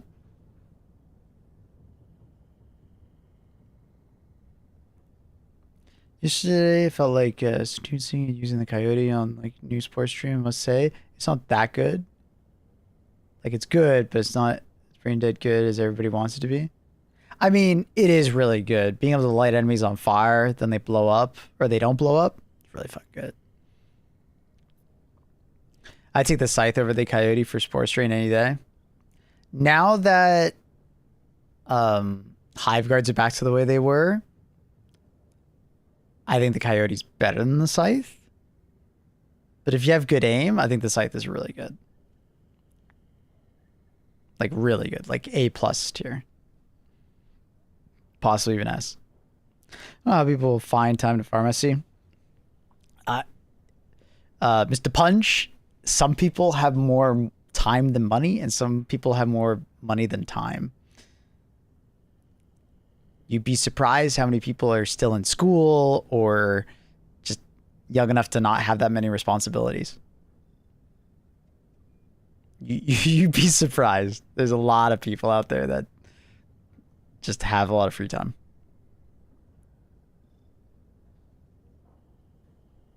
Scythe ignites so fast. It does, yeah. It's like half a second on most things. There should be a stat somewhere how many times you found SC. It would be cool. There should just be a stat in general. How much SC have you found? I'd be curious. A multitude of operations, each one a chance for freedom to ring.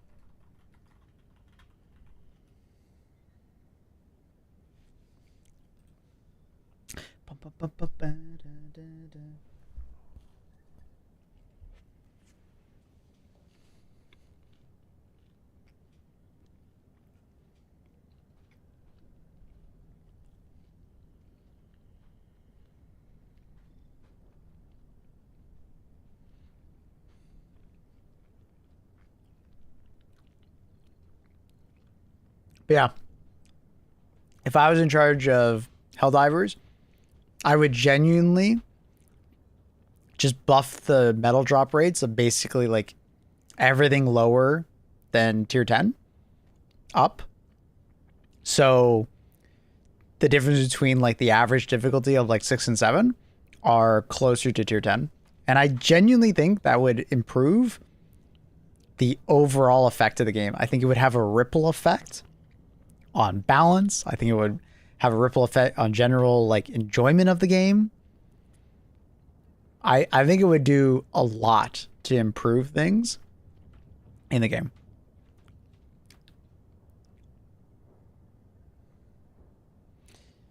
Any updates on the Mech War Bond? Like I heard there was some controversy, but I haven't played since.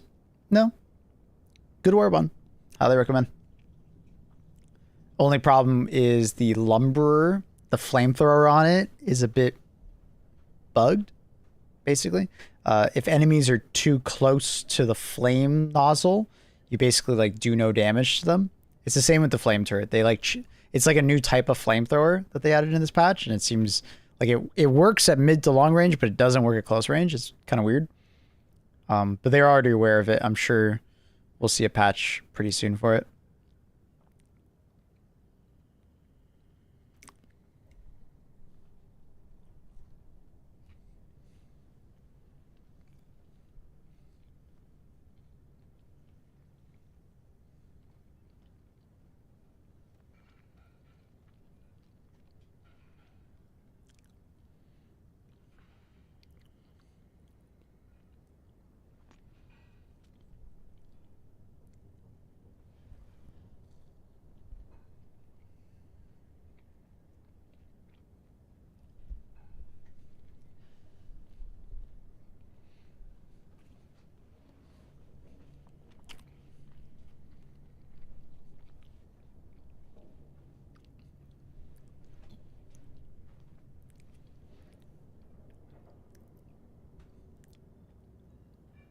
Okay, I got a hot take.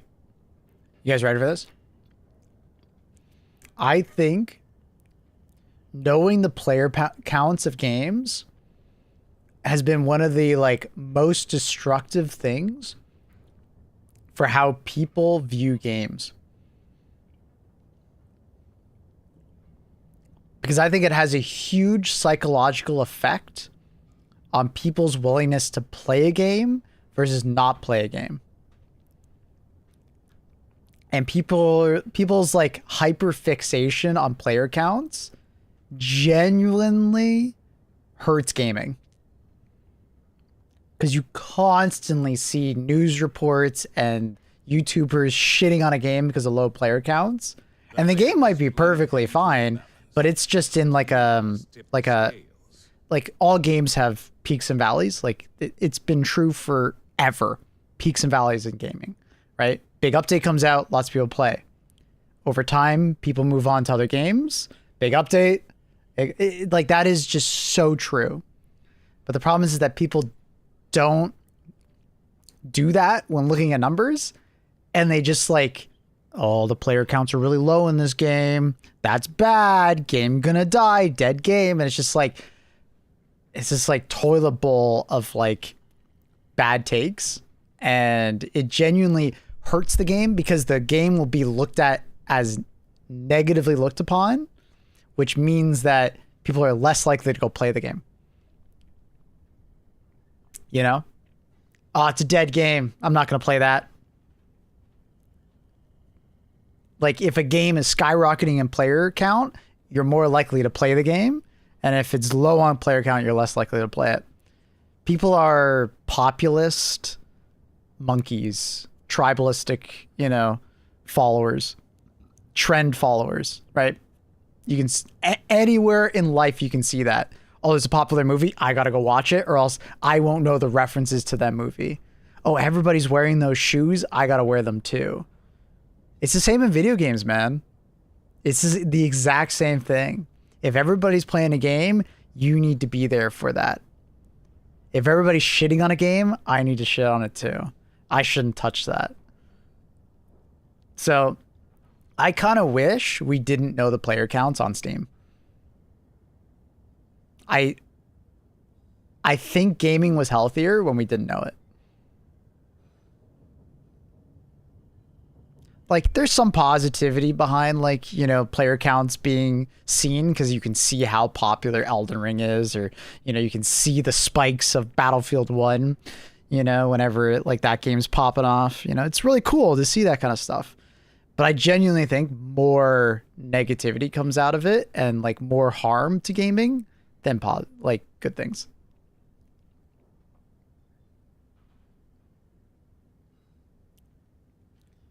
A lot of times, though, it's hard to commit to a game when the future doesn't look so promising. Played a lot of games that got shut down. My time spent went to waste. That's fair. But the majority of the games we're talking about don't have that problem.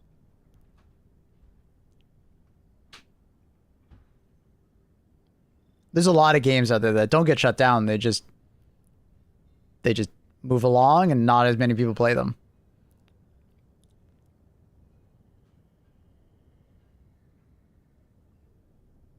Hot take, unless it's competitive, don't see a game as an investment. That is entirely true. The sunk cost fallacy is huge in gamers. Gamers are really bad at not getting stuck in that. For a live service game is a good reference. I disagree. I don't think it's a good reference. Because live service games will always go up and down. And if you look at the player numbers at a bad time and you're not, no offense, if you're not smart enough to understand why it's up or down, right? Or understand the cadence of updates, you will misread the information and you will do more harm to the mentality than good. So many people do that in Helldivers all the time. People do that in extraction shooters all the time between updates. People do it in Destiny between updates. Like, it's really bad. Like, people are really bad at reading charts and understanding context. Like, there's a reason for everything when it comes to those player counts. And sometimes it's just as easy as, if you go look at PoE 2 on Steam, right? So like PoE 2. What's the player count?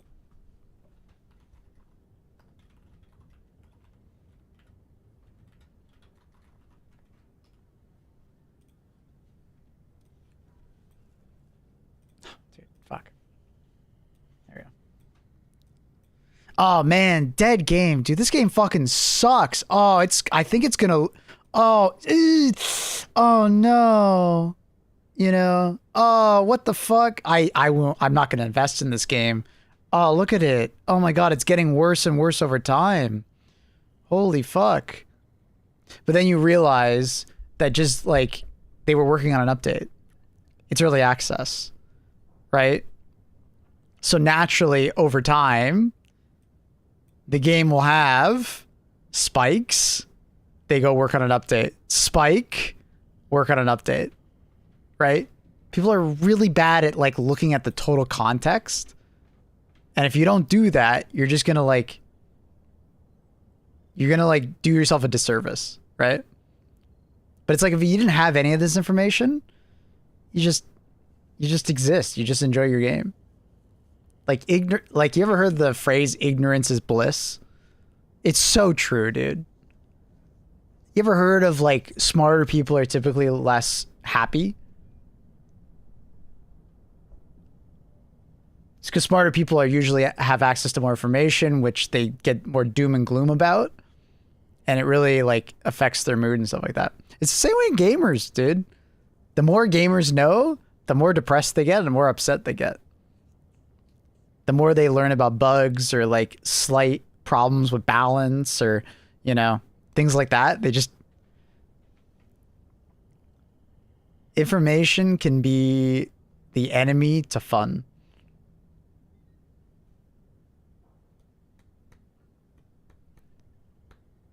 Like, you just vibing and enjoying a game? Fuck yeah. So, like PoE 2, the reason why I brought up PoE 2, I didn't finish the thought. The reason why I brought up PoE 2 was literally because they literally just yesterday did an update stream, and it's massive. Like, a huge update to PoE 2. And that's why it's been so long since that last update. Right? Their last update was in December. And then now they're coming out with it in May, right? End of May, right? And that sucks, but at the same time, it's a huge fucking update. It's massive. It looks really promising.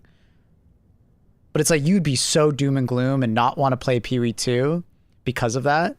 And that would just, hey, you're missing out on such a, you know, great time.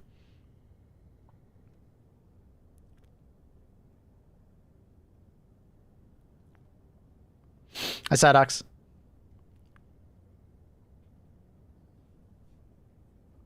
So, yeah.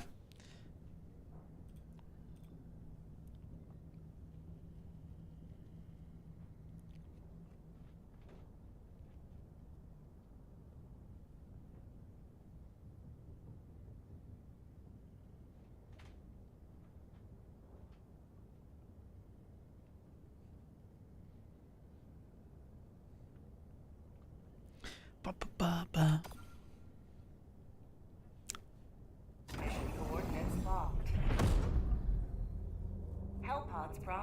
I'm having a fantastic day. Oh god.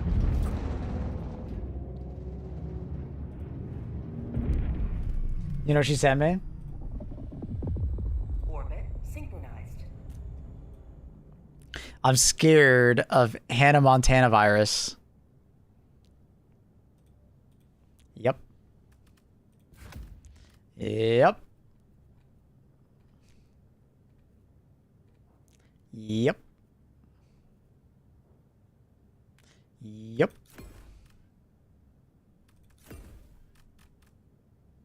Let's do the all laser loadout. All lasers all the time. Where am I going? Energy is down. I feel like Scythe. We were just literally talking about it. We'll keep that on just for shits and giggles. That's fine.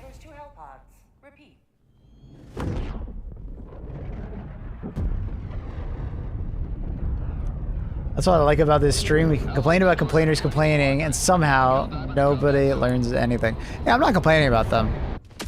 I'm just trying to have a conversation. Let them come. Let them roll. Let them face the insurmountable might of the Helldivers. Deploying sentry.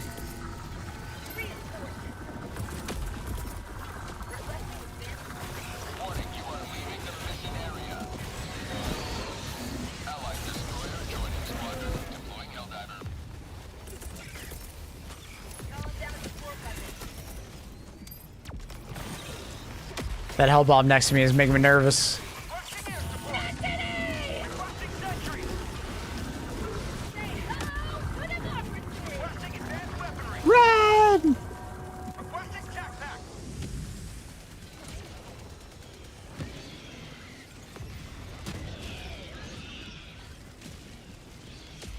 Get good. Get good.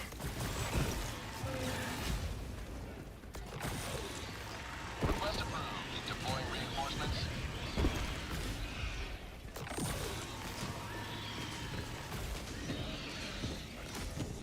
Requesting advanced weaponry. You should either come stay with me or I stay with you because we are going to be locked down again soon. Request approved. Reinforcements have been launched. Annie, is that just your paranoia speaking or is that actually the truth?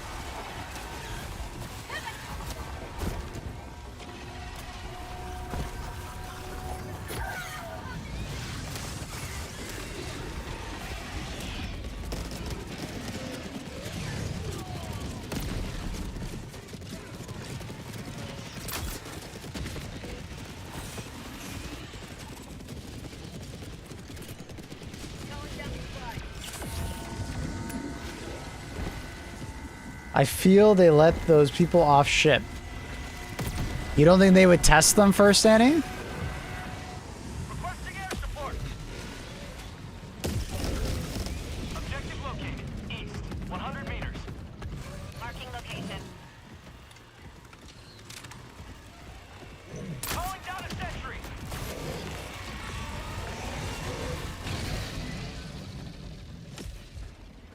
Requesting orbital. Bug tunnel breach. Enemy tactical asset within threat range. Terminal current structure destroyed. Objective located. North.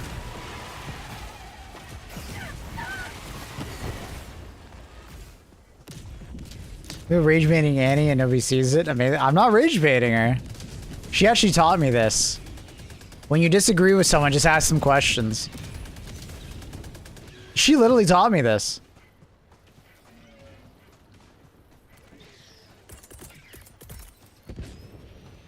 Instead of arguing with the person, just ask them questions. Requesting sentry.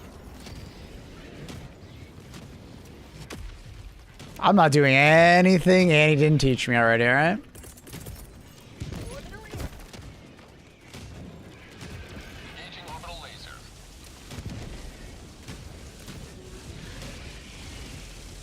But why? How? And he only does it to me. I do it to people all the time. Annie, what? Literally Ash or Vash just like, 30 minutes ago or something like that said Destiny is mid and I was just like, alright. Sending in an eagle. Sending in an eagle. Can you list other games that are like this game and how do you feel about this? And yeah, ask them questions. It's not just you. Fresco democracy.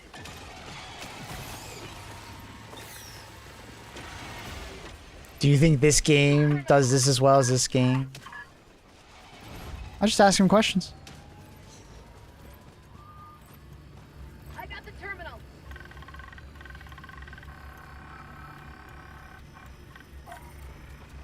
It's another COVID-19 situation, and I warned people on Twitch. Nobody believed me. Yes, but Annie, this is like one of those situations where like a paranoid person will think that they are correct in their paranoia, but this is not the first or the last time you were thinking that this is going to be coronavirus, right? I think it was like 2 years ago or something, Annie. You were telling me that, oh, we're getting a new coronavirus. It's coming. I don't even remember what virus it was. It just like showed up. And you were like, oh my god, it's happening again. Nothing happened of it. But you like totally forgot about that.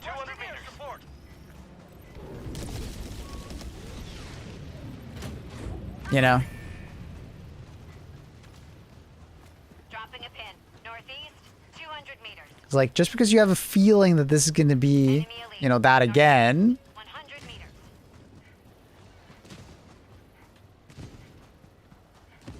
Doesn't mean that it's like actually going to be it. Calling down a sentry. A broken clock is right twice. I thought about that exact saying, Carl. I just didn't say it. One brain cell, bro. Mission map updated.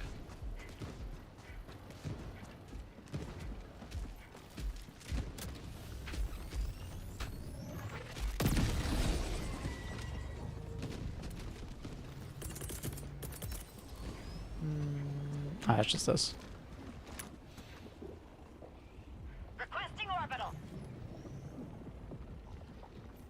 Bump tunnel breach.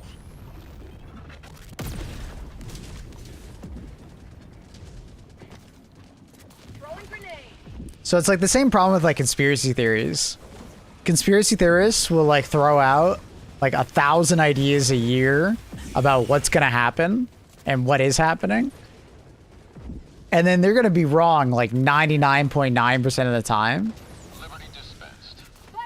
But then there's gonna be that one fucking time that they're correct about something, and then they're just gonna like fucking glaze themselves on that. You know? They're not gonna shut up about it. Outpost destroyed.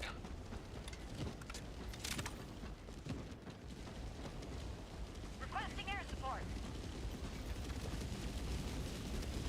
Requesting sentry.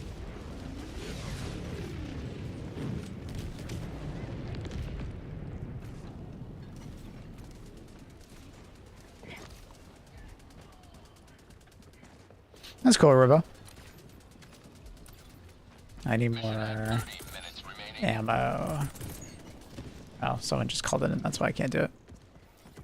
I'm on the wrong side.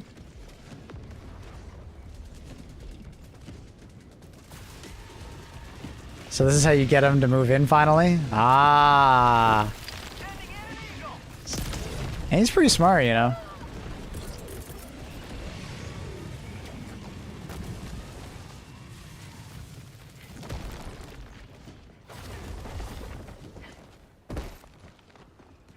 Based conspiracy theorists.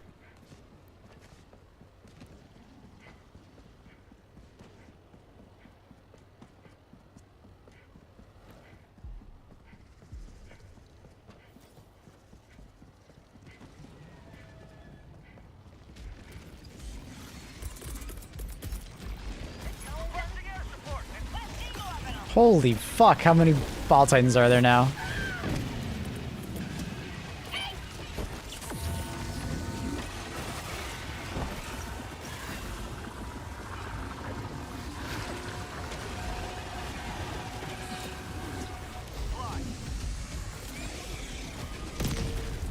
Dude, I didn't even realize they fixed it, but they fixed the aiming on lasers. Huh. When the hell did they fix that? I haven't noticed that in a while. The aim point for the laser used to be the feet between a ball titan. So if it was at the wrong angle, your laser would just like miss a lot of their like laser time on them. Which obviously sucks.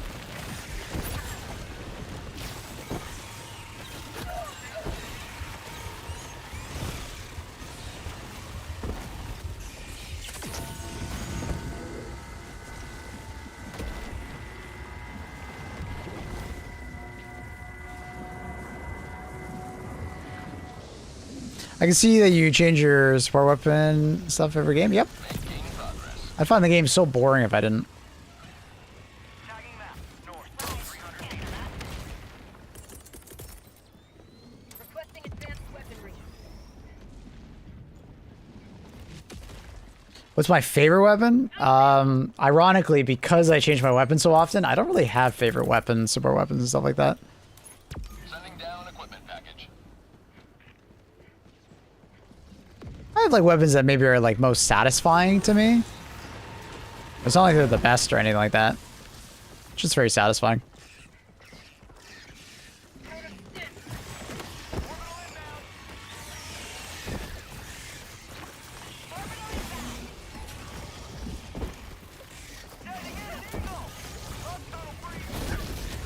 Laser, you are failing miserably to protect me right now. Oh, my leg's broken. I don't have a stim. I'm probably gonna die here. Yeah, that sucks.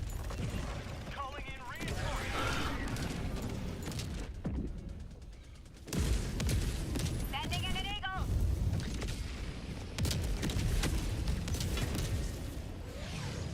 Reporting to the front. Requesting sentry.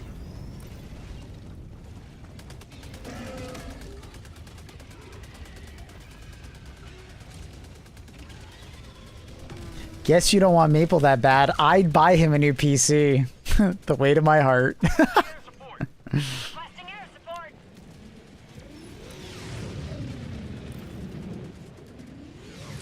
Man, the inconvenience of like moving though. Oh my god. Just thinking about all the stuff you have to do to move. Oh. It's a lot of work. Say hello to democracy.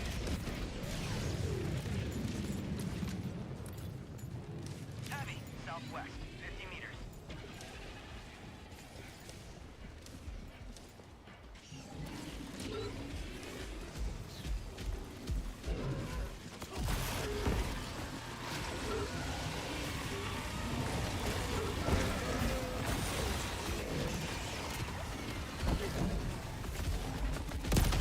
I missed.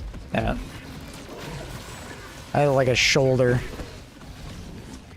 Blade slammered in my leg. Throwing grenade.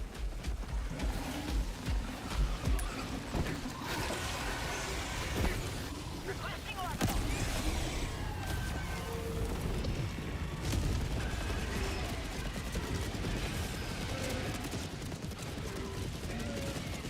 Is the oxygenator passive give a noticeable speed boost? Yeah, it basically puts you up one tier of speed, right? So if you're in medium armor, you run like you're in light. If you're in heavy armor, you run like you're in medium. The oxygenator armor is actually very comparable to that of extra padded. Like the two armors are very similar. Other than the fact that Oxygenator is on light armor.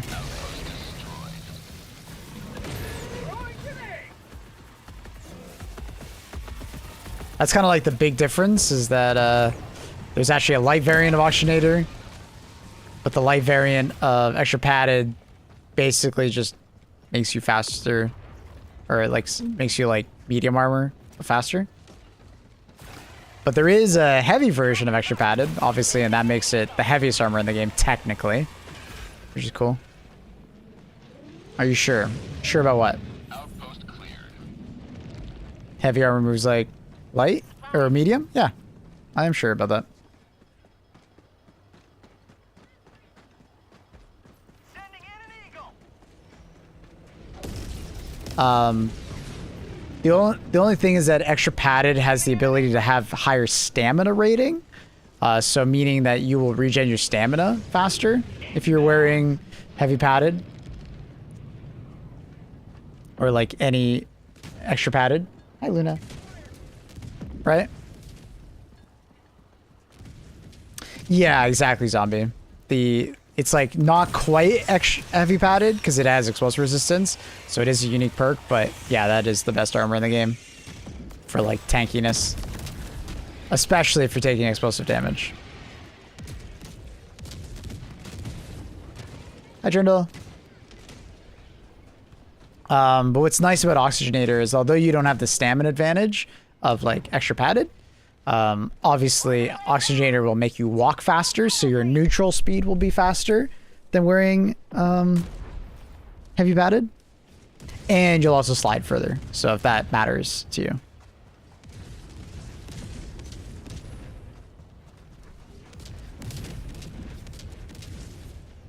No, you're fine, Journal.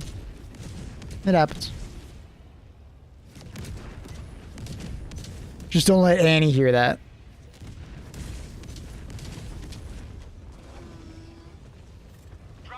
If I fits, I sits. Right, Luna?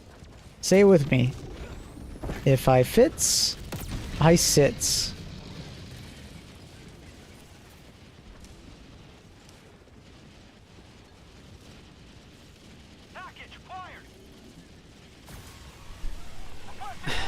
Sure, Nilla slept through his alarm. Hi, Luna. What you doing, kitten? Oh yeah, Luna's a cutie pie.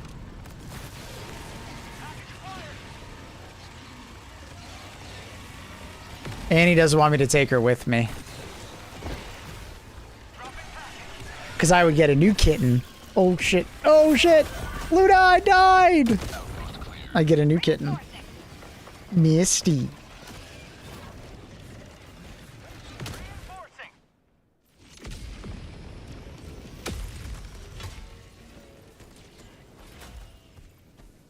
Request approved. Deploying reinforcements.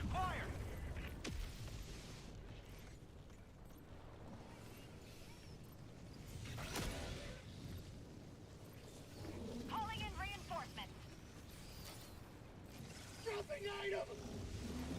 Request approved. Deploying reinforcements.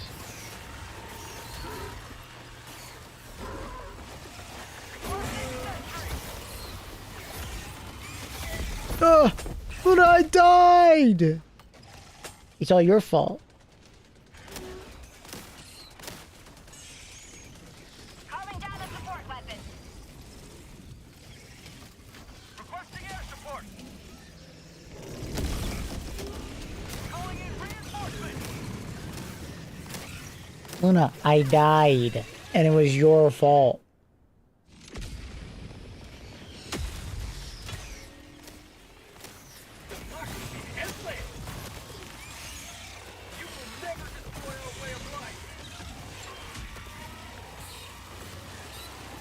Requesting orbital strike.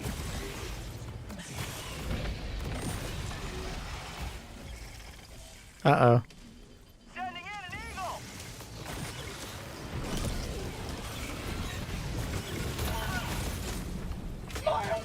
Gun overheated! Sweet liberty, my last. And I died again. Gotta put you down. Bye, Luke.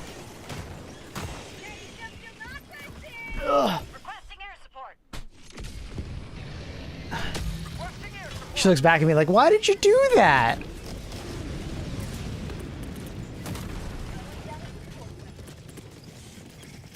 She like she doesn't understand. Like, why did you put me down? Like, what?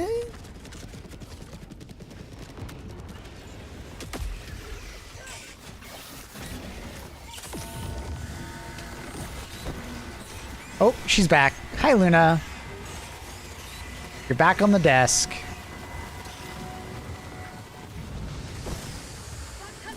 Luna, you shouldn't lick that. That's tartar sauce. You shouldn't lick. Engaging orbital laser.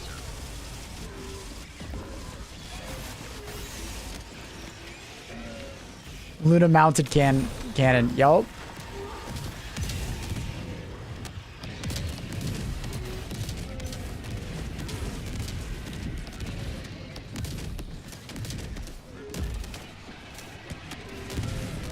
Hi, Luna. You're back again, kitten. How could you be back already? You think from Arrowhead answering some questions? Cool. We'll read it in just a second.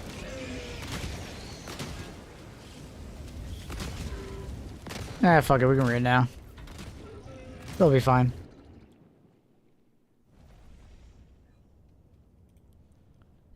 Oh, sorry. I didn't hear the YouTube Shorts music. All right, so I assume it's on their Discord. Announcements. Transmission from Super Earth. High Command. Okay. To our dedicated citizens of Super Earth, we've been following your feedback the last couple of days. Conversation across the community matters to us and clear. Side new content. We're focused on improving the core gameplay, stability, progression, and the Galactic War. Below, together some answers and questions. Discord. Team focusing on right now. Right now, the major focus of the team is improving meta progression and the Galactic War. We significantly expanded the team working in that area, reflecting on how important the long-term systems are to the overall player experience. The goal is to deliver deeper progression and more engaging Galactic War and features like more meaningful rewards and community progression systems involving major orders into longer multi-week themed campaigns, branching outcomes that create clear stakes and consequences based on player actions. So to see the first results of this work this summer. In multiple updates, there are hidden changes in weapons and enemies. Why would they not announce in patch notes? We want our patch notes to be as clear as possible, a level of detail that matters to our players. In some cases, changes are not communicated with the clarity we intend.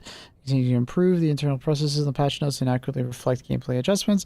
We're also working on how we explain balance updates more clearly, especially when we change multiple weapons, enemies, gameplay systems. More frequent updates in the future, yes.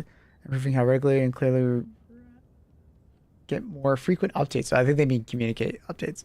We're moving towards more consistent communication updates, deeper conversations happening more often. In the near term, the conversations will be focusing on the biggest issues that I've seen for players, including tech and improvements, the vision of the game's balance moving forward, player progression, and the broader player experience with the Galactic War. Alongside this, we'll be more transparent about the community feedback, including that we're seeing that we're prioritizing what actions we're taking. You'll see them reflected in the patch notes. Other quality of life updates, good news, awards coming this summer. See feedback about awards, distinctive, more meaningful. Oh my god, you just always want to go up. Set of players calling out stratagem unlocks, community-driven moments. We also want the Galactic War itself to feel more reactive to player actions, outcomes, carry weight. Sharing more details soon. Public beta testing. Prototype right now. Yes, expanding how we test updates. What players is a priority to us. We're exploring having more closed and public beta testing, but the goal has been broader feedback, especially for balance before they go live. One of the challenges is finding the right balance between testing changes, hopefully not spoiling the upcoming narrative and narrative elements. Today we run closed tests that cover both new content and balance changes. There's a wider internal studio playtests. Yep. Overall, our goal is to expand the footprint. Why did the exosuits in the Exosuit Warbond? The goal of the Exosuit Warbond was to create something that felt thematically strong and exciting with our fantasy. That said, we've seen that about how it landed, especially when it comes to expectations. Our players unlocked major gameplay items like exosuits. More broadly, we want to strike the right balance between that includes Warbonds and what's available through gameplays. So our words feel, to be clear, yes, you'll be getting other vehicles through gameplay in the future. When we get new red stratagems and ship modules, we've got teams working on new stratagems involving ships and player progression to level 150 and beyond. All right, so they basically just confirmed 150 and beyond. Our goal is to expand these areas in ways that are meaningful, new options, and support different playstyles rather than just adding more for the sake of it. We've been sharing more details as we get closer to release. Cool. This is awesome. Great read. You know, good read. Luna, bring it up. Okay. Incoming devs are listening vids from content creators. Yeah. Yeah, all sounded good to me. Cool. You know, I unfortunately feel like they felt like they had to throw this out there because of the review bombing, I would imagine. But I think a lot of this was already coming. Like, the things that are actually like relevant here, I think, are obviously they're changing to prioritize more like long-term updates and stuff like that, involving major orders. But PillSat already said they were already doing that, and the branching outcomes already said they were doing that. More meaningful rewards and community progression systems. That sounds interesting. I like that they're like expanding the team, but it sounded like they're already working on it. You know what I mean? Like, I think basically a lot of this seems like they're just talking about things that they're working on right now that they weren't doing before, which is good. I do want them to, stuff that is not spoilers, I do feel like they should be talking more openly about what they're working on. As long as it's not like a spoiler for the story or like upcoming gaming, stuff like that. Beta testing sounds like it'll be nice. It's already there. So they already do beta tests.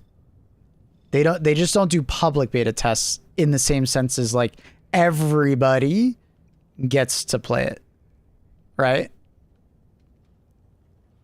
So if you read it, they already do it. They've been doing public beta tests the entire time, but they're invitational. Because they don't want a super large group of people, because they don't want to like spoil shit. But they've been doing player testing since basically the beginning.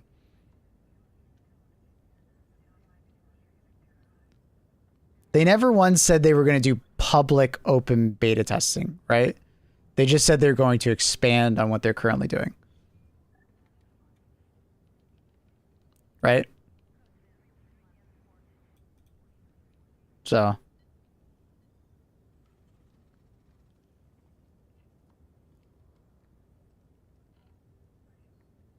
what they'll probably do is like the public beta testing will just be like weapon changes or something like that before they go live. But there's like downsides to doing that, right? Because with like with public beta testing, it slows everything down.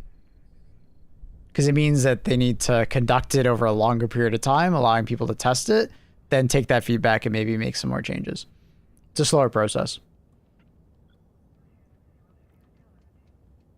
So there's like positives and negatives to public testing.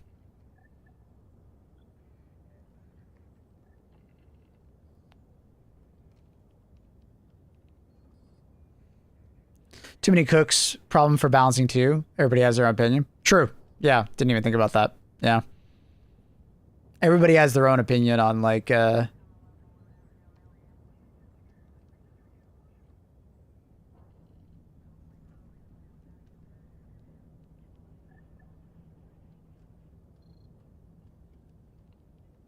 that Helldivers already does a lot of testing. People just don't see it, so they think it doesn't happen. That's why there's that narrative that Arrowhead doesn't test anything.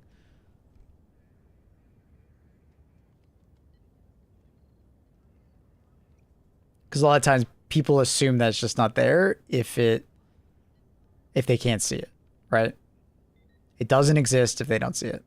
It's the whole like flat earther problem. Because they can't see the curvature of the earth is flat.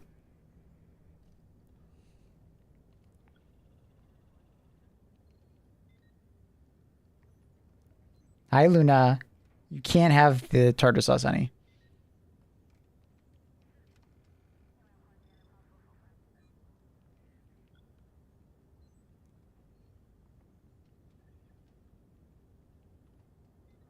Luna, wait, don't do that.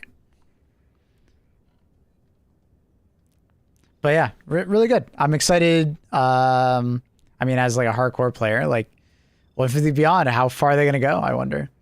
It was bound to happen eventually, but this will make the hardcore players that have been like asking for it for a long time very happy, which is cool. Even though I don't think a lot of people really care about this, like in the grand scheme of things, it'll be nice for the hardcore players. The evolving ships is really cool. I'm hoping that like basically the ship module system that they kind of teased is basically this, you know, more ship modules to maybe like do side grades. Like you can buff up your eagles, but that means maybe other things get weaker. So constantly.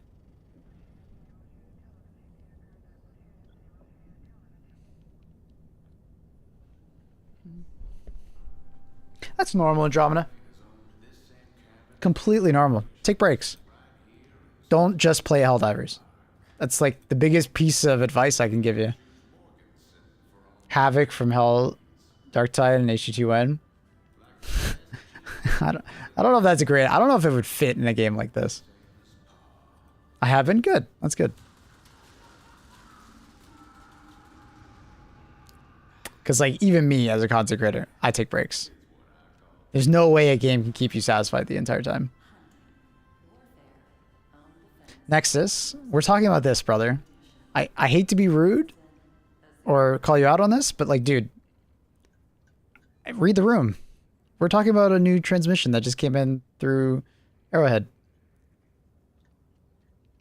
There's a time and a place to talk about stuff, and we're talking about this. You're not the center of the room. We're talking about this, buddy. Been playing Destiny 2, funny enough. Nice.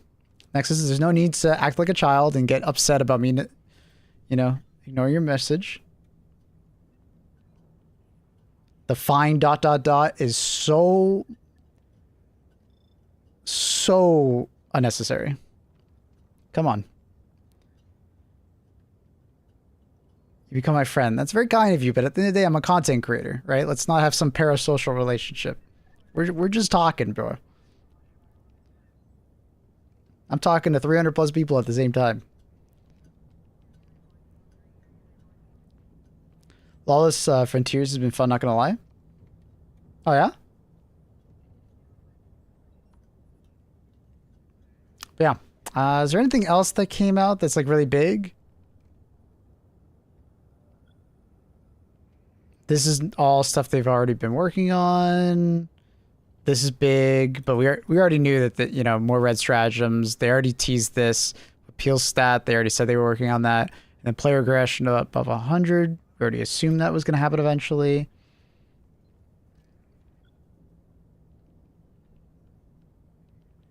Try to think, is like there anything else? Testing, I guess, you know, they're actually going to open up some public beta testing. Probably for like weapon balance.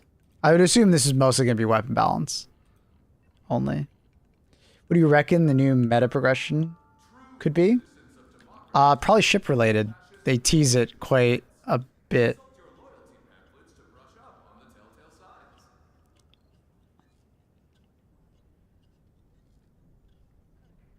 Bye, Nexus. Biggest thing is ruling out warbomb vehicles, I guess. Oh, I mean, I don't know. I mean, I guess they stated it, but like I don't know. I never feared that they were going to add things like, oh, hey, they're adding a tank. It's going to be in a warbond. They're adding a motorbike. It's going to be in a warbond.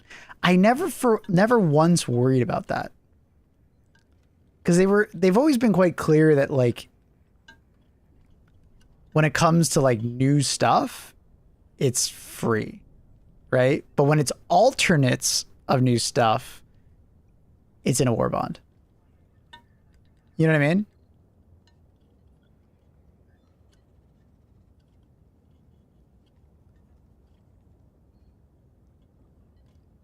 Sentry can be warbond, so I don't know. It's fair. Yeah, exactly. I mean, we've had machine guns, we've had rocket launchers, we've had stratagems in warbonds, and they've been fine to be in warbonds because they're alternates to existing stuff we've already had, right?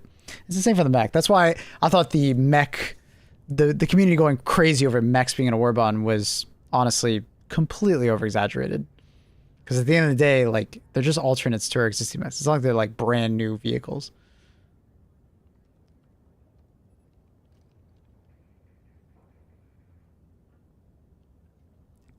But, you know, I never worried about like motorbikes, you know, all of a sudden coming in a future warbond. I don't know. They did say it for the people that maybe might be like very worried about that, but you know. So yeah, there's a bigger problem that than something stratagem being Warbond exclusive. Yeah. And I mean, at the end of the day, it's not like Warbond exclusive is a weird take for me because at the end of the day, just play the game and you'll get the Warbond. Like, Warbonds are not a paywall. They never have been. I mean, I won't say they never will be, but there's a strong understanding that they probably won't be. I think they should do catch up. Yeah, I've been saying that a lot. That the older Warbonds should start being paired together. Like 2 or 3 together. Are motorbikes rumored or is that off top? It's something from HD1, so it's kind of like a requested vehicle.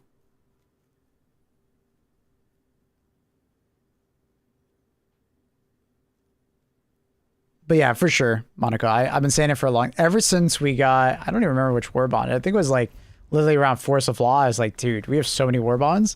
They really should start packaging them together.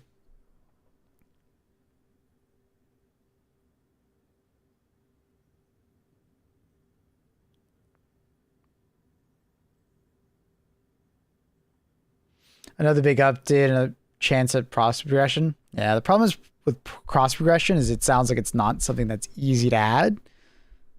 And it would only affect a small amount of players.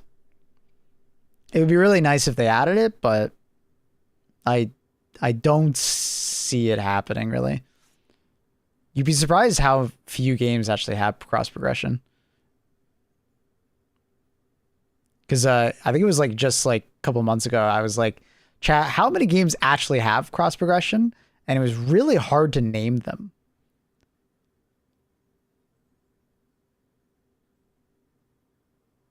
Like there just aren't that many games.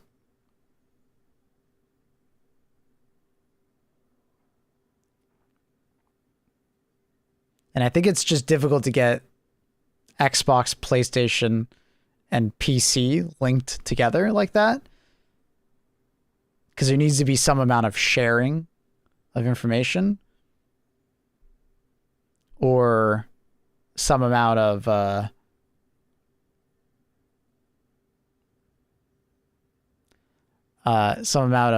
like you needing to make an account somewhere, and the PSN thing probably scared them to all hell. Fortnite. It's like Fortnite, Destiny, and then there's like maybe a couple more, but it's like pretty low amount of games. Yeah, I get that, Bubble. You ever tried thinking about getting like a Zim or something like that? One of those input method swappers. You plug your mouse and keyboard into it, and then you plug it into your controller, or you plug it into your PS5, and then it basically spoofs your inputs. You're not doing it on like a PvP game, so it should be fine.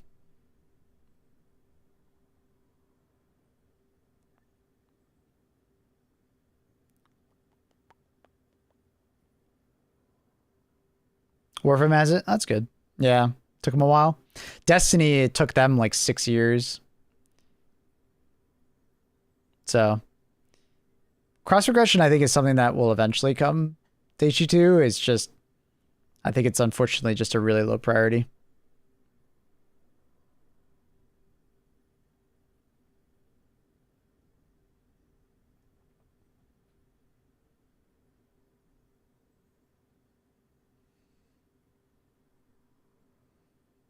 Big if update comes, it'll probably try it. And hopefully it's like not against US. It's not. It's a PvE game, Bubble. I don't think you'd get into trouble at all.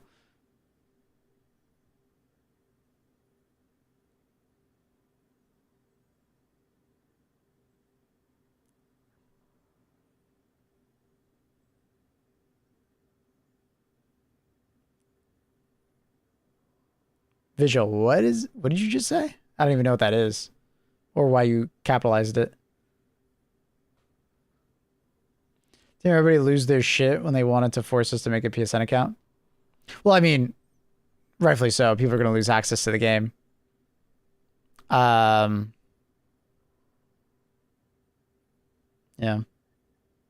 Oh, we're not talking about cross-play. We're talking about cross-save.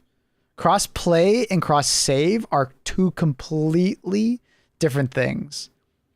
Cross save is the idea that you can play on a PlayStation and then go to your PC and log into the same account.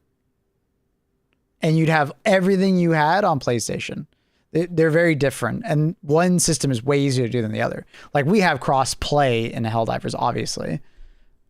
Just cross save is different because you have to take your account information and you need to apply it to someone else.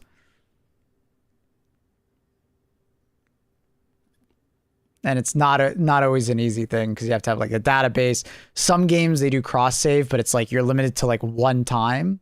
So like a lot of MMOs, you're only allowed to do it once. Or like MMO like games. Like you can transfer systems, but like once. Not necessarily MMOs.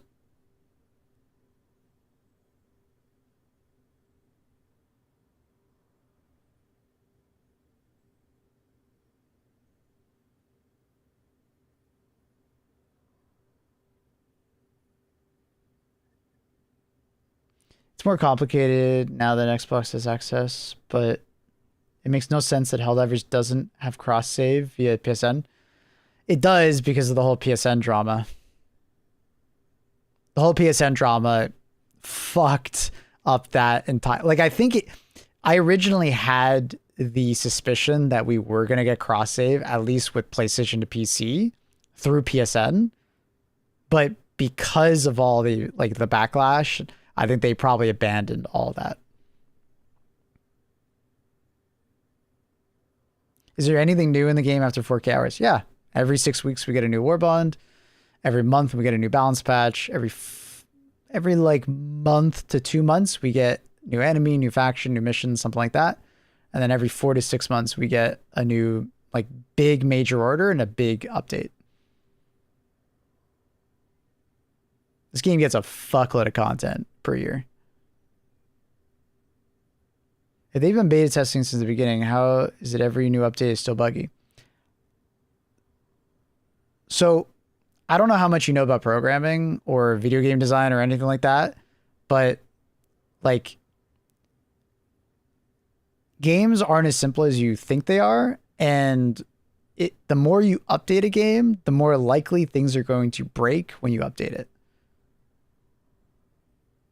And sometimes you push a patch even though you know some things are broken. That's why they have like a known issues bug, because it's like, are you going to delay an update because the de-escalator has a texture glitch, or you're just going to fix that later, right? The engine is spaghetti. No, it's just how much they update it. So it's rare to have I love that. There. It's rare to see a game update their game as much as Helldivers does. Most games avoid updating as much as Helldivers do because of this exact reason. Like if you think of like Destiny or other games, they usually do like 3 months or so between big updates. But Helldivers does like a Warbond update every 6 weeks.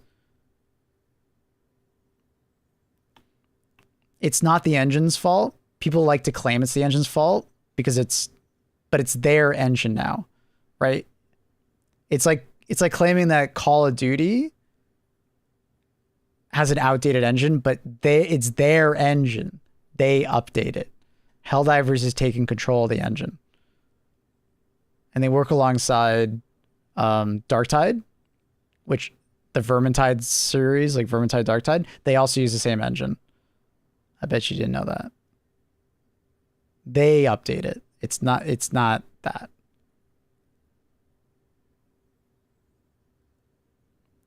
The thing is that Dragonite, it would hurt the game to do updates every 2 to 3 months. Right? Because that's a lot less content a year.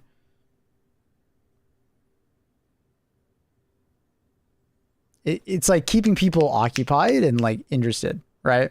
Because that's the thing with live service games, is that if they don't update as much as they currently are, you run into an issue of like Destiny, where you just see this like constant up and down.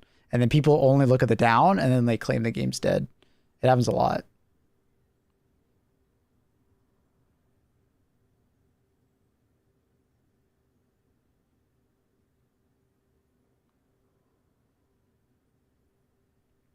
Unfortunately, with Helldivers, it's a balance. Go fast, make bugs, or go slow, less content, less updates, right? And it's like, if they go too far to one side, you could argue it's a bad thing.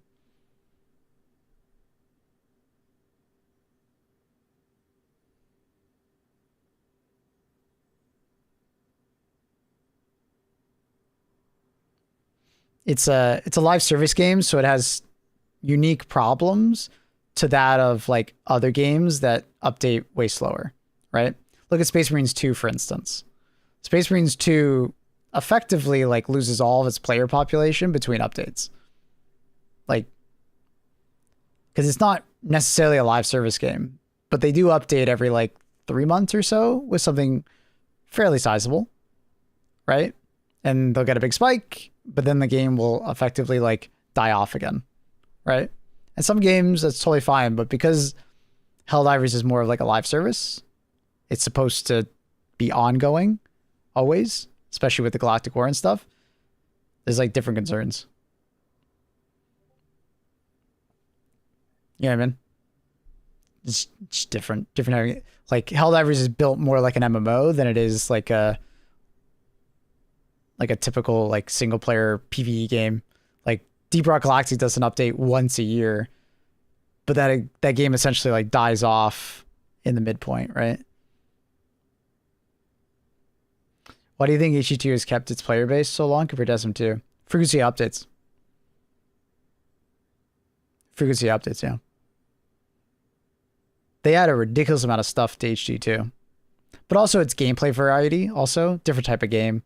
SM2 is a very satisfying like 100-hour game, but it drops off pretty hard because the variety of gameplay is pretty low.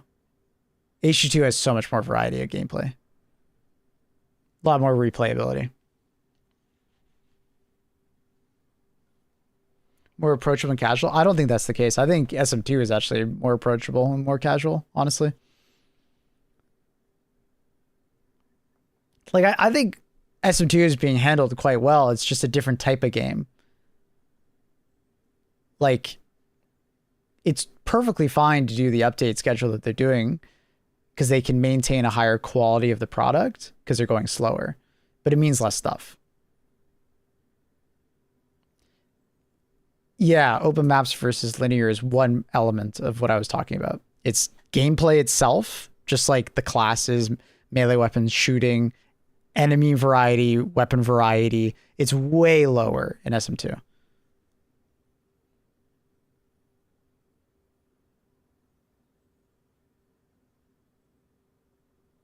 So, because so like one of the big things also is that as the game grows in Helldivers, it gets harder to manage everything else, right? Because we have all these weapons now, when they do an update to like a certain weapon or sound or like projectile or something like that, there could be another weapon that it's linked to directly or indirectly, right? People sometimes call it spaghetti code, but sometimes it's like they're literally just using similar types of code for it. And it might break that other thing. And it might be such a niche thing that you can't expect a QA team to catch. But when you give it into the hands of 1 million people, they catch it pretty quickly, right? Because the one-off person that's still using that weapon, will catch that, right? The best QA you can have is sending an update live, right?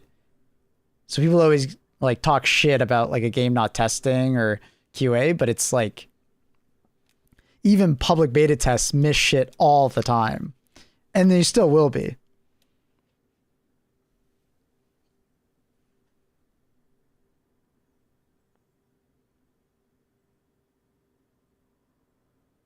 That's not true, Dragon Knight. You'd be surprised how many people are not level 100 plus in this game. The average level is a lot less than that. for sure there'd be a lot of people that would love a more stable game, but it comes with like a cost of like slower updates. So those hardcore players that play constantly will get far more bored if they have to constantly wait longer periods of time. SM2 is a fantastic example. Dragon Knight, that's just not true. I can tell you that.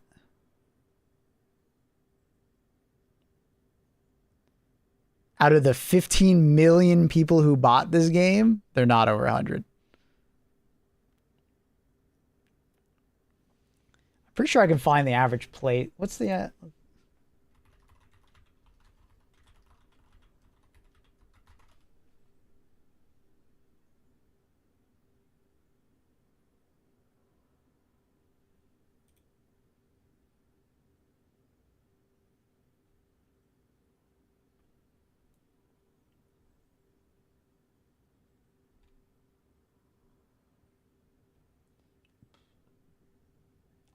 does Steam still have those like player count numbers or like the playtime numbers? I thought I remember Steam having something like that. Try to do a quick Google search. I couldn't find it. But the average playtime of HT2 players.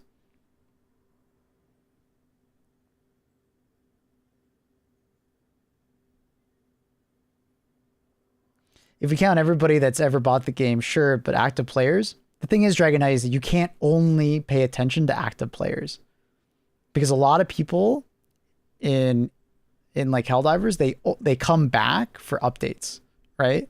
Occasionally. Not everybody's like a hyper fixated like HT2 player.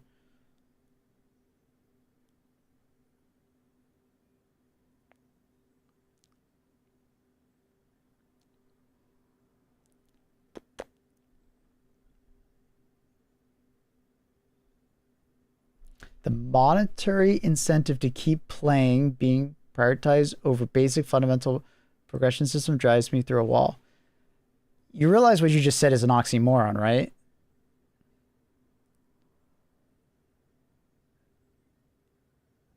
Sergum? You know that's an oxymoron, right? The first part, monetary incentive to keep people playing, sure, period. But fundamental progression systems that drives me through a wall. Like, the fundamental progression systems would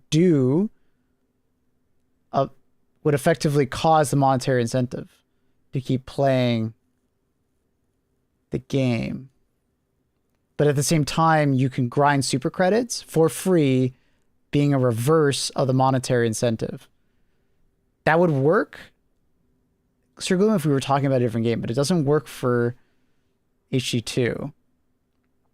HG2 actively incentivizes you not to spend money.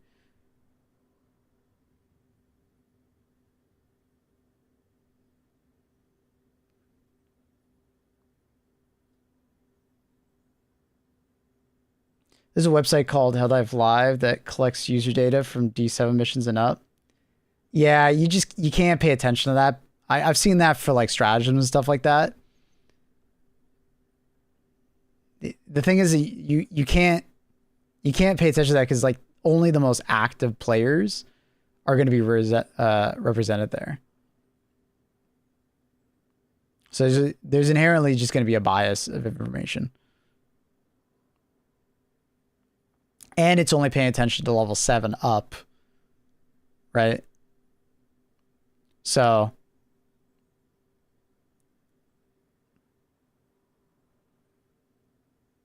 that's interesting to know, Aloha, but unfortunately it's kind of like, yeah. I suspect the average level to be somewhere in the 80s. So it's pretty close to what I thought, but yeah. I just thought maybe Steam would have like an average player count of Helldivers somewhere in the API, but I don't know where to find that.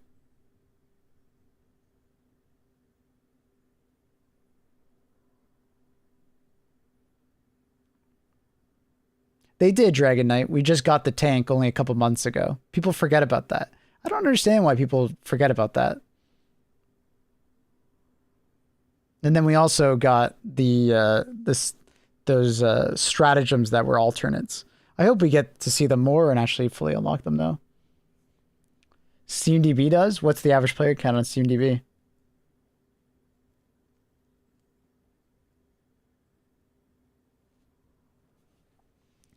There's some info on how long to beat.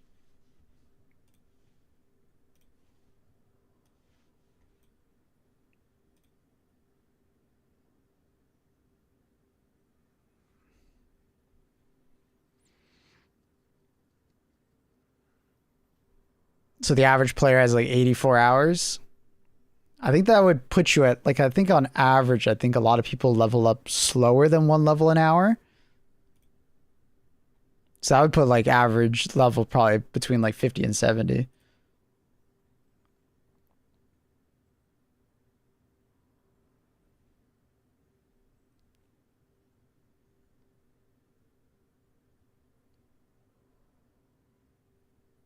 But I think this is mostly achievement hunting, if I'm not mistaken. Because, like, obviously, Helldivers is not exactly a game you can complete.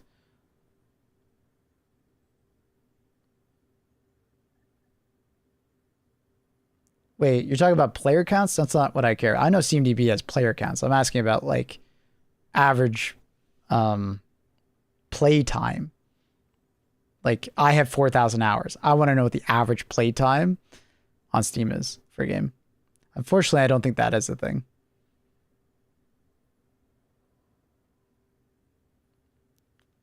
Leveling slowing down a lot after 90. It's linear. It's not exactly 90. After level 50, there's a linear increase in XP requirement per level. Think that would be too much data to host? Maybe. I know some have done it though. You ever seen that that article on average money spent on a Steam account? They scraped through Steam looking for how many games people owned. Obviously privated profiles and stuff like that.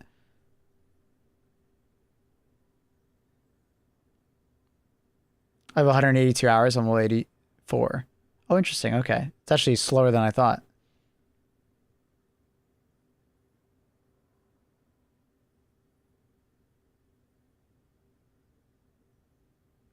I mean, that's data Steam maintains. So they didn't go through Steam to do it. They didn't go through the API. Steam doesn't actively show that through the API. They show player counts through the API, but they don't show that. The way this team did is they scrub through your public profiles on Steam, right? So on my profile, if you just click on my profile, you can see how much I played and how many games I own and stuff like that, right? And then they can see how many games I own, right? Just from that. I was just wondering if there was anyone doing that on, like, you know, play times and stuff like that. That wouldn't account for gifts, discounts, and sales. They did. They were able to do that because I believe it does show you if you've been gifted something somewhere on your account, because they have that information for reviews. When you post a review, it shows that you've been gifted it or you got it for free or something like that. But obviously, it's like an estimate. They're estimating. So they probably take the median cost of the game over the lifetime, and they probably put that as the number. But anyways, why are we even talking about this? Doesn't matter. After a brief hiatus, I got sucked back into HG2. Hell yeah, I did. I'm 83 with an in-mission time of 175 hours. If that helps, that does. Thank you.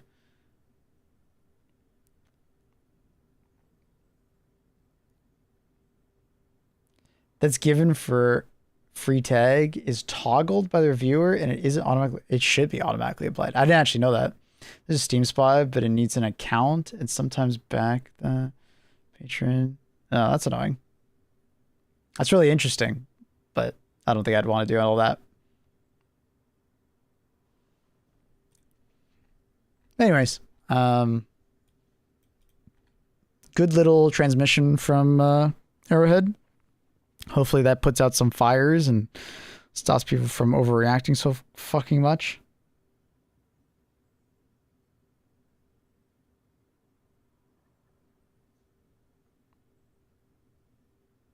I just got 150 at 300 hours. Good. That's nice to know. Because people always ask me like, hey, how long does it take to hit level 150? And it's always hard for me because it's like,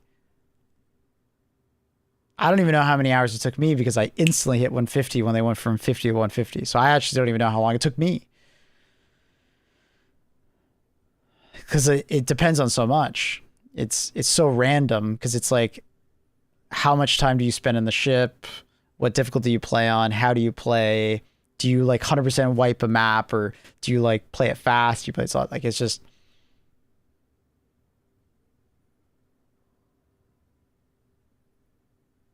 $900 hours, your bitches.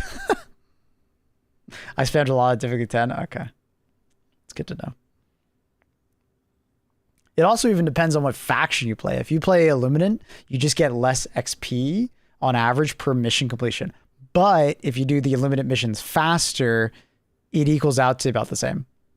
4,600 maybe? Yeah. I think that's pretty fair for level 150. And that's just my point. I think like the average player is nowhere near that 400 to 600 hour mark. I think most players, probably the median playtime is probably a lot closer to like 200. I think a lot of people are around 200 hours played. They probably grinded a bunch when the game first came out, and then they've been back periodically when big updates come out, like Super Earth or Cyberstan or something like that.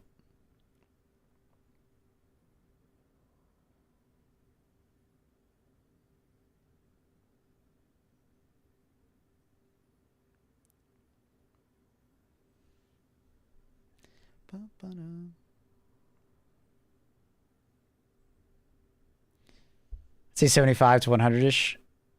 Yeah, that's what I thought. I thought the average player would probably be around level 80. Yeah.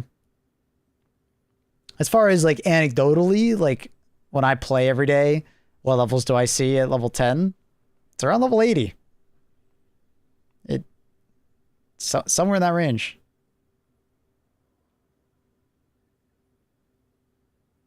That's fair, Dragon Knight. Yeah, that makes sense. That checks out with what I was thinking as well. About 150 hours, level 75. Mm-hmm. Yeah, it's all fair.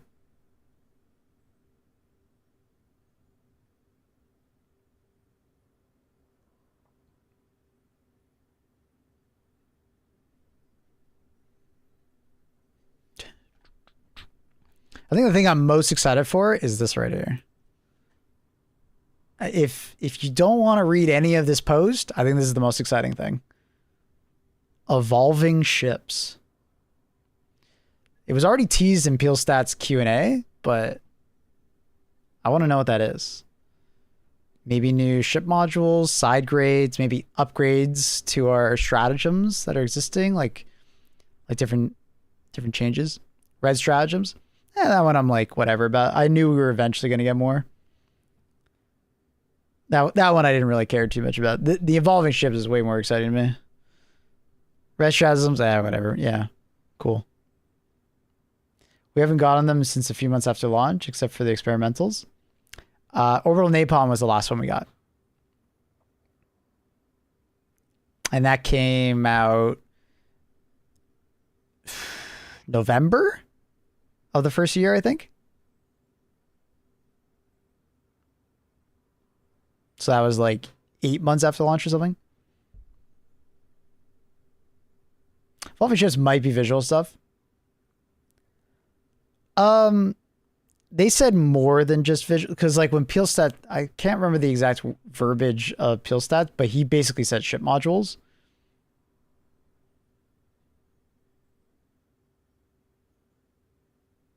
So I'm expecting some kind of system to hopefully put samples into.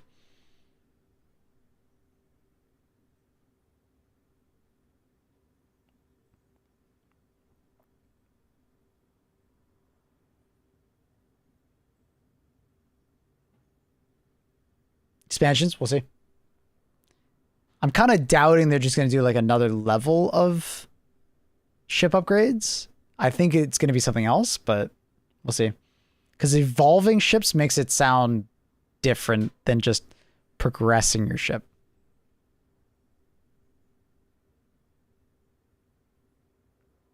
But what immediately comes to mind with evolving ships is maybe like you specialize your ship in some way, or you can change how a stratagem works fundamentally. Like maybe it comes in at a different angle.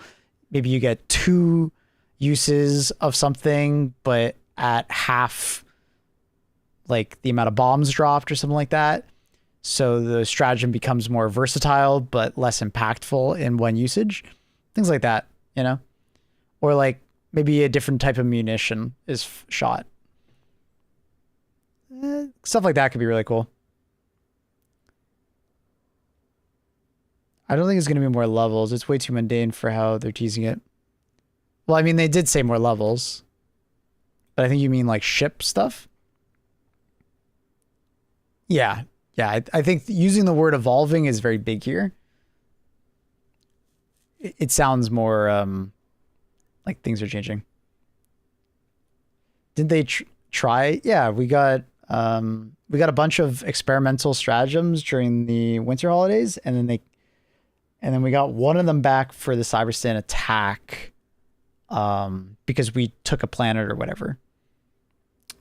I was expecting those to go to the DSS though, and then we just could buy them for limited time.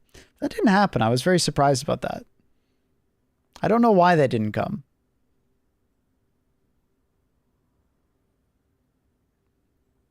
Because I feel like those two stratagems would be like perfectly placed on the DSS for things we could purchase access to, like for like 10 common samples. I don't know. It just seemed weird. I felt like that was just slam dunk kind of pairing.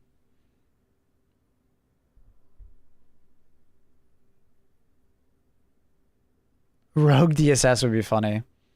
Imagine there's like a bot major order in the future, and you know, since they have the plans to the DSS, they like hack access to it, and like legit the DSS actually starts aiming at us. Yeah, I've said that before, Andromeda. It was one of my theories really early on, was that, have you guys ever gone to the ship menu over here? And it says destroyer. Where does it say destroyer? Destroyer down here. And I was always like, I wonder if they're going to have different types of ships, right? Like legit a different type of ship, like a carrier, destroyer, frigate, battle cruiser. And then they have different ship modules, and the ship modules are focusing on different stratagems, right? So imagine you have the carrier class, and it's obviously like most of the upgrades are for like your Eagles. And then you have another one that's for like the battle cruiser would be for bombardments. And then it would have like specific upgrades for that. I always thought that would be a really neat, like long-term vision idea for HD2 to add more. Maybe like, and that hey, maybe that's what's happening. I don't fucking know. That'd be really cool though.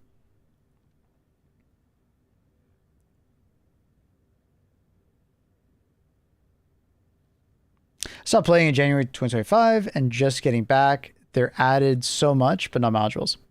Yeah, I think they just realized that people were logging in and realizing they had to collect another 1,000 super like samples, and they were like, I think that was a big hurdle for people to not want to do, because it was at the point where you basically needed max samples to upgrade something.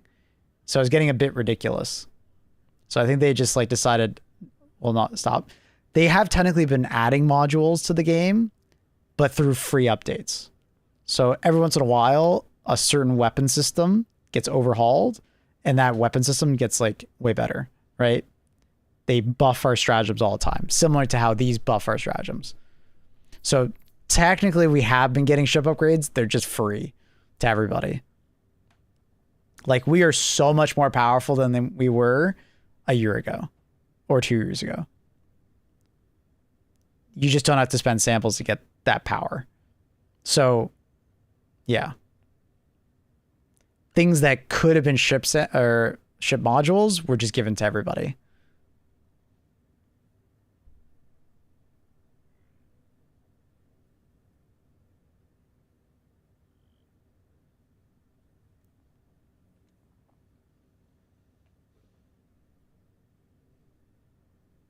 I died to the DSS Eagle 4 times yesterday. Dude, if those bugs get anywhere near me, I just accept death. I know the Eagles are going to shoot me.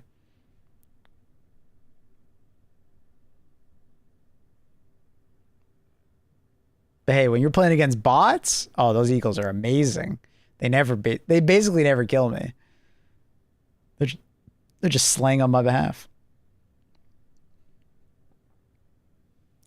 Yeah, I am curious. Like, are they just going to do the next level? Like, we're going to get level 6? It's been teased in a lot of trailers as, like, you can see the banners in the background because it's the next level.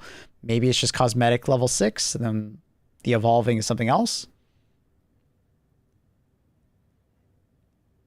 I could also see a world where they just give us more ship customization and we spend samples on it, but it's literally just cosmetic. I'd be okay with that. As an end-game cosmetic system. I was talking to Clay earlier yesterday, and he was saying that when doing community polls, the majority of the community doesn't really want end-game progression. They just want more customization and cosmetic stuff, which is fair. It's a big request to the community.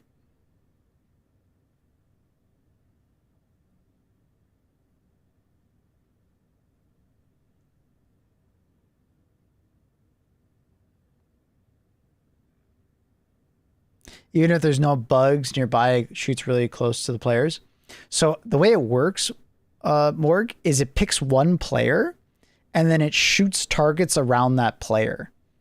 But if you and a teammate are separated by, let's say, like 75 meters, if there's no bugs around that player, the strafing runs are still coming in randomly.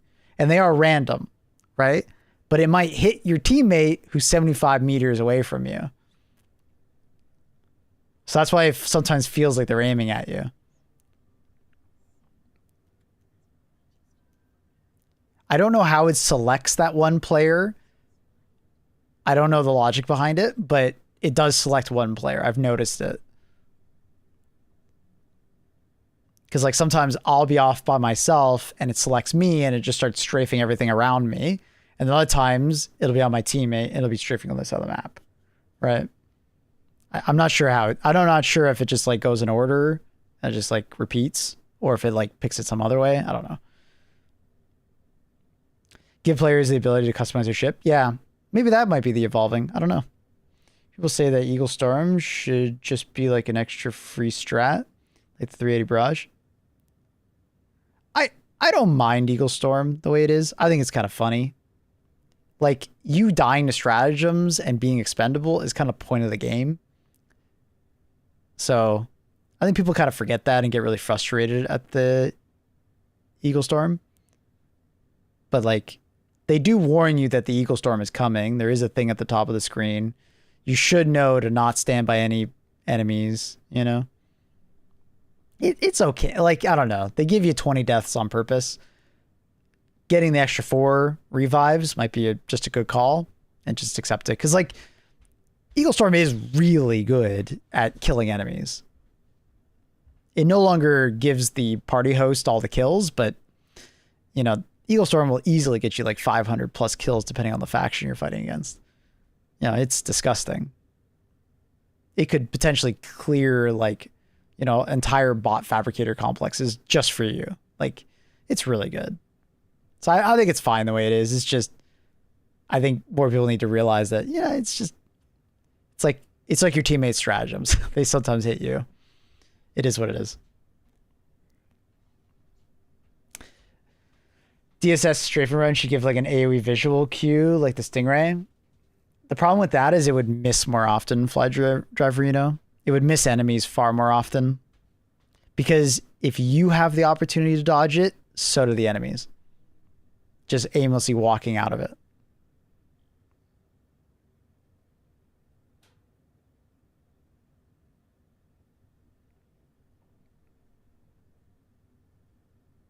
Do enemies even try to dodge stuff? No. But what I mean is that there's a lot of fast moving enemies in this game that would just happen to walk out of it, right? Because if they're not walking in line with the strafing run, they will, they'll dodge it. Gives them more time to move. Never noticed any avoidance techniques. Hunters do. They will dodge left and right. They're not immune to damage or anything like that. They don't have like immunity frames, but they do dodge. I think hunters are really the only enemy. Hive guardians will also try to move with you to protect their nests. Is there anything else that like actively dodges? I think I'm struggling to think of anything else that would dodge.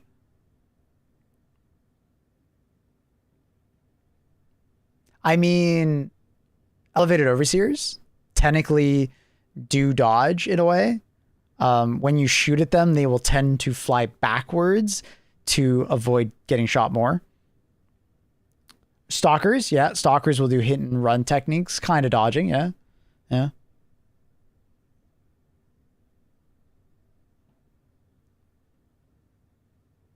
Cyborgs dodge. Yep, they do a little bit of dodging. Yeah, cyborgs. Yeah, there is a decent amount of dodging. They don't like actively try to dodge though. Like if you throw a stratagem, they won't try and get out of it. They will walk away from it maybe. But that's the problem with like if strafing run showed you where it was going to land, that means they would have to give you time to dodge it, which would also give the enemy more time to move out of the strafing run. That's more my point. They're not actually dodging it, but they are kind of dodging it. Dragon roaches don't really dodge. They just fly away. I wouldn't really call them dodging. Gunships kind of do when they sway back and forth. They're kind of assholes like that. Streakers kind of, yeah. They have some avoidance. Yeah.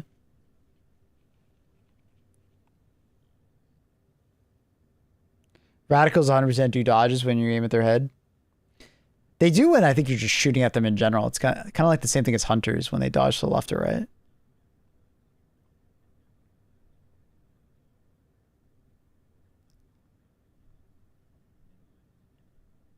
Yeah.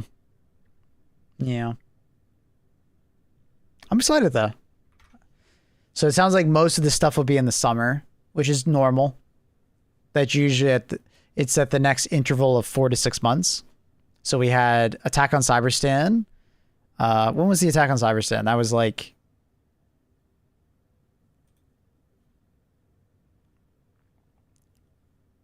March? Was that March? End of February? And then typically you go 4 to 6 months in the future, we get the next title update.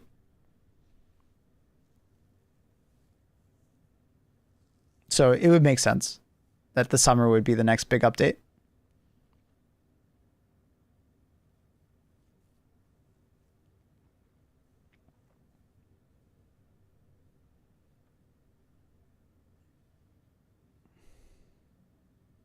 Makes sense. I'm excited.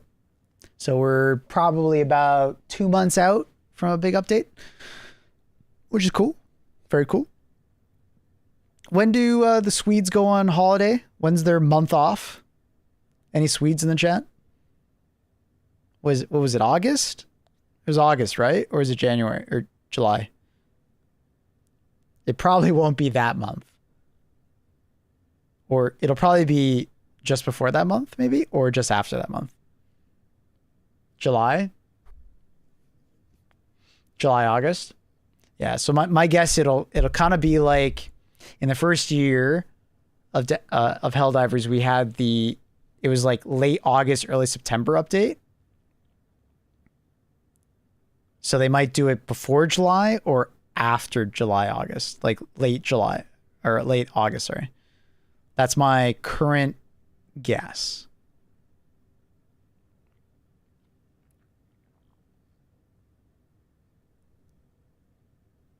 Since I've been away for so long, what's a good warbond to save up for? What has been the most fun?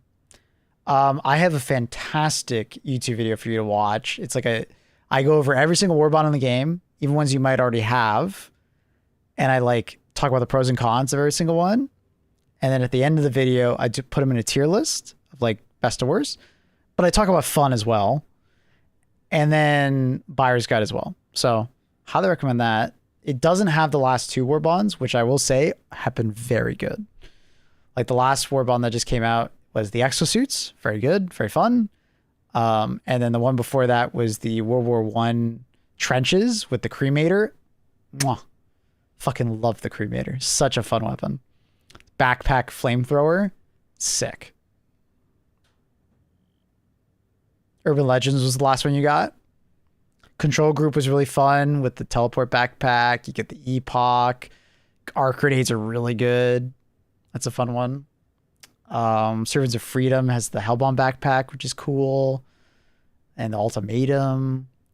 Siege Breakers is that what it's called? Siege Breakers? Siege Breakers is really fun. Because you get like the leveler and you get the hammer. The grenade launcher is kind of lackluster still, but you know, if you like stealth, they have the stealth warbond. C4 pack is also really good. Daddy's said that. It's a crazy name. Mr. Dreg. I don't know. The only warbonds I would actively avoid are the legendary warbonds. They're purely cosmetic for the most part. Like, just ignore them. Get them last. Dust Devils is a really strong one. Like I said, Control Group. Force of Law, I'd probably wait. Master Ceremony is like strong, especially from the RP side. Borderline Justice is good. Servant Freedom, yeah. Lot of really good warbonds since Urban Legends. They really up their game. Basically, here. Ever since Freedom Flame, they've been upping their game. Truth and Force was a little boring, but it looked really good. What's your all-time worst warbond? Okay, I gotta ask you something. Are we talking about warbond release or warbond right now? Because those are they're very different things. I always say this phrase: warbonds age like fine wine. Warbonds change a lot over time. Most of the time, very positively. Because they make a lot of changes based on feedback. Worst content within a warbond? That doesn't answer my question. At release? Or now? Like you clarified, but you didn't clarify what I asked. Now. Worst content in a warbond right now. If we're excluding legendary warbonds,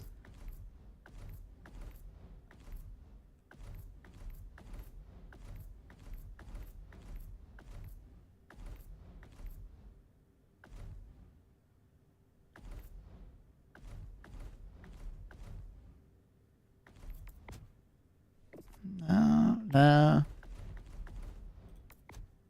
Truth Enforcers, probably.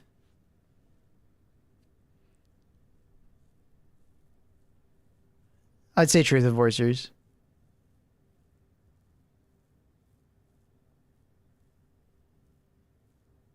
Because I think from the perspective of just content, Force of Law has more content in it. Like, Truth Enforcers has way less content. It mostly just has swag. Right? Like, the best thing and the only thing I'd actually recommend is the Reprimand. And even then, the Reprimand is mostly just an AR with medium pen. It's not like it is an SMG category, but it's actually an AR. Nobody uses the Halt. It's too niche. Dead Sprint is probably one of the least enjoyable boosters that the community just hates. Dead Sprint is also like, it's not that bad of a warbond, just people or booster, people just hate it. The Loyalist has received a lot of positive changes and it is a lot better now, but people still don't really use it. So I think people just are more favorable to Truth Enforcers because it looks good. Like, I think that's what, like, it's just a very good looking warbond. The jet black with the red accents. It's a very good looking warbond. Force of Law doesn't have that going for it. Force of Law, though, has more content. Like, as much as you may hate the guard dog K9, it is a very good it is a very good guard dog. The de-escalator is a somewhat hated weapon, but it is more content than like a reprimand or something like that. And it also has been changed quite a bit. Give the de-escalator a try. It's still quite good. It still doesn't kill you if you shoot the floor. You're immune to the damage that you deal, but it will deal damage to your teammates. And also the pacifier, we did a game today. People hate the pacifier, but the pacifier isn't that bad. It really isn't. People claim it's like the worst gun in the game. It's not. It's just not your preferred gun. It's honestly quite good. We've been using it today on the Predator strain. It's like, it's its best case, the Predator strain. It works really good on the Predator strain. It's definitely a recommendable weapon. Now, is it a very unique weapon? No, because the pummeler mostly does the exact same thing as the pacifier. It's just medium pen versus light pen. But it makes it easier to use. The armor in Force of Law is it's like pretty good. Preventing all bleeding damage is good. And the 25% reduction to explosive damage is good. The problem is that the 25% resistance to chest armor is kind of meh. Like, the majority of damage you take in Helldivers is your head, legs, and your shoulders, because most damage doesn't hit your chest because your arms are in front of your chest because you're holding a weapon. So the only time you really take chest damage is like random, like, you know, swipes of stuff when it like hits your chest. The most of the time you're taking damage to your arms first. But it does look good. I do like the look of the armor. If you could recolor it, it might be one of my favorite armors. Because I think this armor looks sick. It's just, I don't love that purple. Arrowhead, let me recolor the armor. Let me put like Destiny 1 type shaders on it. I want to change the color, please. Can you suggest a build with the Blitzer? I'm assuming you mean Blitzer versus Bugs. I really love the Blitzer. Like, it's a very fun weapon to use, but you're going to want to bring something in your support weapon slot with more range, right? So I'd maybe bring like Quasar. Like, you could fit into the theme of like unlimited ammo. So like Blitzer plus Quasar, maybe with a guard dog of some kind, maybe laser or AR-23. Bring orbital napalm barrage for, you know, mass clearing, and then, I don't know, strafing run or a turret as your last.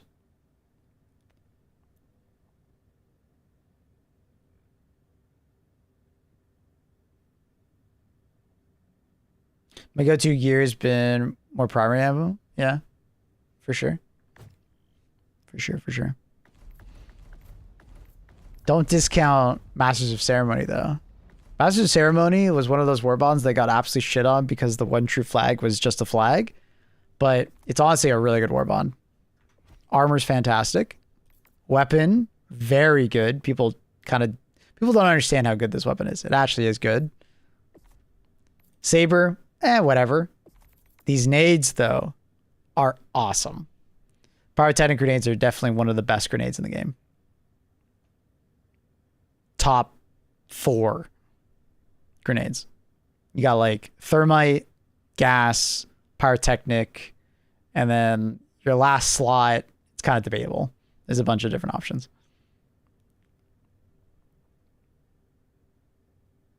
I always thought Masters is more of a meme style Bond. It's a lot better than you think.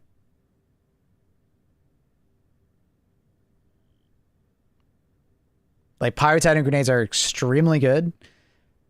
You throw 2 of these suckers underneath a harvester, and that harvester's dead on Illuminate. The pyrotechnic grenade is very good on bugs because fire is just amazing and it just does good damage. You get 6 of them, so it's really good for like bug holes. Gig grenade better. The gig grenade has its situations where it's good, but then it also has its situations where you only get 2, and it needs to be very impactful nade usage to feel good.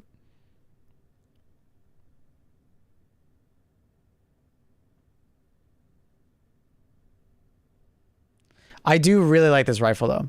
So the reason why I like it is that it has like the damage profile of the Diligence counter sniper, but it has a bayonet for melee and has a really good fire rate and accuracy. It feels really good to use, but it's light pen, so you have to aim for weak points. But if you hit those weak points, this thing shreds. So if you have good aim, this gun is awesome. It feels really good. Really good durable damage as well. So it melts body parts. What makes the Halt niche? What makes it niche is that a lot of players don't interact with the swapping of ammo very efficiently. So it feels very awkward to use for a lot of people. My aim sucks, so I typically steer away from single shot light pen. Well, it's a semi-automatic, pretty high fire rate, so it might still work well for you, but your aim being better does help the weapon for sure. So the thing with the Halt is that if you bind the quick swap to only be 1 button to swap between the EMS and the normal flechette rounds, it's good. It's not like a bad weapon. It's just niche because you have to put a lot of effort into making it feel good. Whereas most guns, you just kind of shoot, right? And it does the thing. Also, a shotgun and medium pen, we kind of have those, right? We have a lot of those now. Like we have the Double Freedom and we have the Trench Sweeper, right? And both of those, I would argue, outclass the Halt. They both have a lot of staggers, so the EMS rounds don't really feel necessary. And the damage profile on the Halt is pretty low, right? Like you can make great effects with the EMS rounds. I don't know. I just don't think the Halt is that good.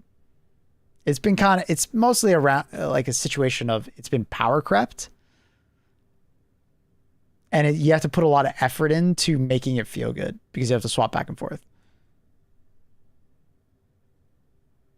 Oh yeah. I love shooting heads with the Devastator. Or with the amendment for Devastators. So I delete the main subreddit. Trust me, you will enjoy Helldivers so much more if you don't go on Reddit and you don't go on YouTube. You will genuinely enjoy the game more. Trust me. Don't read the comment sections. Don't watch the videos. Don't go to Reddit. You will enjoy the game more. I think there's some forms of social media for that, like that will help you enjoy the game more. Hi.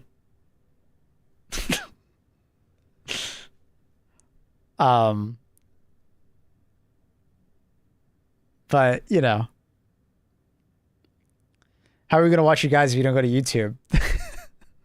I'll sacrifice that for you to have a better time.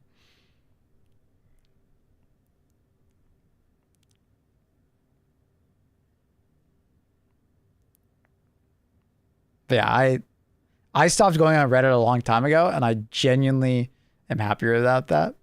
It sucks that, of course, they still come over here and talk to me, and they'll annoy me and trigger me, but yeah. Binding the quick swap completely changes the C4. Exactly, yeah. If you don't know what we're talking about, chat, this is kind of like a mid to end game kind of thing to do, but what we're talking about is weapon wheel swap. You can change these to be an individual press. So instead of having to hold reload then swap the ammo type on your autocannon, I just press B and it swaps to flak rounds. And I press B again and it goes back to AP. Right? Same for C4. It goes from deploy to detonate. Right? Same for halt. So you can, you know, do whatever. Wish they could change the binding on console. That would be nice. Yeah.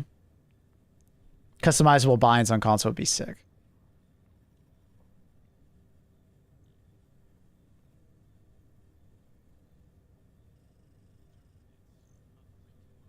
Even on Discord right now, and when the announcement, look at the Discites. Oh, God.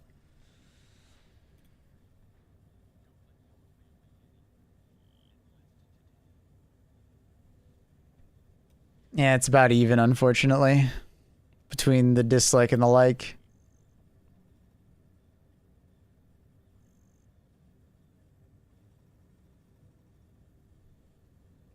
Unfortunate.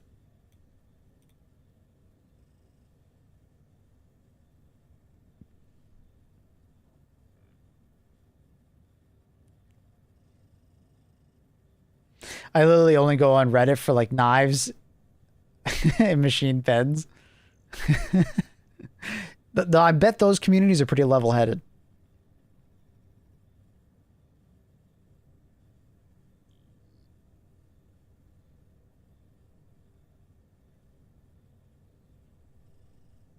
That'd be really cool. That sucks that if you're on controller, you're really limited on that. That'd be really nice quality of life for people, I'm sure. Probably not everybody does that kind of stuff, but for the people who do, it'd be nice.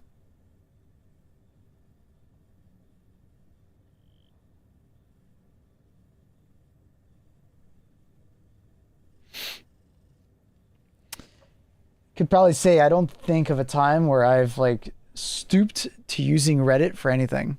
Okay, I don't think using Reddit is like a bad thing. Don't phrase it like that. We're not saying that. It's just certain gaming communities on Reddit can be pretty crazy. Hyperbolic comes to mind. Over exaggerating comes to mind. Toxic is a decent word for it. I don't think Reddit in general is that bad though. Like I frequent Reddit for like tech related stuff a lot, especially like troubleshooting things. It can be very useful. It just depends on where you go. There's some good subreddits and there's some bad subreddits. But I genuinely think most gaming subreddits are pretty...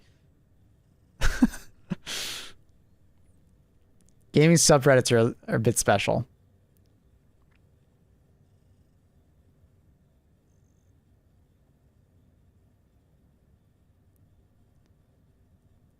It's a mixture of people rage baiting, karma farming, not touching grass, and then the negative feedback loop. Because they read something negative, they're thinking about the thing more negatively, which means they'll probably think more negatively, which leads to someone else thinking more negatively, which pushes out the positive people that don't want to interact with the subreddit anymore, which then creates a more negative environment, and then it just gets more negative and more negative. Whew. Gaming subreddits are crazy like that.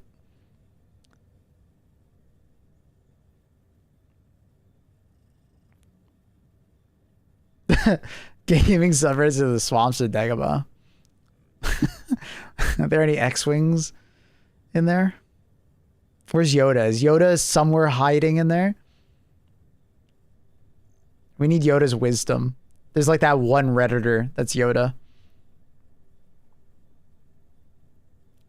I think that's a lot of just online culture though, Smash. I feel like if you go on any social media, unfortunately, it's very polarizing.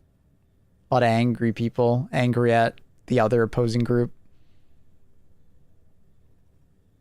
People are very angry nowadays.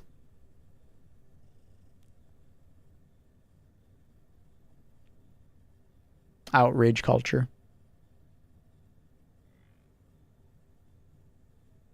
Yeah, for sure. There are definitely like very knowledgeable people on Reddit that show off really important game mechanics and like help you out. And it's awesome. But unfortunately, you have to kind of sift through stuff to find that stuff. Don't go looking up Swamps of Dagobah on Reddit. You've just convinced so many people to just go search it up, though. Like, curiosity will kill the cat here.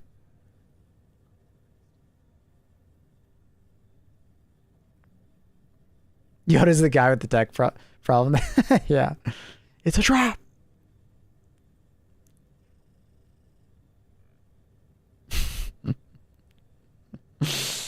Okay. Anyways, completely unrelated to me going to search up Swamps of Dagobah. I'm gonna call the stream here. I think we've talked plenty about Helldivers today. I was gonna play some Far Far West, but I kind of want to just chill. It's gonna be a busy week next week, so I want to go chill, maybe spend some time with Annie, and just relax. You know. Next week is a big week because we have Battlefield 6 season coming out on the 12th, and then we have Subnautica 2, which we're going to check out next Tuesday. Yeah, I'm excited for those two. That'll be a good week. And then the week after that, we have Deep Rock Galactic Rogue Core. And then the week after that, we have PoE 2. Oh my God. Good bunch of weeks. But anyways, we'll be back on tomorrow with more HD2 to start off. And then afterwards, I'll probably be playing Far Far West or Battlefield. I don't know which one I'm going to play. I guess I'll let you guys decide. I kind of want to play both. So, regret I looked it up. Anyways, I will see you guys tomorrow. Thank you for watching. Thank you for being chill today and not being a bunch of Redditors. And I'll see you guys tomorrow. Peace out, everybody. Bye.